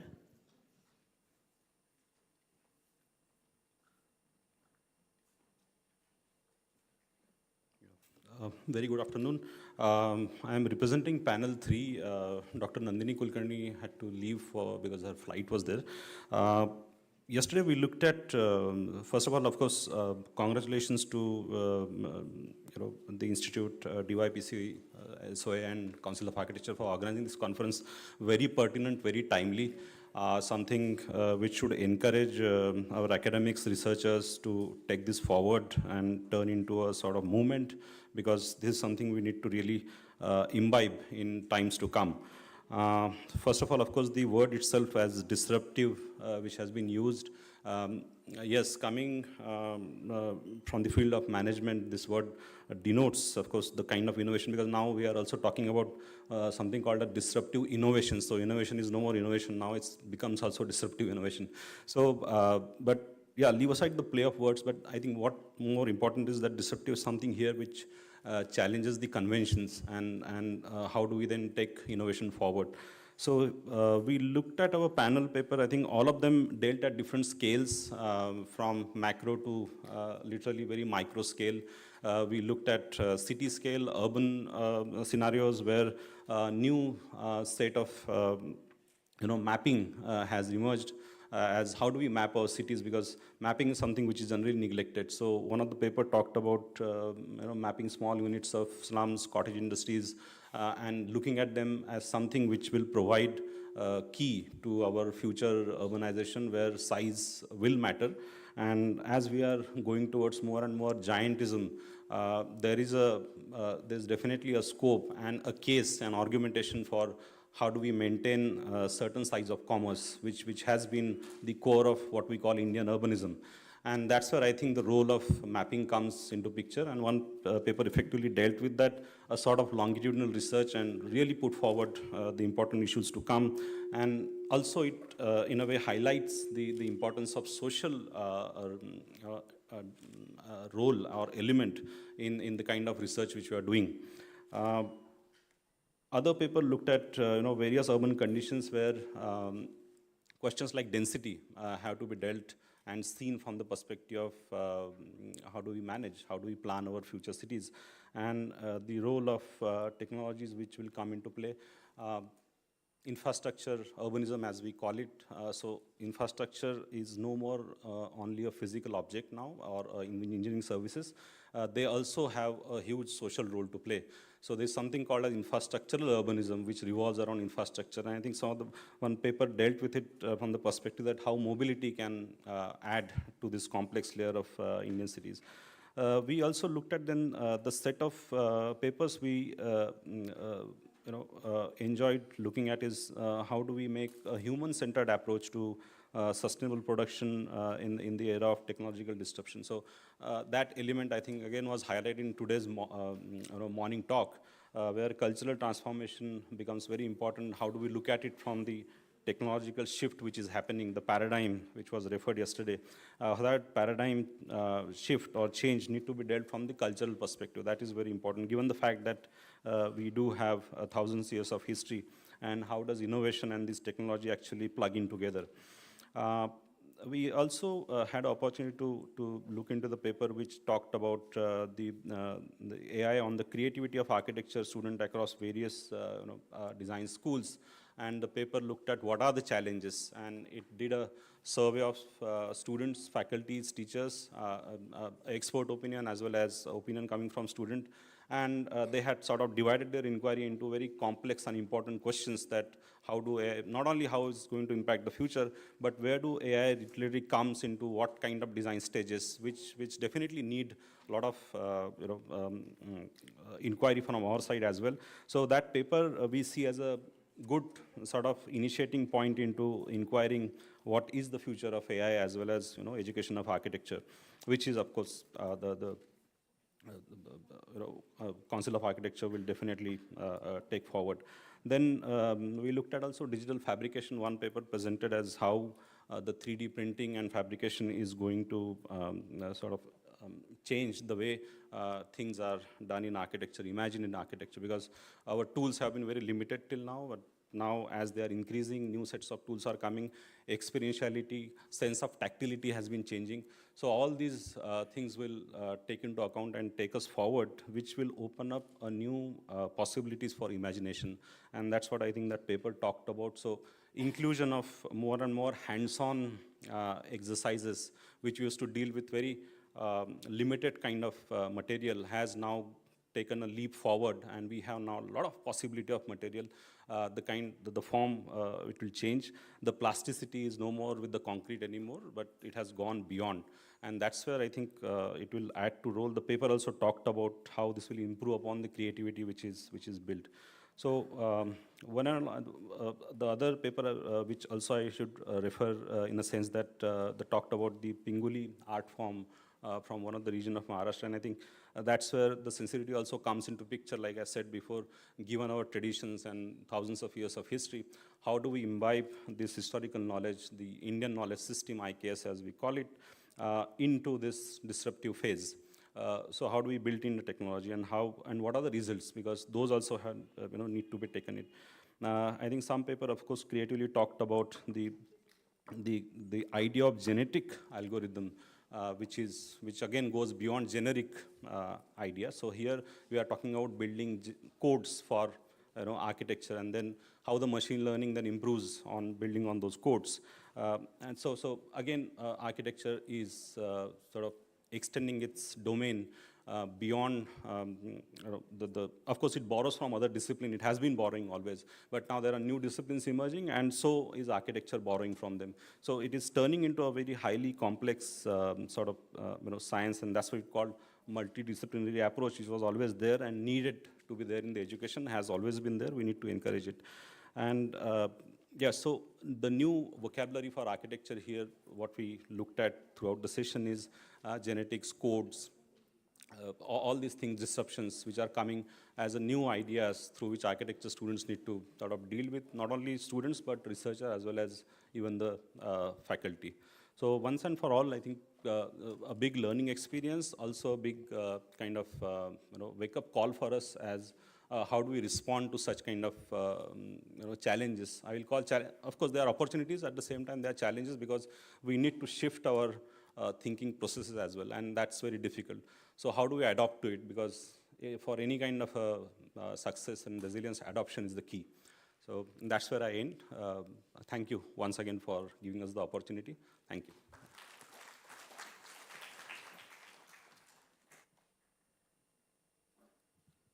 From panel 4, please welcome Dr. Akshay Patil, representing Dr. Ritu Deshmukh. Thank you.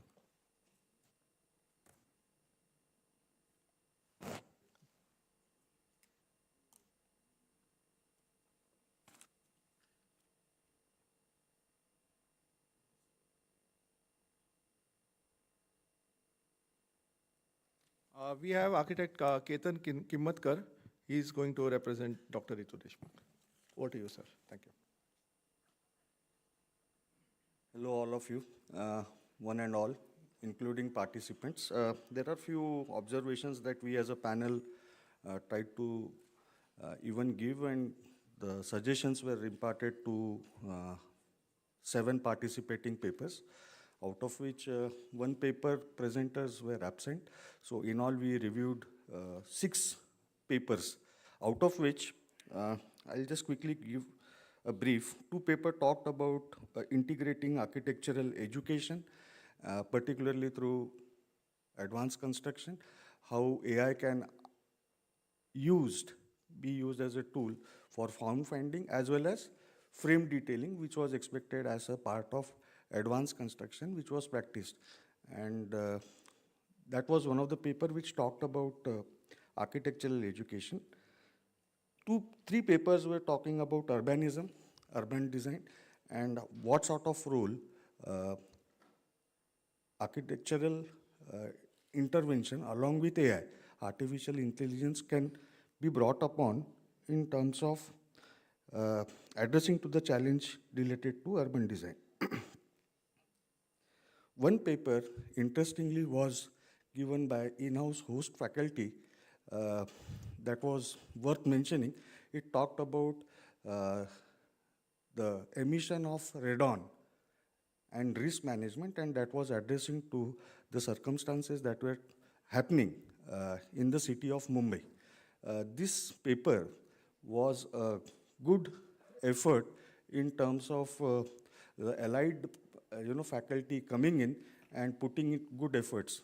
Comments were given how this can be taken further in terms of not only seen through engineering backgrounds, devising statistical and numerical methods, but apart from that, how it can be manifested into the way simple residences can be designed using certain leak-proof techniques in order to stop the emission of the gases which happen below the ground.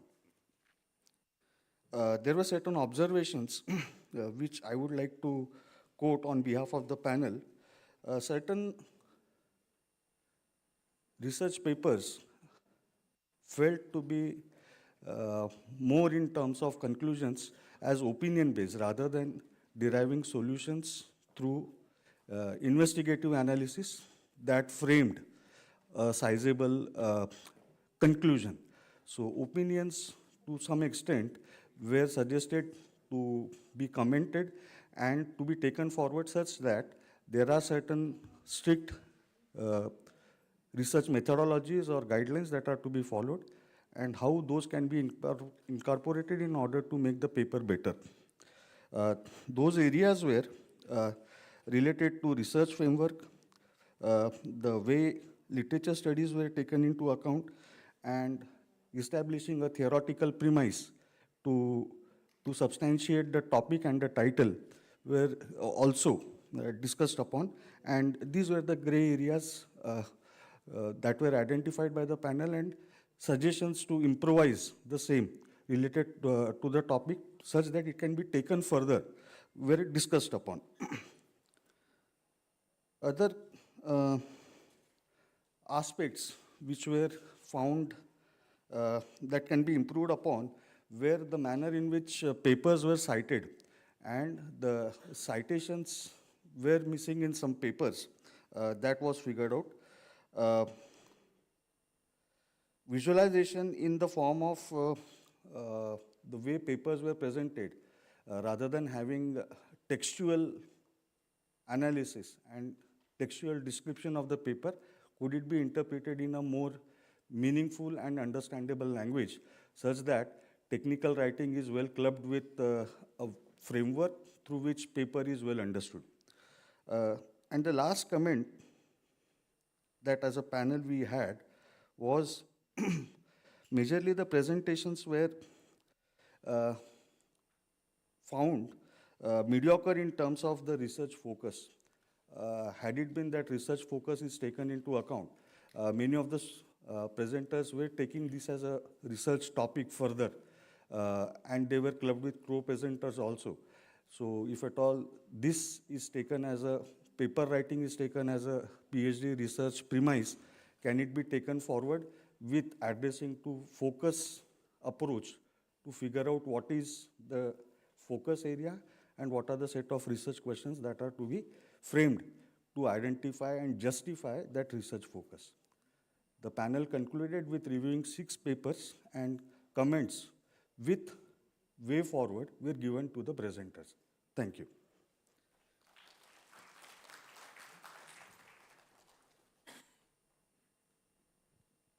Unfortunately, we don't have a representation from panel 5 as they had to leave.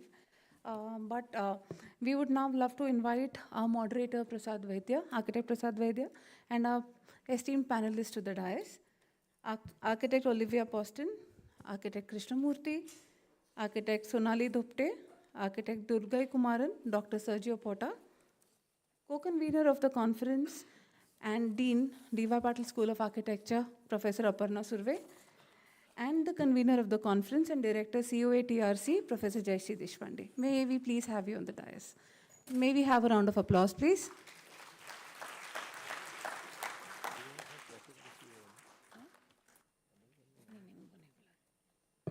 Today, for better participation, we have volunteers with microphones around you. You can raise your hand if you'd like to speak, or if you'd prefer to write, the QR is still available. It's behind your iCards, and yeah, it's behind your iCards. It's not on the screen right now. And also, please, a gentle reminder, please fill in the feedback forms embedded in the same QR.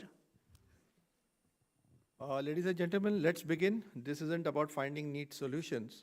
It's about holding space for what might come next. So thank you all for being here. Thank you to all the dignitaries on the dais. And let's begin here. Let's open the floor. Thank you. Okay, thank you. Welcome everyone. Fag end of the conference. We are going to do this town hall as a way of understanding all the various presentations that happened and trying to make some sense out of it. So I think that for me, the conference itself was an opening up of ideas and various different thought processes. I want to get a sense from you people also. So the first thing that I want to do is just sort of get an audience quick survey of three things. You can raise your hand for one of the three things. One, you knew most of this, and therefore it wasn't new to you.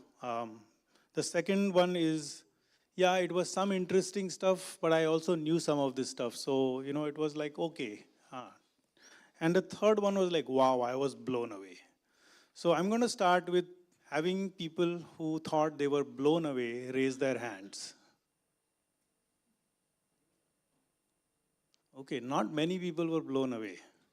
Okay. Then how about the second one, where you knew some of it and some of it was new? Okay. So we have an audience where I think many people kind of knew the topic or some of the areas, and then they were able to understand and get new ideas. Anybody who says, I knew all of this, nothing new to me?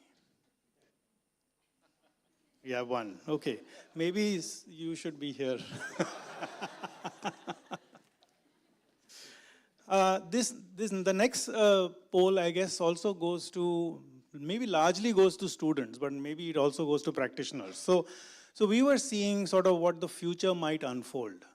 And I have three options here. Did this make you anxious? Did this make you optimistic about the future? Or are you undecided or apathetic about it? So those who felt anxious as a result of what they saw, please raise your hands. Okay, not many people. Maybe a couple of people who are feeling anxious about what the future holds. How many are optimistic about the future? Lots of people. Great and fantastic. And then how many of you are undecided because you're still not sure? Okay, there's a few who are undecided, who are on the fence about it. Okay, so that's good. I think that this is a good way of understanding what this conference has delivered and what we are looking at. The fact that most of you are optimistic about this is a good thing. Okay, so we're going to do this by having some questions for the people who are here, who don't need any introductions, they've been around. But we'll also open up the questions to the floor. I have one rule though, for all the panelists as well as for the audience. You get only 1 minute to answer a question. And Preeti, you have to help me keeping time, because there's many panelists, there's lots of topics, there's lots of findings. So we want to keep going. And so if you're asking a question, you have to ask a short question. And if you want to make a comment and a question, it still has to fit within 1 minute. So that's our ground rule, okay? The other ground rule is please use simple language, because there's a mix of audiences, so don't be academic in what you say. Let's try to communicate. These are the main takeaways, right? Okay, so I think one of the speakers said that transformation occurs when you can show life can be different. And I think that we are already seeing that happening in India because of the way economy is growing, our urban areas are transforming, climate change is happening, and then we are seeing the overlay of AI happening on it. So transformation is already there, it's close to us, close to home. And we are building, what now, probably about 1 billion square feet per year across India. And that's going to create jobs. It's probably a lot of opportunities that we have. And 80% of that floor space is going to be residential. And believe me, most of that currently is not addressed by the profession of architecture. So maybe that's an opportunity, maybe that's a threat, we have to determine that. But with that in the background, I want to have a conversation here about what we saw in this conference in terms of what we need to do for our educators or for our students, as well as some of the things that might be related to how our practice might change in the future. So going there, my first question I think is for Jayashree. Jayashree, I think with the background of the fact that we can split the life cycle of building into the area of imagine, make, and operate, and I'm going to take imagine right now with you. I think what we saw was that a couple of speakers talked about the fact that you have to have a skill to prompt. That unless you ask the right questions and you do the right nudges, the AI doesn't give you good stuff. But most of that prompting currently is happening in the form of language and happening in English, a lot of it. So where are we going with this in terms of our education? Do we need to start now looking at more nuanced education of language, of communication, very simple words, if they're spelled differently, can mean different things. In a different context, something can mean different. So what's your thought in terms of, will our architectural education now require a command of language that we have not focused on in the past? My 1 minute begins now. You've been talking about language, and you're quite right, because language is something that we take for granted because we've been speaking and hearing ever since we were born. But with AI coming into the picture, we do understand that we need to develop a certain kind of language to which we can get the correct response. Now, this may not be something that we can teach in the classrooms or studios directly, but I think it has also to come when one is experimenting with the respective apps that are supposed to respond to your language. So I would like to take it to one of the speakers. I think it was Sahil who said that your teachers need to learn. So the teachers need to learn, I agree, but the teachers need to learn together with the students also possibly. There are two areas which they need to learn. One is to understand that not all apps will give you the same response to a certain prompt. There are apps which will help you to converse, which will give presentations, which will give writing, so many different types of them. So you need to be able to understand the correct app to address, and second, to learn the correct prompt to get the appropriate outcome. So I feel that not just language, but to understand the apps and the outcome that they are expected to give you is also something that we need to learn. And I think that is not difficult, given that council has already got a training wing. So I hope we take it up in a good way with the help of all of you. Okay. That is the end of my 1 minute. Thank you. So I think what I'm hearing is that the council is willing to take on the challenge of making people use the apps in a better way. Yes. This mic is probably giving us echoes.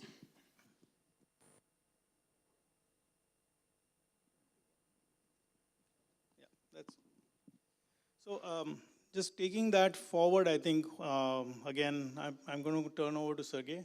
The question for you, Sergey, is one of the speakers talked about the fact that with AI, we have to look at AI and explore it with curiosity, responsibility, and vision. And I really want to focus on responsibility because vision is something we're all familiar with and curiosity we all have. So what kind of responsibility are we talking about when we say we are going to be using AI and a lot of data that is going to be supporting that AI? 1 minute. 1 minute. I'll do my best. Well, the kind of responsibility that we have is political. It's not technical. It's got nothing to do with what we do in academia. It's got to do with what we do as citizens, more than professors or researchers. Of course, we are professor researchers. Of course, we can take responsibility on what we teach others too. You have heard a lot in this conference, a lot of encouragement saying that AI will be fine, will be in the position in which we can control it.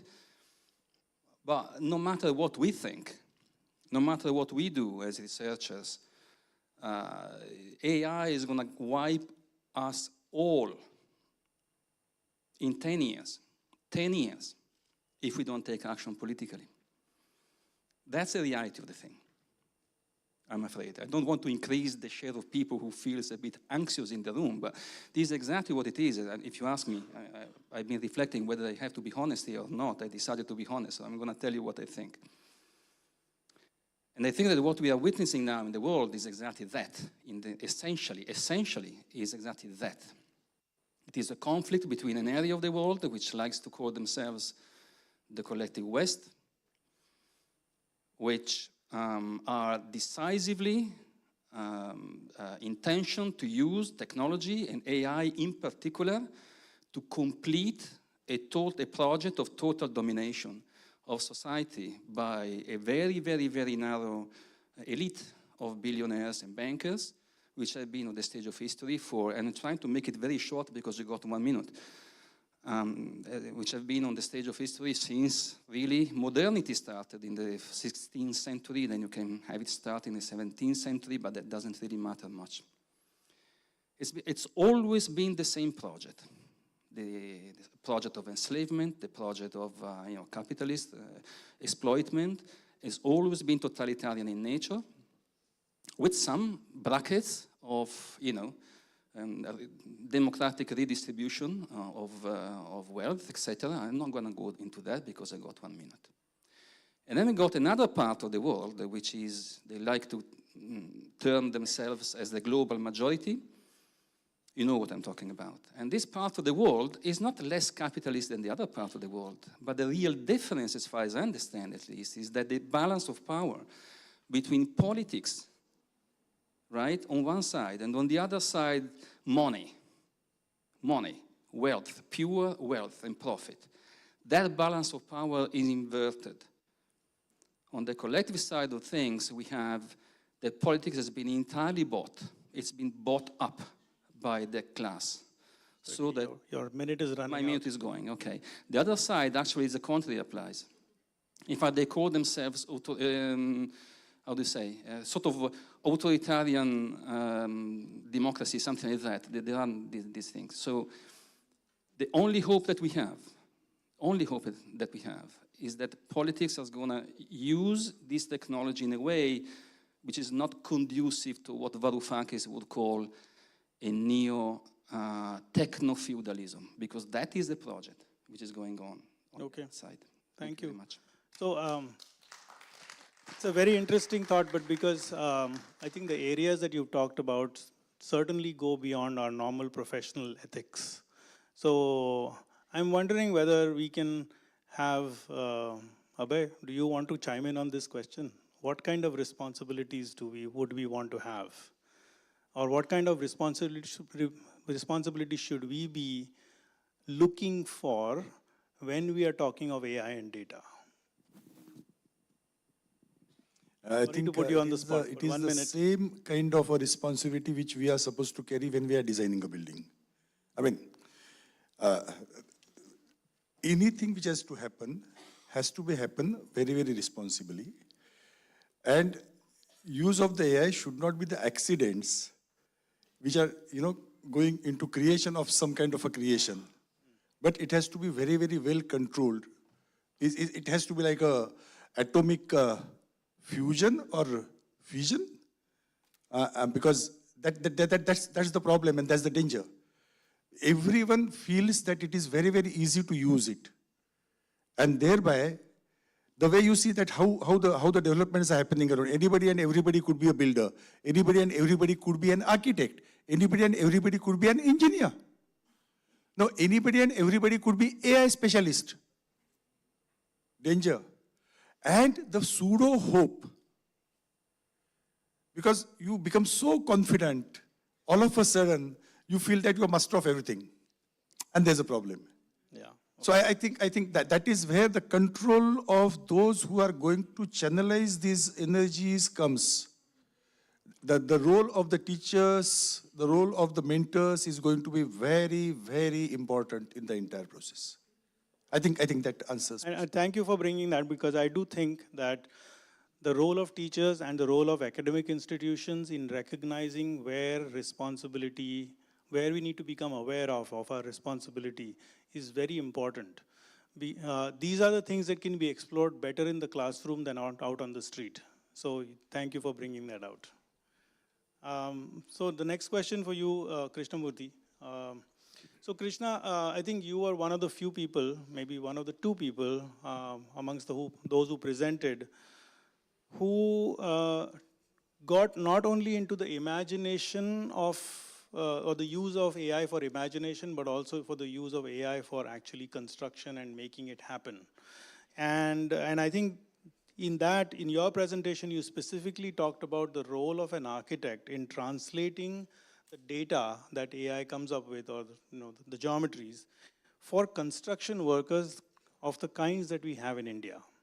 And for me, I think what I'd like you to talk to the faculty who are out here is, what should they be teaching, or what kind of coursework or what kind of academics do we need so that architects of the future are able to translate these amazing imaginations into buildings on the ground? See, looking at the way we are practicing today, I think there are multiple layers in the industry. So it's not just about designing, it's not just about softwares. AI can really take over things, that's what we are trying to say. But the logic is, can AI build things? Very important to understand. Can AI build things with respect to the materials that are available in hand with us, right? That's the area where architects can superpower on everyone. So that is something which we all need to understand. If we understand that crux, that knowledge in a better way, probably then, the scenarios can change. AI may not take over you, right? So we need not worry. But being in the construction industry, when I was in the college, it was all about design. It was all about detailing on paper and doing imagination. But when you're on ground, there are different people who are taking the information from us as an architect, and they are trying to build our projects, right? It's not me as a sculptor that I'm trying to sculpt my product. But there are other people who are trying to build what I have designed. So if they have to build for what I'm designing, what I'm detailing, the information has to pass on perfectly. So hence we know that there are only a set of people whom we call it as laborers. Today I don't call my laborers as laborers, but I call them as artisans because they're really building beautiful things for me. So these artisans have to be given that knowledge. Especially they should be taught how to detail out these things. They should also understand what computational technology is all about. Because the laborers who come into our industry to work with, they come with zero knowledge. And especially in this today's context, we have people who don't have even experience. They're just 18, 20 years old. And we are trying to get these people on board and build our projects. So that's the most difficult part. Hence, we need to have, especially the faculty, I think the faculty should become the laborers first, learn things, go back to the industry, teach the laborers, so that it becomes easy for the professionals to execute projects. That is very important. Thank you for the bell. Thanks, Krishna. So I think what I'm hearing you say is that we need to have, in a sense, this is one of those responsibilities that we were just talking about. You shouldn't let students run amok with their ideas unless they can actually be implemented. So having an integration of imagination and building and construction is an important aspect of where we are transitioning to with AI and the future. Thank you. Durga, I think I want to ask a more sort of businessy question to you. So I'm presuming, based on what we saw, that we'll have architects and designers who are using AI, and less number of architects will be able to do more buildings and lots of buildings. So in a sense, what we are saying is that architects, designers, urbanans, a few of them will make a lot of money, and others may not be able to. So the question that I am asking is not related to that, because that's probably a given. My question to you is, are we then going to see a proliferation of roles that architects will play that go beyond just the imagination and the thinking about buildings? And what might some of those roles be?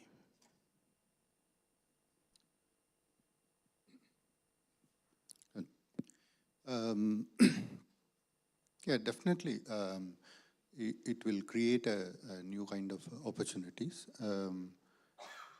What is more, as you said, it is easy, as Sir said, it's easy to do, so everybody can do. That doesn't mean that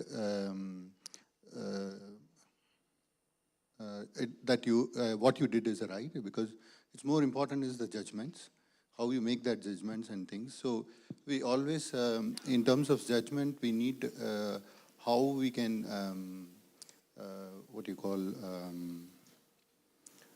differentiate the what is mediocre and what is high level of intelligence. So there is a need of looking for these kind of people who is more judgmental in these things. So that is where I'm thinking you need to explore. So you're seeing more roles added in that respect. I have one quick follow-up for you.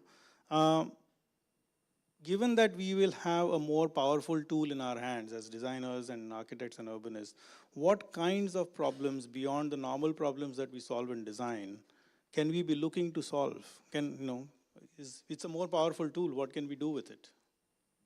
Yeah, definitely, because of course, as I see, he mentioned that can be entered into the politics of the data, but because the data is available and to access to everybody. Of course, data means you have more information, so definitely you will be able to see the before it was like, see, when I was studying, to make a design is so difficult that you have to refer so many books, you have to access it. So now everything is accessible to us. And what I want to say, in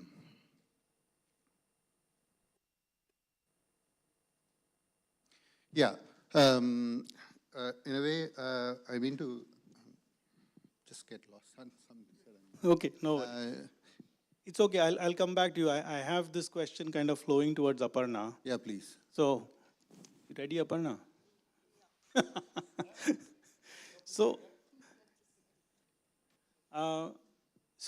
I think that, it's easy to get lost in using these kinds of designs and this approach for, say, the people who build 9,000 square foot houses and the big buildings, etc. But if we are more efficient in terms of being able to do work, can we actually use this technology and where we are going to make design more democratized, or rather make design and good quality design available to more people who normally don't have access to building design, people who are on the lower ends of the pyramid, and also to be able to have sustainable outcomes, maintaining aesthetics, all of those, because we can maybe handle the problem that is more complex more easily. So your thoughts on how we might be able to take this to a bigger population, serve a bigger population, as well as a more complex set of issues. Yeah. So definitely the technological advancements and in the way rapidly it is exploding, it is going to be spreading all across. It's going to come in the hands of everybody. Given that, we may look at it from the perspective that it is actually going to empower many other people other than, trained designers, even the artisans that you speak of. So when we had the peak of industrialization, where the mass production was the buzzword, larger industries were producing things, and hence we needed to standardize a lot of products, engineering required. But as we are moving into the digital and computational and AI, I think it's a mass customization. Can I? Go ahead, finish. Mass, I'm asking you, okay. So mass customization is at the center. Hence the idea of craft is coming back, because craft meant that individual could express and could find aesthetic position for his functional needs. So from that perspective, it's a renaissance that coming up. We shouldn't worry about architects, schools, whether we're going to sustain. That's a different question. But it's certainly a very, I think, a great time ahead.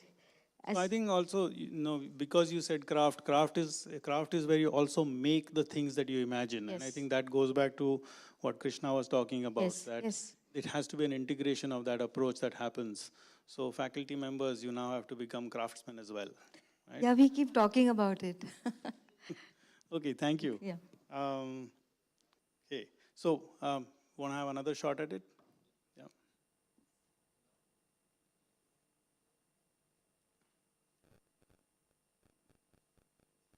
Sorry, I didn't get your question. Again, can you please? The question is that because we have a more powerful tool in our hands, what additional problems can we tackle?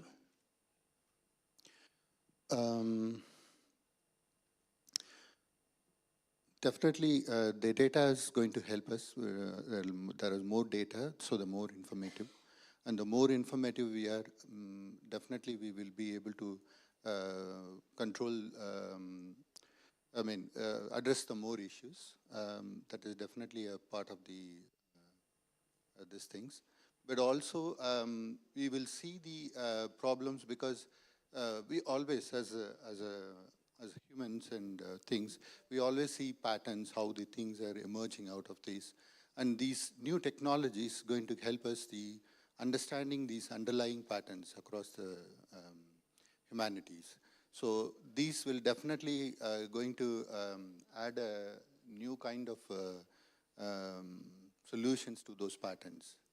If at all we're able to see those patterns across the changes that's happening. Okay, I'm glad you brought up the issue of data. So I introduced this as, imagine the building, make the building, and operate the building. Once we are done with our construction, we in our industry collect very little data about our buildings. We don't know how they operate. We don't know what their performance is. We don't even have as-built drawings of most of our buildings. So the AI that we are training is often going to be only looking at our drawings and our simulations, and very rarely on what is the ground truth. So I want to come back to you with this one, Olivia, because you work with data a lot, especially urban data. Given this cycle where we need to close, which is beginning with imagination of the building, and then making the building, and then operating the building, and we have to close this cycle. Right now, we seem to be in the very early stages of the imagination, and there we can create our own data, and as architects, we can do lots of buildings and train the models. But when it comes to making and when it comes to operating our cities, our buildings, with the lack of data, and especially in India, the quality of data is really poor. So how far do you think we are in terms of number of years, or what kinds of the things that we need to do to get there? And how can we use the power of the classroom and the fact that students are willing to put in a lot of effort to do something with this problem?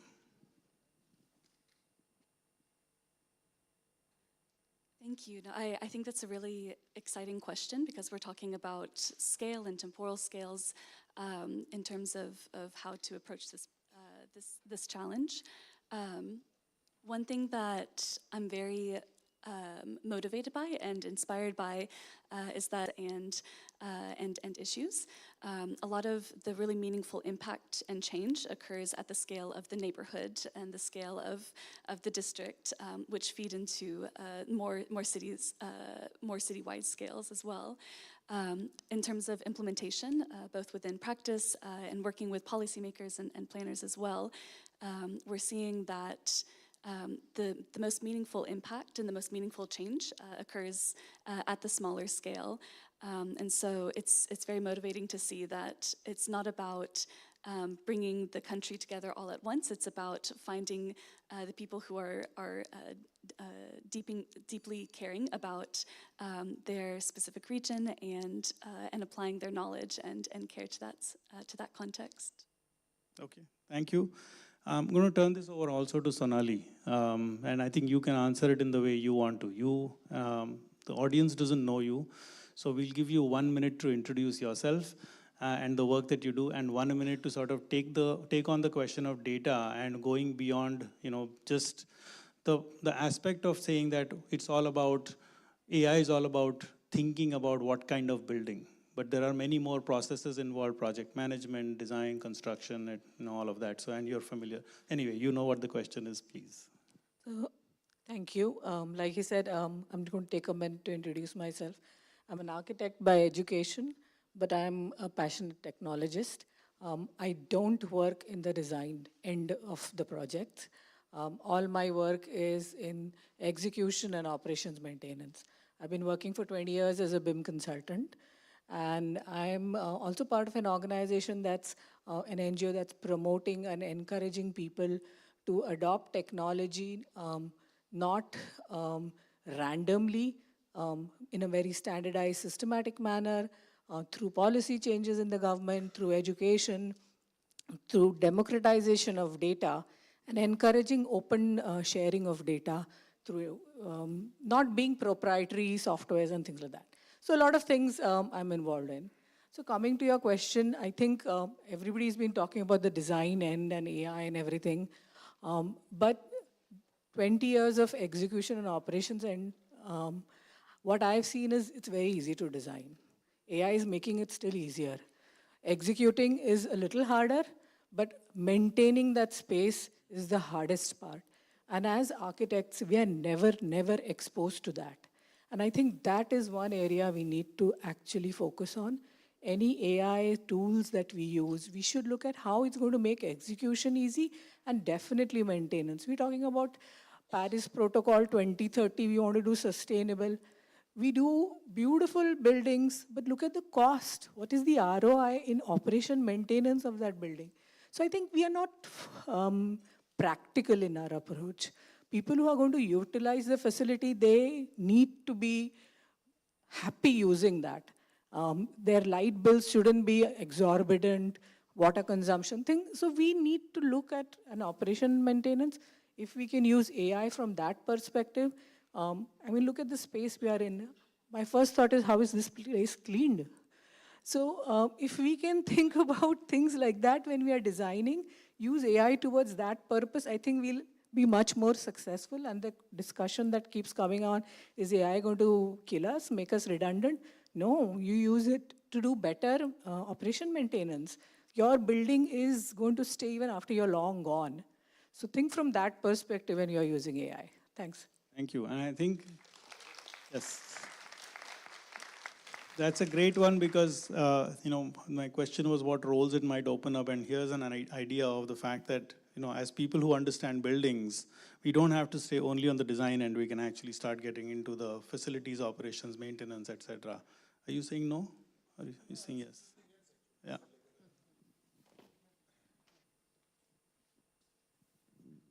See, yesterday, me and Krishna and a few other architects, we were talking about it, and we are coming up with our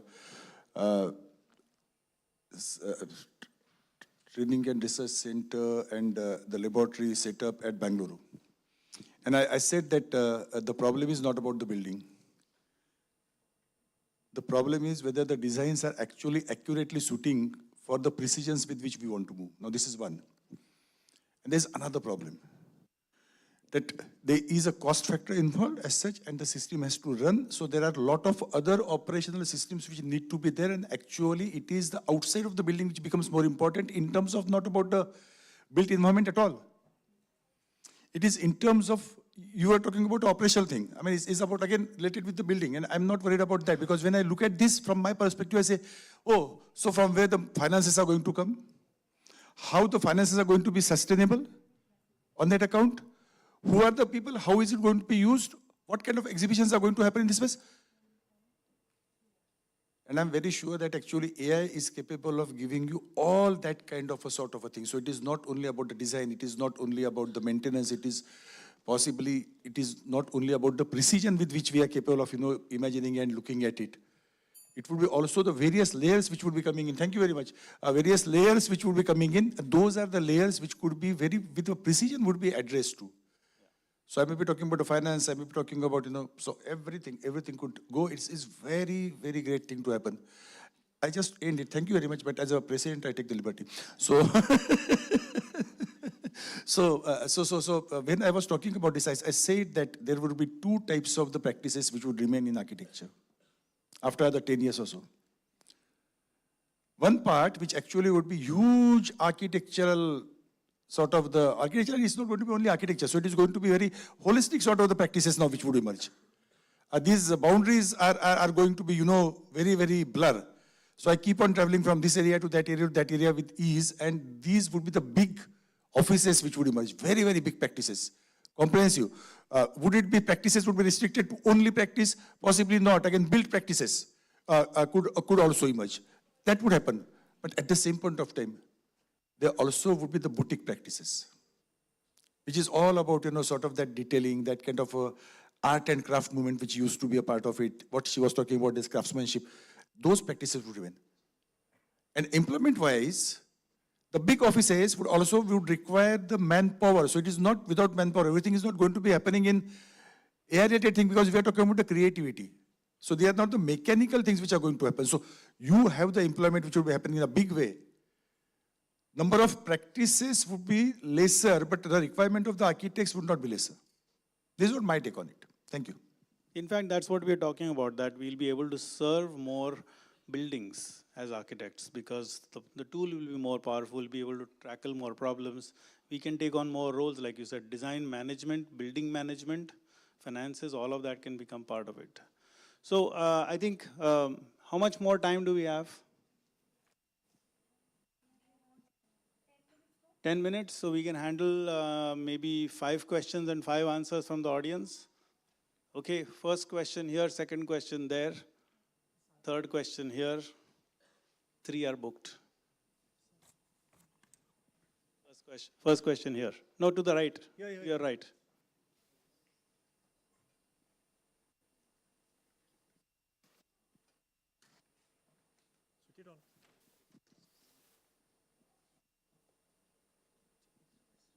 Can you start with your name and introduction? Name and affiliation.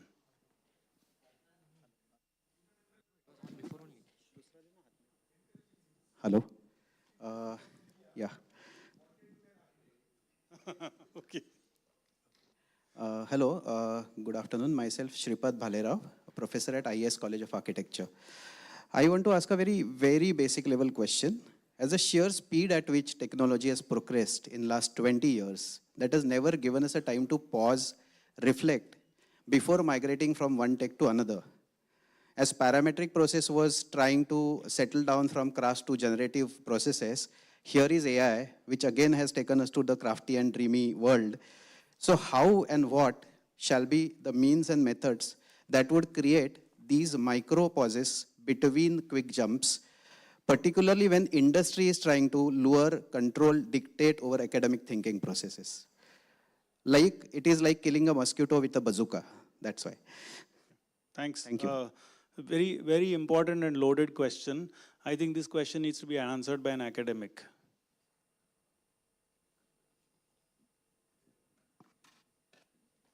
Yeah, so immediately when you finished the question, I was telling you the pause point is here. You know, we as institutes are a little paused as compared to the industry, and we should take that pause to ask questions, create experiments, and come up with the answers. So I don't know, we take the full responsibility of that.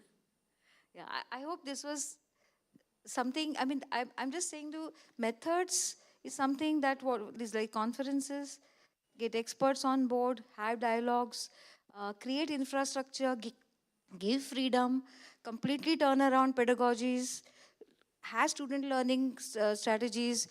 National education policy is replete with so many things.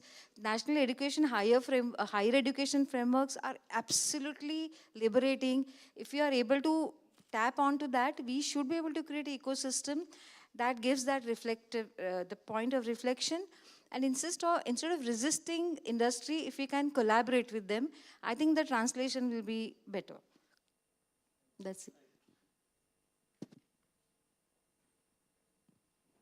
Thank you. And I think I want to maybe build on or translate what Aparna is saying is that educational institutions have that quote unquote responsibility to keep thinking about where our world is going.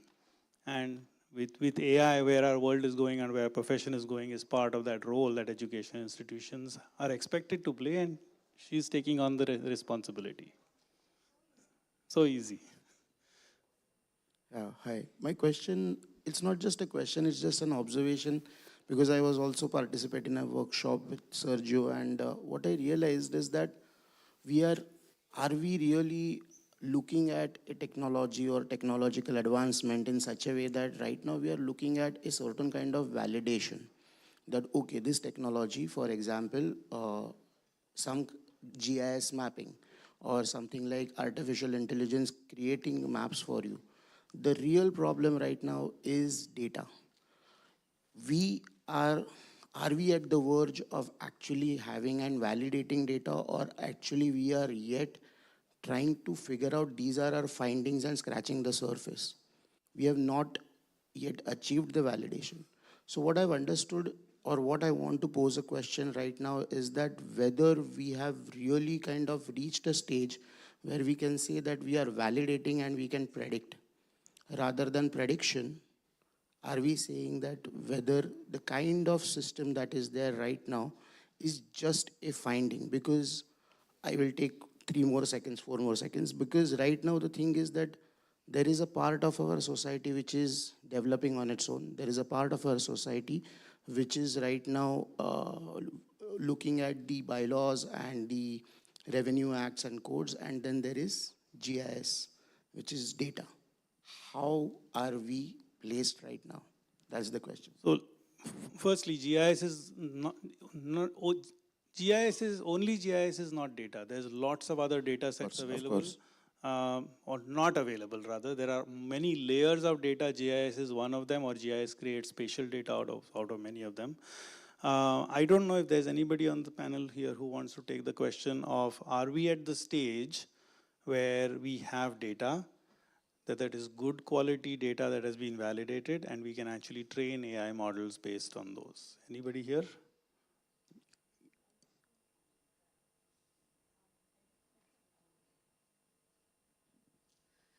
So there's a lot of data that's getting generated. So we are in the finding stage, according to me.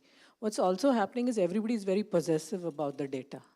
Until we start sharing data, we cannot analyze it properly and come to any conclusions. So everything that we do now is in a very small window that exposure we have. Data is going to be king, so nobody wants to share it also.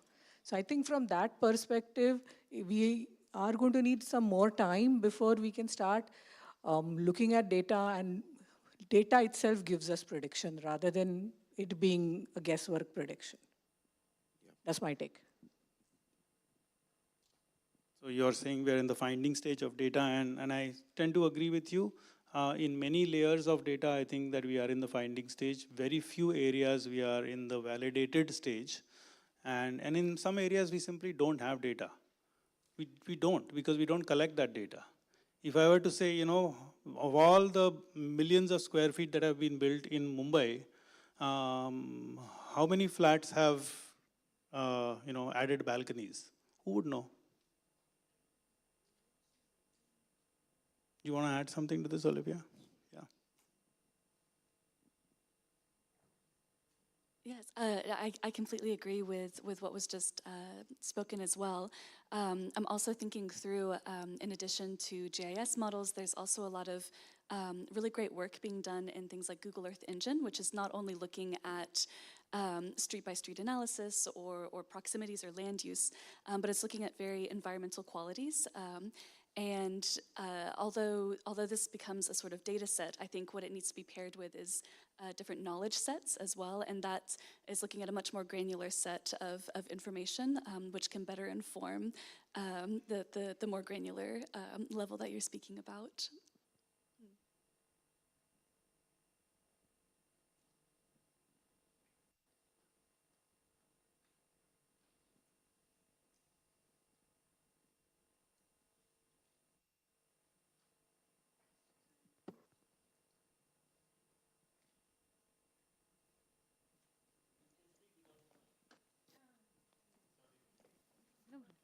Hello.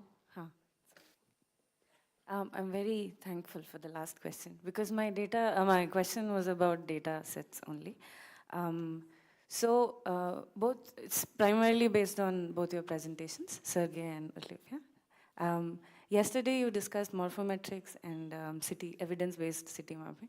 So having tried that a little, the biggest problem and hindrance with our work is mostly data. And because it's very sensitive data, most of it is very sensitive, it is very difficult as private individuals and companies and groups and maybe offices and institutions to collect that data. A lot of it would be easier if the governments were taking the stand. And it is going very slowly. It has just started. I don't know how much you know about the state in our country, for instance, but it started, but it's going very slowly. And I was involved with the GIS-based mapping for a few years. And the stage we are at, it will require a lot of cleaning before it can be used for any significant purposes. So based on your experience of other countries in the world, what do you think would be our, should be our paths to collecting that data, preferably within a time span that helps us do something with it before it? Thanks, great question.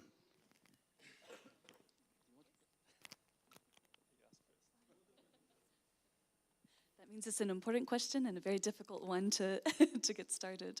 But I'd like to first bring up that it is incredibly important, and all over the world we're seeing different forms of gaps in data. Sometimes you'll have really great data in terms of spatial analysis or land use, but sometimes you'll have census data that is incredibly outdated, maybe 15, 20 years. Other times you'll have really great census data, but you won't have very accurate location data and things of that sort. And of course that has a very profound impact on the types of projects you could be working on. So one thing that I'm very encouraged by, especially as we've started working very in depth with some of these different cities, no matter what form of gap in data that you might encounter, you will find that there's a lot of institutional knowledge, institutions that are set throughout that city in that context. Even connecting with local architecture, universities, and urban design programs, you'll find that there's many, many years of very intensive urban design studies at the scale of streets and neighborhoods as well. Even from those, we've had incredibly productive and meaningful collaborations with them, because a lot of those students are very excited to share the work that they're doing. But then as you start to piece all of these knowledge sets together, you start adding up in a very meaningful way. So to continue encouraging anyone who's in the room who is in these academic spaces to continue focusing on the context of which you're living and experiencing, because it's building up to a larger picture. We won't be able to build it overnight, but we're seeing in phases, step by step, that it's greatly improving.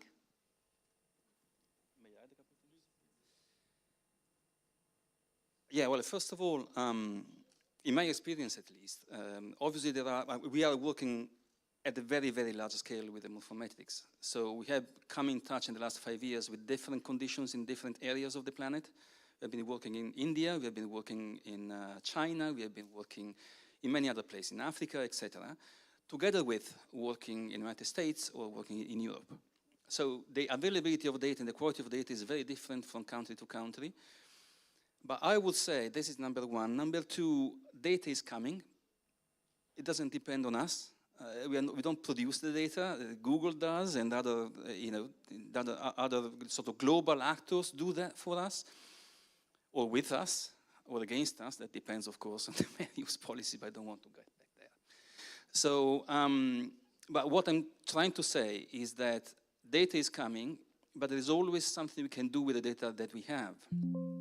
So the real problem is, in that case, having not so hungry applications that don't require necessarily data that we can't have at the moment. What we have designed with morphometrics since the very beginning, since day one, we wanted to go very, very large scale, right? And one of the problems that we had was the definition of the plot. For our application, the plot is absolutely fundamental, but there's no agreed definition of what the plot is. And what you have on the ground is that from country to country, and very often even from region to region of the same country, you have different definitions of what the plots are. So what did we do? We calculated the plot ourselves. We generated it out of the data that we normally have, which is the footprint of the building, the polygon. So there are always ways to get around it.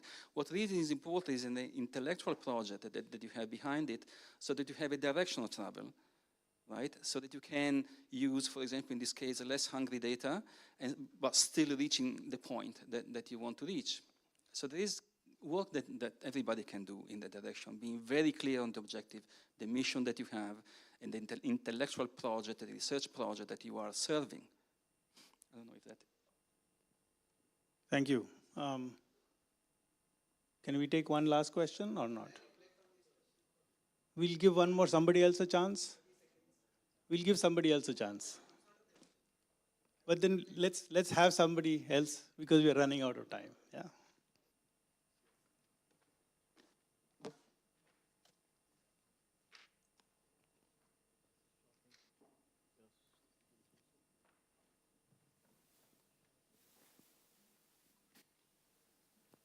Hello.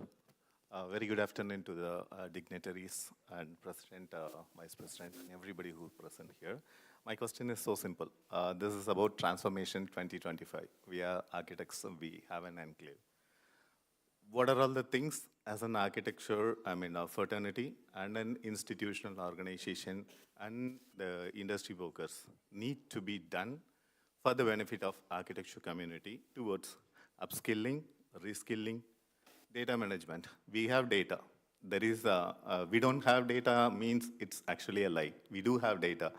Data accumulation is not a problem. Data assimilation is the problem. So in what way it has to be rectified? And there is a creativity we all have. How it has to be go with human touch to make ourselves unique in rest of the upcoming AI generations, whatever it might be. Whatever comes, let it be. But we are there for more than billion years, Earth is there, and we are here. Okay, we are actually progressing. We are always good with progress. What it has to be made so unique to continue further without any disturbance. Thank you. Please. So, no, please take the mic back because I'm not sure I've understood the question. Can you repeat the question? How to make it upskill, how to make it reskill, how to make the data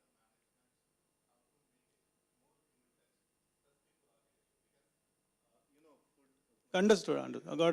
Got it. Okay. Sonali, as the newest member on the panel. So I cannot talk about the design part. I'll stay away from the design academics. But I think if we are looking at how to make it relevant, we need to look beyond design. How to make our structures more efficient is also something as architects we should contribute to, because it's our vision, it's our imagination that's coming into reality. How to make people happy using those structures is also something that we need to focus on. So my mantra is typically look beyond design. Those are the areas which architects can contribute. And that is what is also going to keep us more relevant. Wrap up? Okay. So very quickly, I think the summary of the panel is for people who are in educational institutions, make sure that you are being responsible in terms of exploring AI tools, and that you are in the process also working with students to help them understand how to make these wild ideas come to fruition in terms of construction, methods, etc. There are lots of opportunities available in terms of the roles that people can play, including what Aparna talked about, which is that this will open up new markets or new segments of the market that can be served by design, especially if you're talking of mass customization and being able to give power to the decision maker in terms of what they want. And then what we talked about in terms of the different roles, but also in terms of data. I think Sergey's thing was work with the data that you have. You can do something with it. So, instruct the students, work in exploring research areas where they can come up with specific things on the data that is available and how to use that for the AI and the tools that we have, that we will be having. Anything that I left out? Okay, all good? All right. Then this is it. And I think I'll turn it over now to Jayashri. You want to have a last word? We'll turn it over to Preeti. Okay, back to you, Preeti. Thank you so much, Prasad sir. Thank you so much for moderating the discussion. But we are not going to let you off so easy. So one last request, this is for Jayashree ma'am to kindly felicitate Prasad Vaidya sir.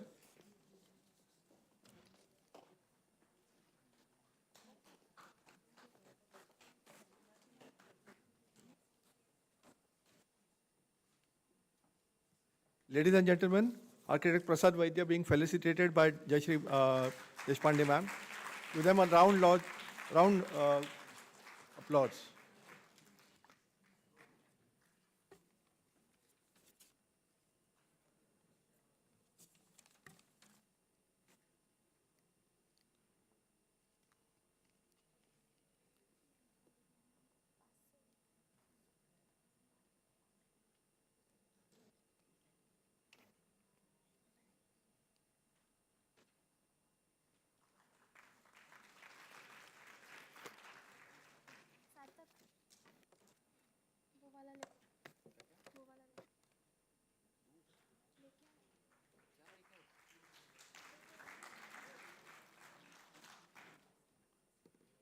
Next, may I request Dean Aparna Surve ma'am to kindly felicitate Architect Sonali Dhopte ma'am.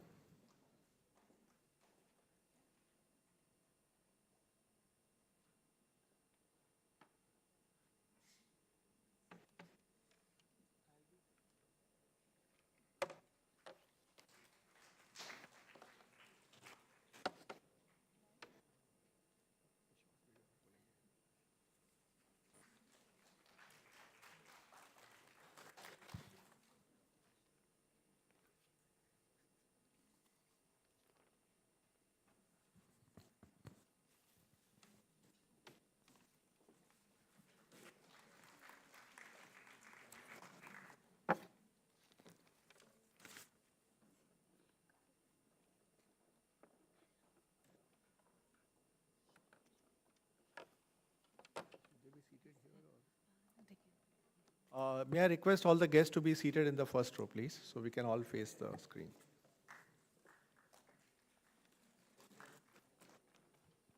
Louder round of applause, please.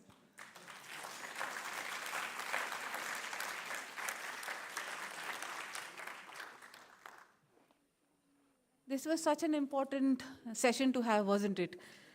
And a heartfelt thanks to every one of you, all the panel members and our moderator, Architect Prasad Vaidya, for expertly curating this engaging discussion. Before we move forward to the final session of our journey together since the past 3 days, okay, there's somebody's, okay. Video will be on now, right? Okay. Yes. So we invite you to take a moment to glimpse a vision in the making. The Council of Architectures. Yes. Okay. Please welcome Purohit sir to the dais. Anyway, so Transformations 25U needs to be supported actually with a sort of a great research building coming up, which could be a sort of an open platform, whereupon national, international levels expert could come and contribute, and whereupon we should have the state-of-art laboratories. And so Council of Architecture is coming up with its own center of excellence at Bangalore, next to NEC office. And what we are going to show you are the glimpses of that building, which the construction would start soon. We are expecting that it should be ready within a span of about 18 months flat. But when I was talking about the system outside it as such, the buildings would come, the investments may happen in the equipment, laboratories may come, but the question is like, who is going to ride that jockey? Yeah? So that is a $1 million question, whereupon you have to create that kind of synergy, you have to create that kind of an ecosystem, and that is presently what we are trying to, figure out and work out, so that it actually becomes applicable at all relevant levels, and the things would happen. But this is going to be quite exciting for you, I know that. And also that it would be, I mean, these kind of the laboratories, after our research, we have found out that maybe possibly at a single place having so many laboratories would be the first sort of a thing in the world. So I'm very sure with that kind of a thing as such, we would have the contributors coming from all parts of the world. Thank you. So please play it now.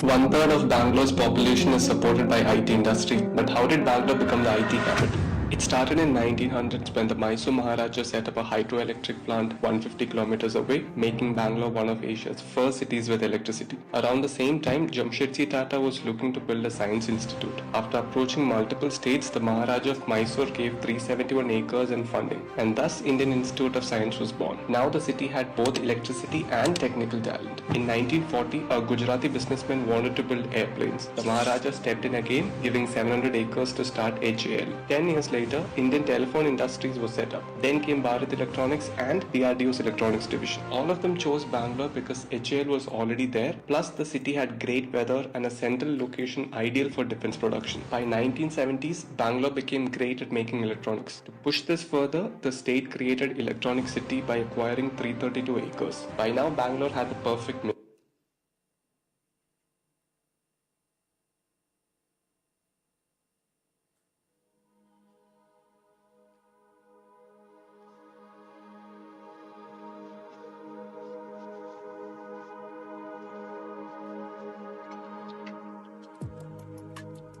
Global leader in architectural innovation, excellence, and sustainable growth. Through cutting-edge research, education, and collaboration, we are paving the way for a brighter, more advanced future.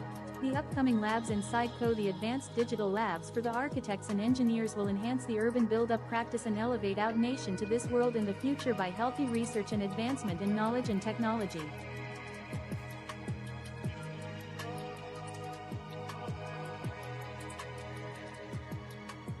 The proposed Center of Excellence, COE, will position India at the forefront of global architectural innovation. It aims to elevate best architectural practices, enhance management skills, ensure legal understanding, and foster research and development. The COE will cater to a wide range of professionals, including architects, engineers, supervisors, and laborers. This will be achieved through a blend of short-term and long-term courses, seminars, workshops, and both temporary and permanent exhibitions. By doing so, the COE will provide invaluable resources and opportunities for continuous learning and development, ensuring India leads.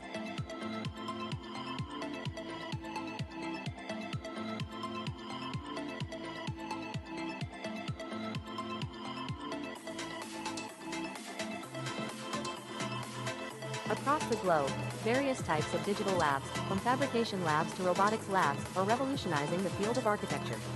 These state-of-the-art facilities, equipped with cutting-edge technologies, drive innovation, enhance design precision, and shape the future of urban development.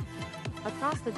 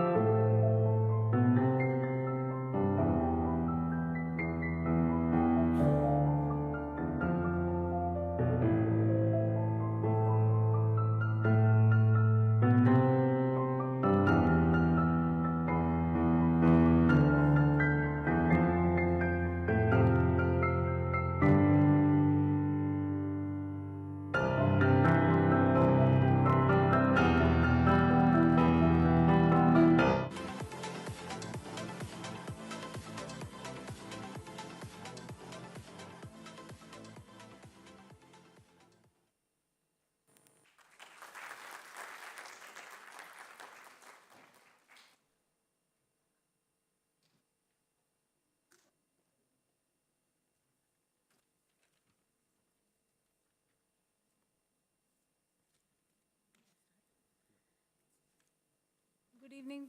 Good evening once again. We have now arrived at the final formal segment of Transformations 2025, the valedictory section.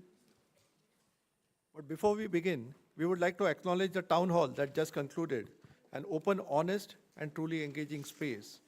Thank you once again to everyone who participated, whether it was by speaking, submitting a thought, or simply listening with attention. The spirit of that session, generous, curious, and future-facing, is exactly what we carry forward into this closing. This isn't about ending a conference, it's about taking a breath, looking back, and celebrating what we have co-created over these last 3 days. This is a moment of gratitude and closure, but also of looking forward. So let's begin the final chapter of this conversation with joy, clarity, and celebration. To reflect on what we've collectively achieved over the past 3 days, we now invite Professor Aparna Surve, co-convener of Transformations 2025 and Dean, D.Y. Patil School of Architecture, to present the official conference report.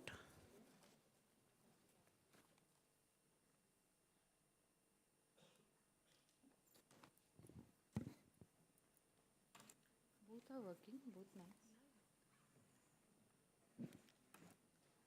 No. Okay. A warm good evening to everyone.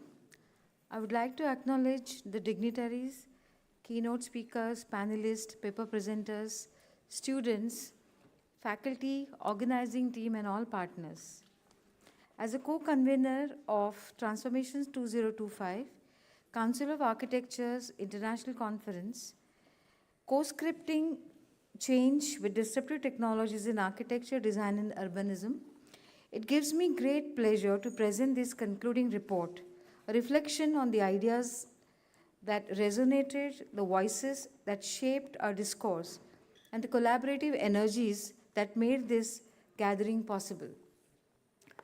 The conference was envisioned as a platform for academia and industry to foster continuous reforms in pedagogy, scholarship, and practice. Transformation 2025 unfolded over 3 dynamic days from 26th of June to 28th of June 2025 under the theme of Disruptive Technologies. It was hosted by D.Y. Patil MTB University, School of Architecture, Navi, Mumbai, at Center of Excellence, where we have gathered. The pre-conference activities included 12 webinars, curated and conducted around the conference themes and received great responses. The conference commenced with 2 curated pre-conference workshops conducted by, the first one by Dr. Sergio Porta on master planning the urban processes.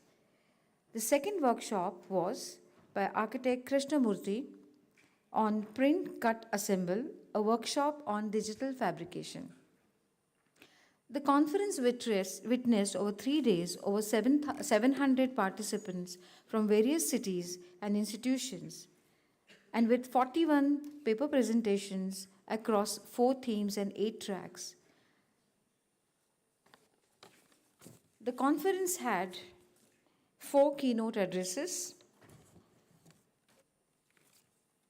The day 1 keynote session brought certain key ideas such as hedonistic sustainability and mindful urbanism through meticulous material and structural innovation by architect Joao, Albuquerque of BIG.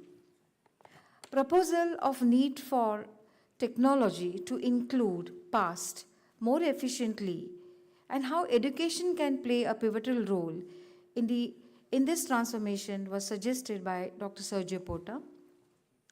Architect Olivia Poston, through her projects and studies conducted at Norman Foster Institute, proposed the meticulous need for dynamic integrations of urban data analytics, urban twinning, digital twinning, employment of technology and AI insights to generate democratic platforms for sustainable governance.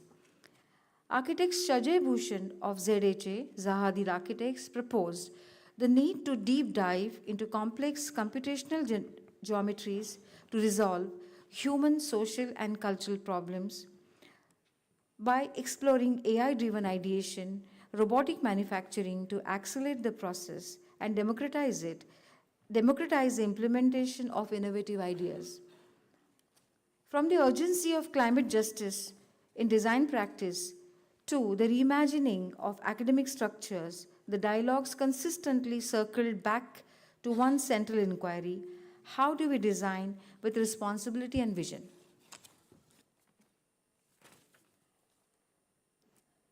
Very importantly, students of D.Y. Patil School of Architecture played an active role throughout the conference by contributing to installations Gaira, an installation done through strip morphology. Students were active in volunteering efforts and curating setting up of Utopia, our annual academic exhibition, showcasing their enthusiasm and teamwork. I want to mention Arya Gupta and Chavi Mehta, who are probably not here, were responsible for conceptualizing Gaira. NASA president and the secretary attended the conference. They interacted with student body, and I was very impressed by their motivation to integrate the student body into National Association. That leadership is really commendable. We are extremely grateful and thankful to architect and Professor Abhay Purohit, President, Council of Architecture, for his vision, his support and encouragement for past 1 year. Dr. Vijay T. Patil, Chancellor and President of D.Y. Patil Improve Universities, his unwavering guidance and leadership in making this conference a meaningful and impactful endeavor for D.Y. Patil School of Architecture.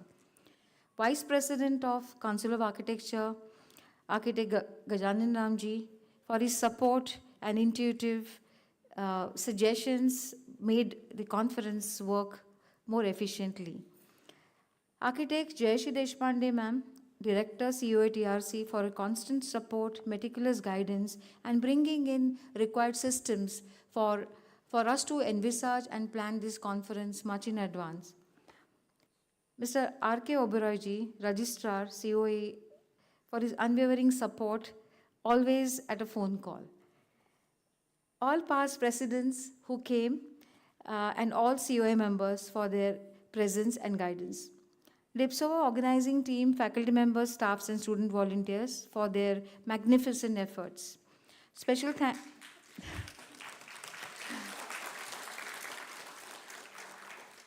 I'm going to leave vote of thanks for Jayashree ma'am, but I couldn't help. Special thanks to all keynote speakers, plenary speakers, scientific committee members, publication advisor, reviewers, moderators, tech team, media, logistics. I would also like to acknowledge the efforts of all silent contributors who made this event successful. The conference will live on through the dynamic networks established among academics, professionals, and student network that promise future collaborations across institutions and discipline.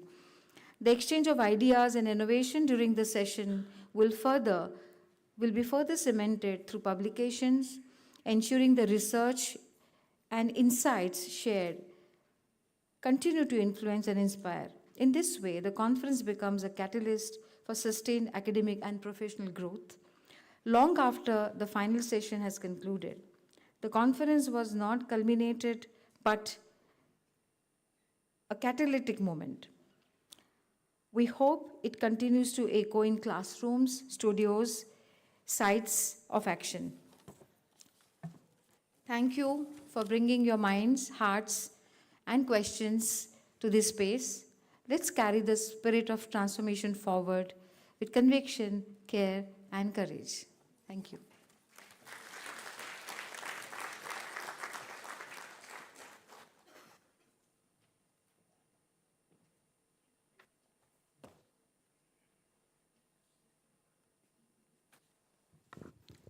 Thank you, Aparna ma'am, for that clear and thoughtful reflection. It is now my honor, our honor to invite President of Council of Architecture, Professor Abhay Vinayak Purohit, to deliver his presidential address. Professor Purohit has not only been a patron of this conference, but also a guiding force, constantly reminding us that design education must evolve with vision, empathy, and courage.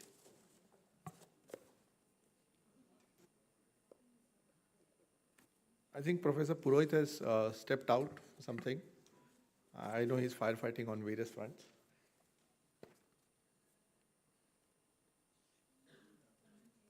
Can someone please reach out to him?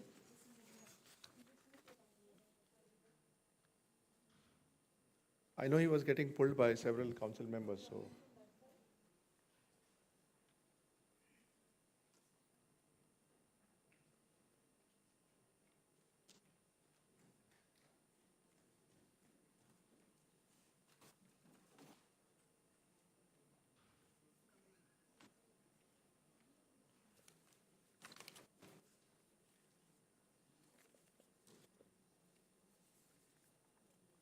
Purohit sir, your presidential address, please.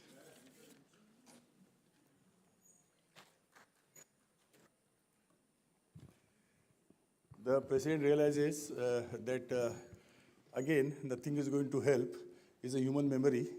And I thought that my flight is at 10:30. Now I realize that my flight is at 8:30. All right. And that means that actually I would have been started for airport, but that's fine.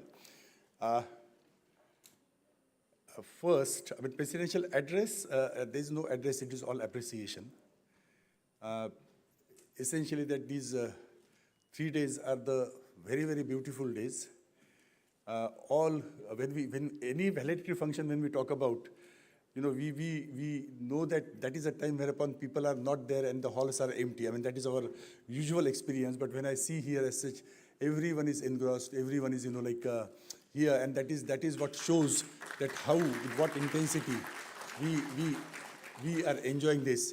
And possibly, you know, many times it so happens that you feel like, why so lengthy program? Why so many days? Why to, you know, go for it? And here where possibly, I mean, that's what my feeling is, that possibly this would have been extended for another day or so.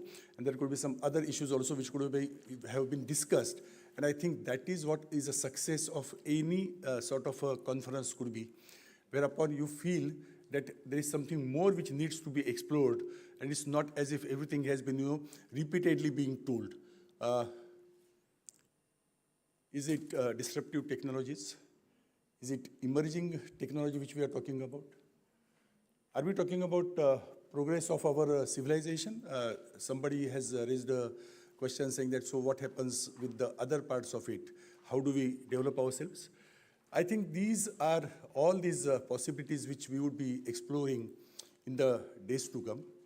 One of the most important aspects is that of knowledge. When somebody was talking about the data structure and was saying that, so from where the data structure would come, but along with data structure, more importantly as such, it is basically getting connected, basically talking about various issues, and specifically so when we are talking about the emerging technologies. One of the aspects, and which I keep on talking about, is that, you know, when we get connected, we are capable of moving forward very, very fast. That also is applicable in case of a research. And though we have the, you know, so many sets of the journals happening around there and so many things are happening around there, but when we talk about a research coming to a level, then it should be always like that, that if somebody has done this much of a research, another person should get the opportunity to take it from that point onwards, take it to further and further and further, rather than everyone is trying to do this and somebody is capable of coming to this level or this level or this level. In the days to come, we all would be capable of, you know, joining our hands, understanding who is doing what you call in these terms possibly open sourcing, without any sort of reservations as such. I do not, the feeling when it comes that, you know, whatever I'm going to do is going to be beneficial for the humanity, then that is an aspect which needs to be, you know, considered. And I think that such kind of the conferences basically would be capable of doing that. Now, this conference was a bit different in a sense that it was not only about the dry technical sessions. It was not only about the reading the sort of the research which I have done. It is all about understanding that who is doing what. Is it possible for me to take up something from there? Is it possible that we are going to, you know, use it in a much, much better fashion, much refined way, and so on and so forth? In that sense, there's immense learning which has happened at this stage. This itself could be that kind of a stone from where we can build up the future sort of the scenarios in the coming days. I'm absolutely thankful to the guests who have traveled from all that different parts of the world, and they are here, and they have become a part and parcel of the entire ecosystem. And thank you very much for that. I'm also thankful to the great team. As I said, that I was talking about that Aja Fasaja company. This is one example of that.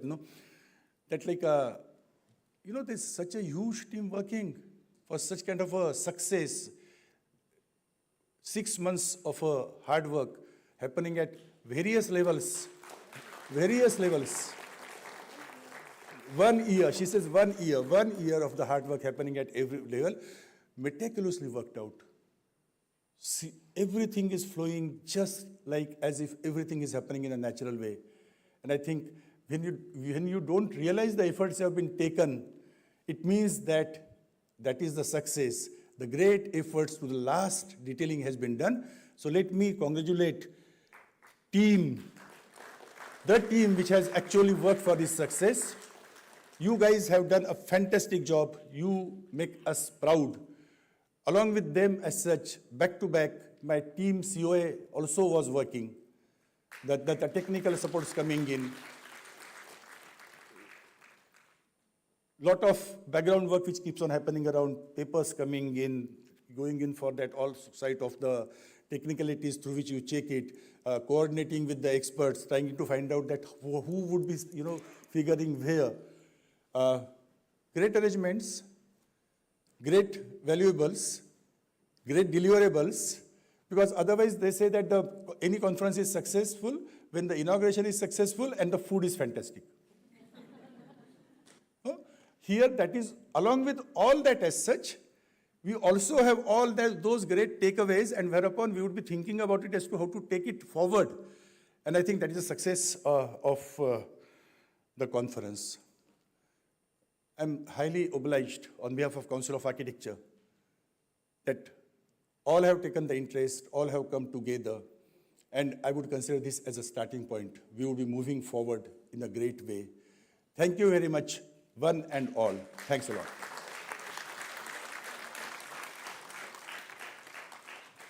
And please permit me to leave now. Yeah. Thank you so much, Purohit sir. A huge round of applause, ladies and gentlemen. And thank you, Purohit sir, for sharing that synergy and rubbing it off on all of us and making this conference such a huge success.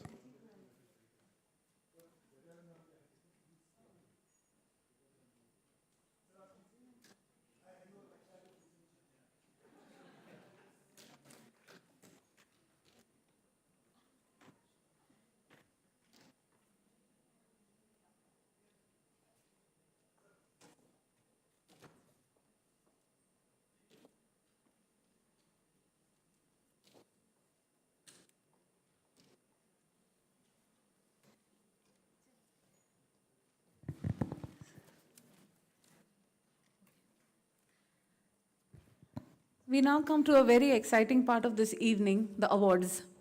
These honors celebrate excellence in research, creativity, and participation at Transformations 2025. We begin with the Best Paper Awards given to the research presentations that demonstrated rigor, originality, and impact. May we request Honorable Vice President Sir, Architect Gajanan Ram ji, to please come and do the honors. I will read out the names. May I have the winners please come down. From panel 1, for exploring digital techniques and changing trends in the field of landscape architecture and landscape urbanism, Sushma Madhusudan Bedgiri.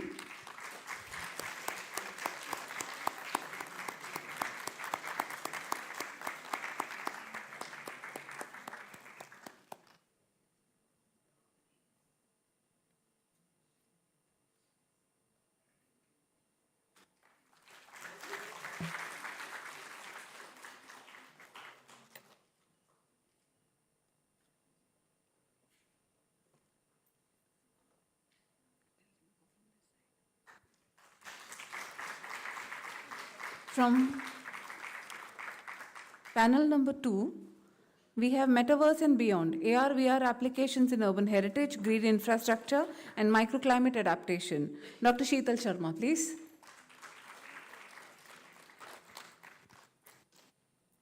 Is Dr. Sheetal Sharma here? All right. Okay, we move on to panel number 3. Impact of AI on the creativity of architecture, students across various phases of the design process. Vishwajit A. and Harshita KV. We could applaud for them, even if they're not here. Panel number 4, the digital layer, redefining physical urban spaces. Architect Isha Parate and Dr. Aparna Parate. You may clap, they're not here. And panel number 5, cultivating change, leveraging community gardens for urban renewal in imminent megacities through global insights. Gagan Jain and Sanan Verma, are you here? All right, thank you Gajanji, thank you.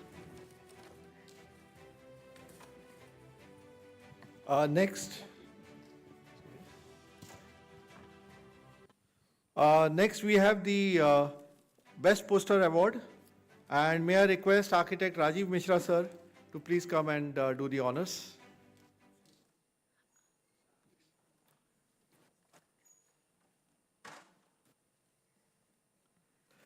So these are the two best posters. Sir, please. So these are the two best posters that recognize clarity in visual communication, research quality, and presentation. The first poster is titled Salt Spray Disruption, Environmental Degradation and Resilient Design Responses in Coastal Architecture. Ashley Sukur and Hani Ashokan from Asian School of Architecture and Design Innovation, India.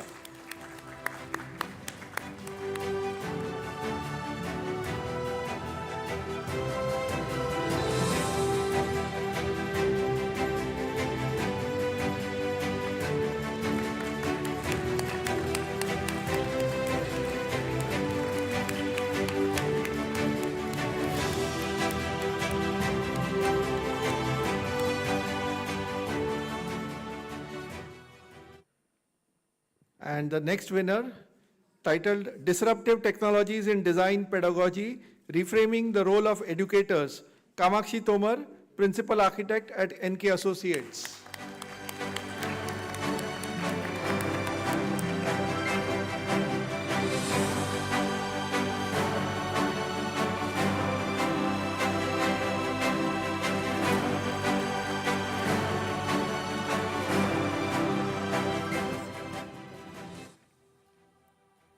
Thank you so much, sir. Thank you. Thank you, sir. We'd also like to take a moment to honor our panelists and session chairs who have contributed so generously. May I request Gajanan Ram sir to come again for the distribution of certificates to our review chairs and panelists. Dr. Kanika Bansal.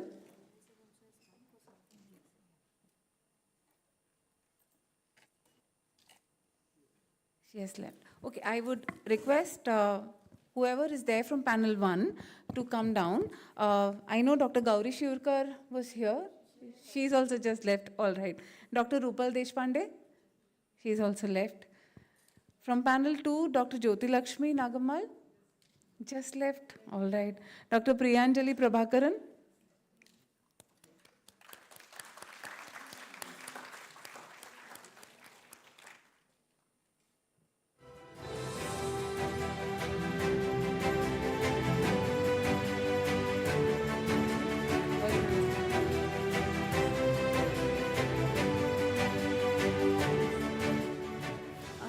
Dr. Gauri is here. May we have a certificate, please?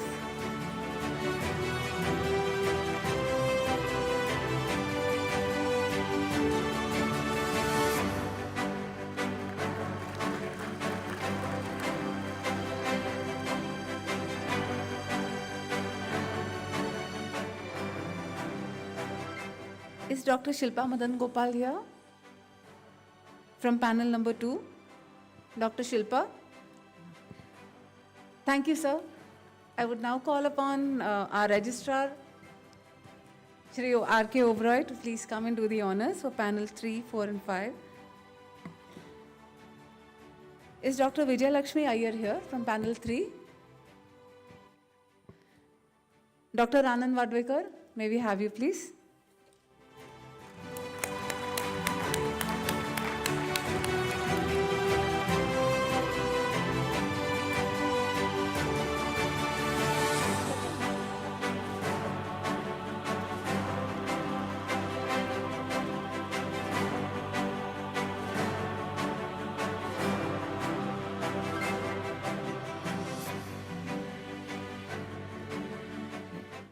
From panel 4, could we have Dr. Ketan Kimmatkar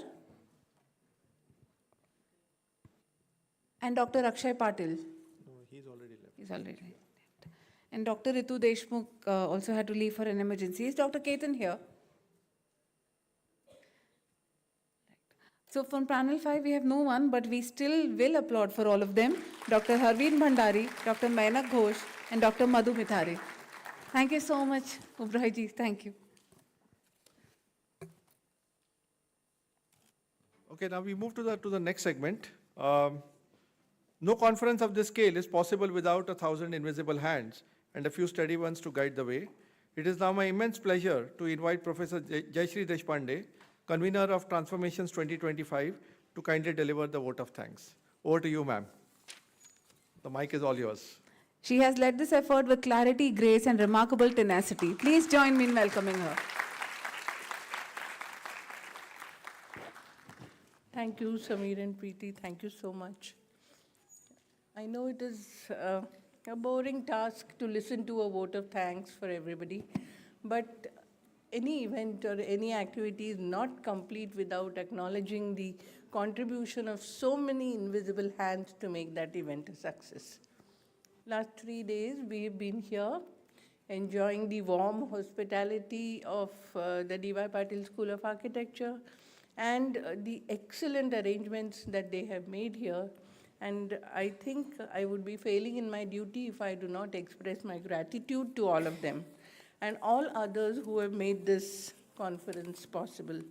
First and foremost, the chief patron and the co-patron, Professor Abhay Purohit ji and Dr. Vijay Patil ji, one for the vision, two for implementing that vision so wonderfully.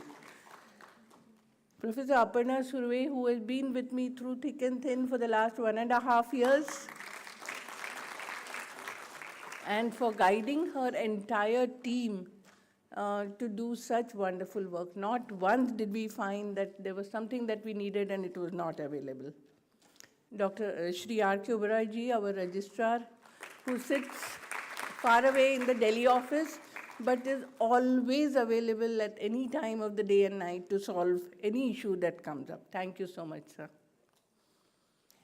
All the members of the Council of Architecture who come here for every such event to motivate us, to appreciate us, and to guide us further. Thank you so much, all of you. I can see some of you still here, and I do hope that you will keep coming like this to every such event that Council of Architecture conducts and motivates us further. The conference advisors, Architect Gajanand Ramji, the Vice President of the Council of Architecture, very silently, very quietly, he will tell us a small thing, but which makes an immense difference. Thank you so much, sir. The members of the Executive Committee of the Council who have been with us always to support us. Architect Kiran Mahajani, Professor Pradyumna Vyas, Dr. Srivatsan, and Architect Tushar Sogani, who were our conference advisors and who guided us in every little phase of the conference when we were stuck with some question and we did not know how to take it forward. The scientific committee especially was amazing. The amount of time that they spent with us to curate this conference and to ensure that we kept on track. We looked at our aims and objectives and we made sure that we have some strong takeaways for the participants. I think when you all raised your hands, you did accept that you took away a good amount of things from the conference. We have on the scientific committee Professor Aniruddha Paul, Architect Krishnamurthy, Dr. Matilde Marengo, Architect Nuru Karim, Architect Prasad Vaidya, Dr. Sanjeev Vidyarthi, Professor Sergio Porta, Dr. Swaraj Dattagupta, Dr. Nandini Kulkarni, and Dr. Binumul Tom, who were the publication advisors. Our speakers, who were the main core of the conference. Each one of them brought expertise from a different aspect of AI. So there were some who researched on it, some who took the work into the field, some who actually executed it, some who planned for the future and looked at strengthening all of us so that we are able to take up AI in a strong way. I thank all of you from the bottom of my heart. Architect Joao Albuquerque, Dr. Sergio Porta, Architect Krishnamurti, the two of them have spent more time taking up 2 workshops for our students, and the feedback that I got from the students has been amazing. They have really, really appreciated the kind of guidance that you have given to our students. Thank you so much. We have Olivia, Dr. Olivia Poston and Dr. Omreta Romes, who was here with us online, but these two have done immense work in research, and we look forward to bringing them back with us to guide us for future conferences and so many other events which we would like you to do with us for our schools of architecture in India, and there is a big number of them. My thanks to our very own Shajay Bhooshan, who is Indian, who is the older son of one of our architects, Dr. Shashi Bhooshan from Mysore, who has been always associated with so many activities of the Council of Architecture. Shajay brought a little bit of Indianism to the people that we got from overseas, but he represented Zaha Hadid Architects, and the work that he showed to us was awesome.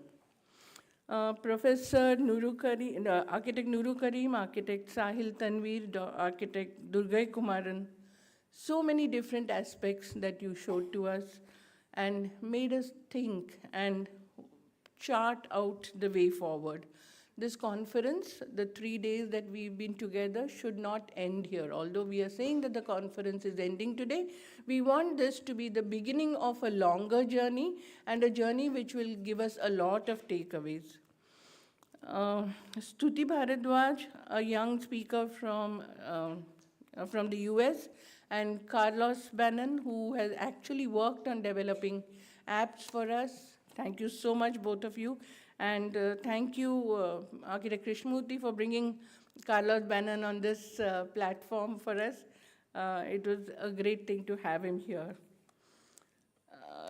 If any conference is not successful without the contribution of the people who respond to our call for papers, and we had a huge number of papers, out of which 44 were selected for presentation, 41 actually got selected, and this happened because obviously the paper authors contributed, but we had a whole panel of reviewers who reviewed each paper to select whether it could come for presentation or not. Just to explain to you, the process that we followed was that every paper was sent to at least 2 people to confirm whether it could go into presentation. If both of them said yes or both said no, then we stopped at that. If there was a conflicting response, the paper went to a third reviewer. So every paper was reviewed thoroughly, and then it was decided whether it should go into presentation or not.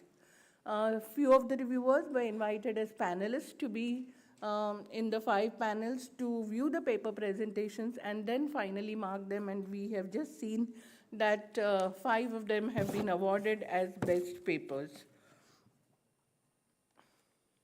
So this happened on the technical side of it, but the conference cannot be successful without us having a great experience here on ground zero. And the DYPUSOA core committee has been working round the clock, I just said, for a year, but to be precise, the working started somewhere in February last year, when we conducted the first conference, and the team from here came there to see what the conference was like, and they immediately started planning the next one. We have Professor Dr. Anil Pawade, Professor Anita Sham, Professor Aradhana Paraikar, Professor Dinesh Jhope, Professor Kalashri Vibhute, Professor Kundan Bharambe, Professor Mehak Khan, Professor Mary Thomas, Professor Mayuresh Gore, Professor Megha Sharma, Professor Preeti Nayak, Professor Prabodho Mukhopadhyay, Professor Sachin Joshi, Professor Sampada Khokle, Professor Saili Fandsekar, Professor Shailendra Thakan, Professor Suchita Karare, and Professor Tanvi Deshpande.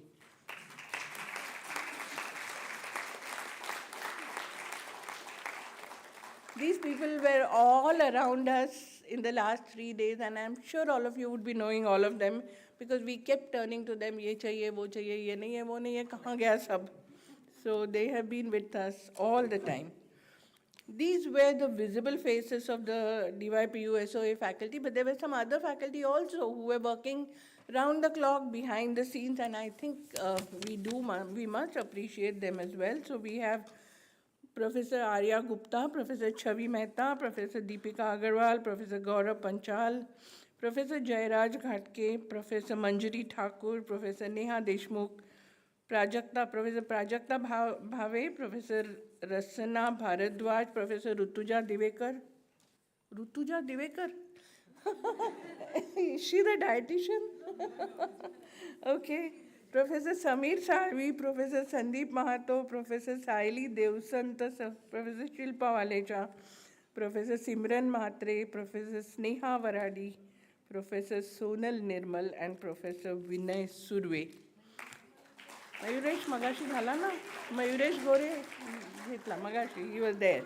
But again Mayuresh Gore, on popular demand. No. Why Mayuresh Gore twice? Because he also coordinated the workshop with Sergio. He was there with Sergio to conceptualize and conduct that workshop. So thank you, Mayuresh, and thank you so much, all the faculties. I know this is a long list to read, but I think we must do this duty and yes.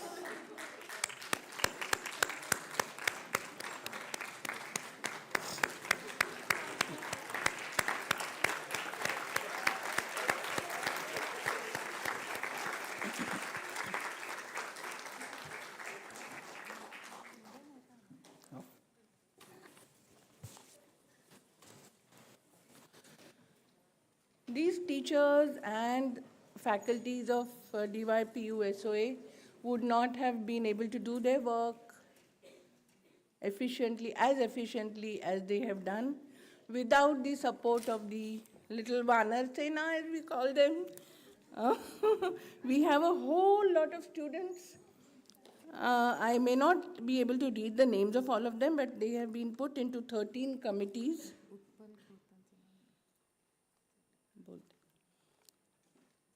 The local finance committee, the design committee, the publicity and promotion committee. You can imagine there are 13 committees. There would be at least 8 to 10 students in each committee. And think of the work that they have done. Logistics committee, technical committee, venue preparation, report committee, publication committee. Their work has not ended. They will work after this to bring out the publications in the public platform. Registration committee, volunteer committee, evaluation committee, exhibition committee, and cultural committee. So there were so many of them.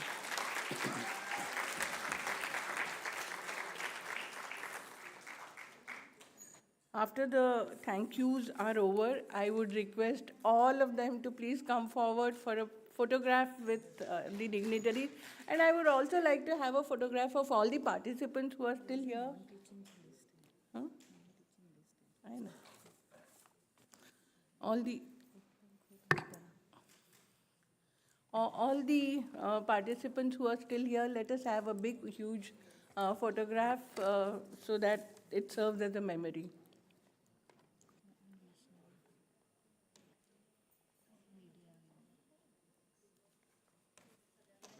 Professor Utpal Khote and Professor Vaishnavi Karkera were working on the advertisements, the branding of the conference, and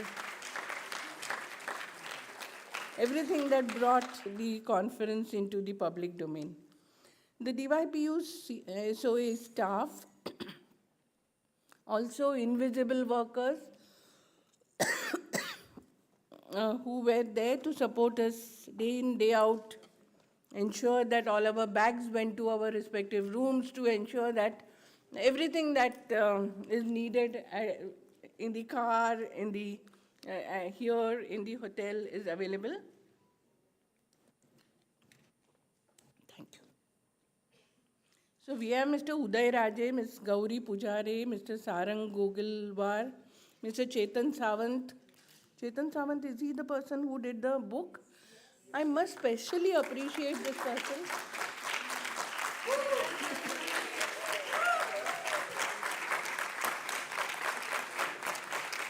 There were two occasions when I really tested this person.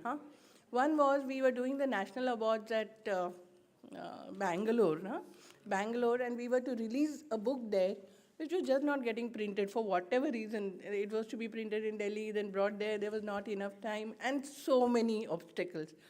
So I called up Aparna ma'am and told her कि हमको book चाहिए, कल सवेरे 5 copies चाहिए. And you won't believe, impeccably printed, wrapped up, and delivered in Bangalore within something like 12 hours. The same with my USRP book, which got released at the inauguration. I gave it to him at night, and in the morning it was there, wrapped up and ready to be released. So special thank you to Mr. Chetan Sawant. Then we have Savita Kirtane, Ms. Shubhangi Dandavate, Riya Patil, Akshay Tikone, Datta Patil, Jubesh Sheikh. Jubesh Sheikh is also one person, and Mohsin, who has been working on the softwares and the soft copies of our publications. Revati More, Prathamesh Bhosle, Tijay Sahani, Amit Kadam, Omkar Mane, and all the housekeeping staff. A big thank you to all of you.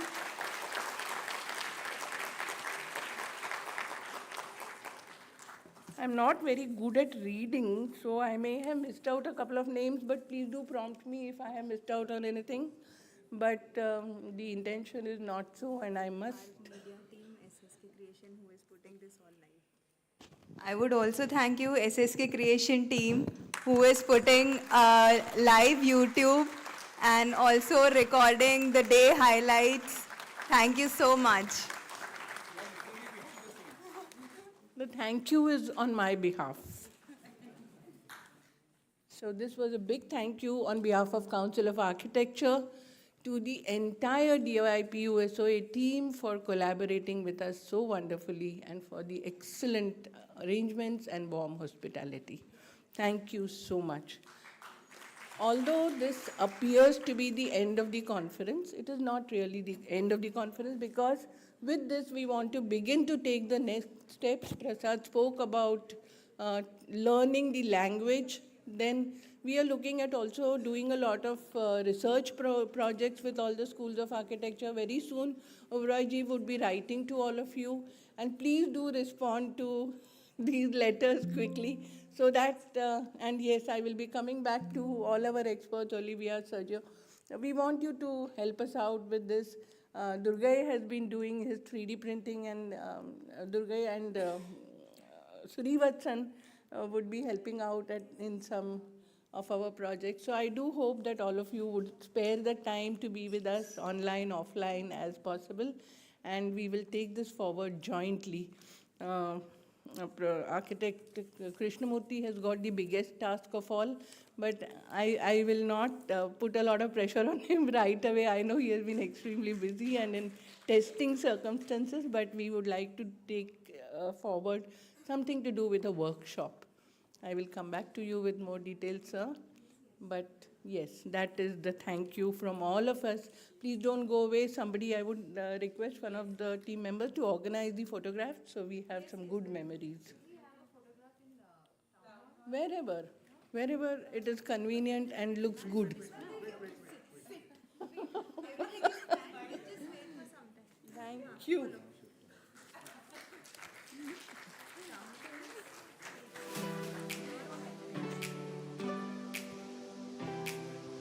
Guys, we just have 2 more minutes of your time, but very important 2 minutes, so please be patient. Yes. Thank you. So thank you once again to each one of you for your presence, your ideas, your energy. Please do not forget the feedback form and tag us in your conference memories.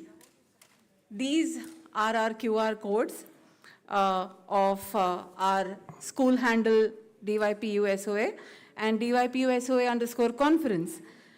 We hope to remain connected beyond this event, and you can also find the complete 3-day program on YouTube and our media partners Hindustan Times archives under Transformations 2025 International Conference. We await your feedback because that will genuinely encourage us.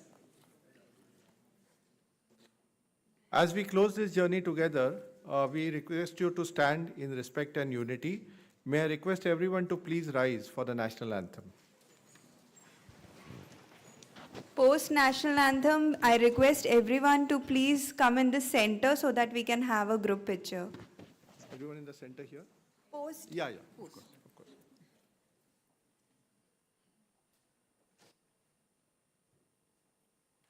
Janagana mana adhinayaka jaya Bharat bhagya vidhata Punjab Sindh Gujarat Maratha Dravida Utkala Vanga Vindhya Himachala Yamuna Ganga Uchala Jaladhi Taranga तव शुभ नामे जागे तव शुभ आशीष मांगे गाहे तव जय गाथा जन गण मंगलदायक जय हे भारत भाग्य विधाता जय हे जय हे जय हे जय जय जय जय हे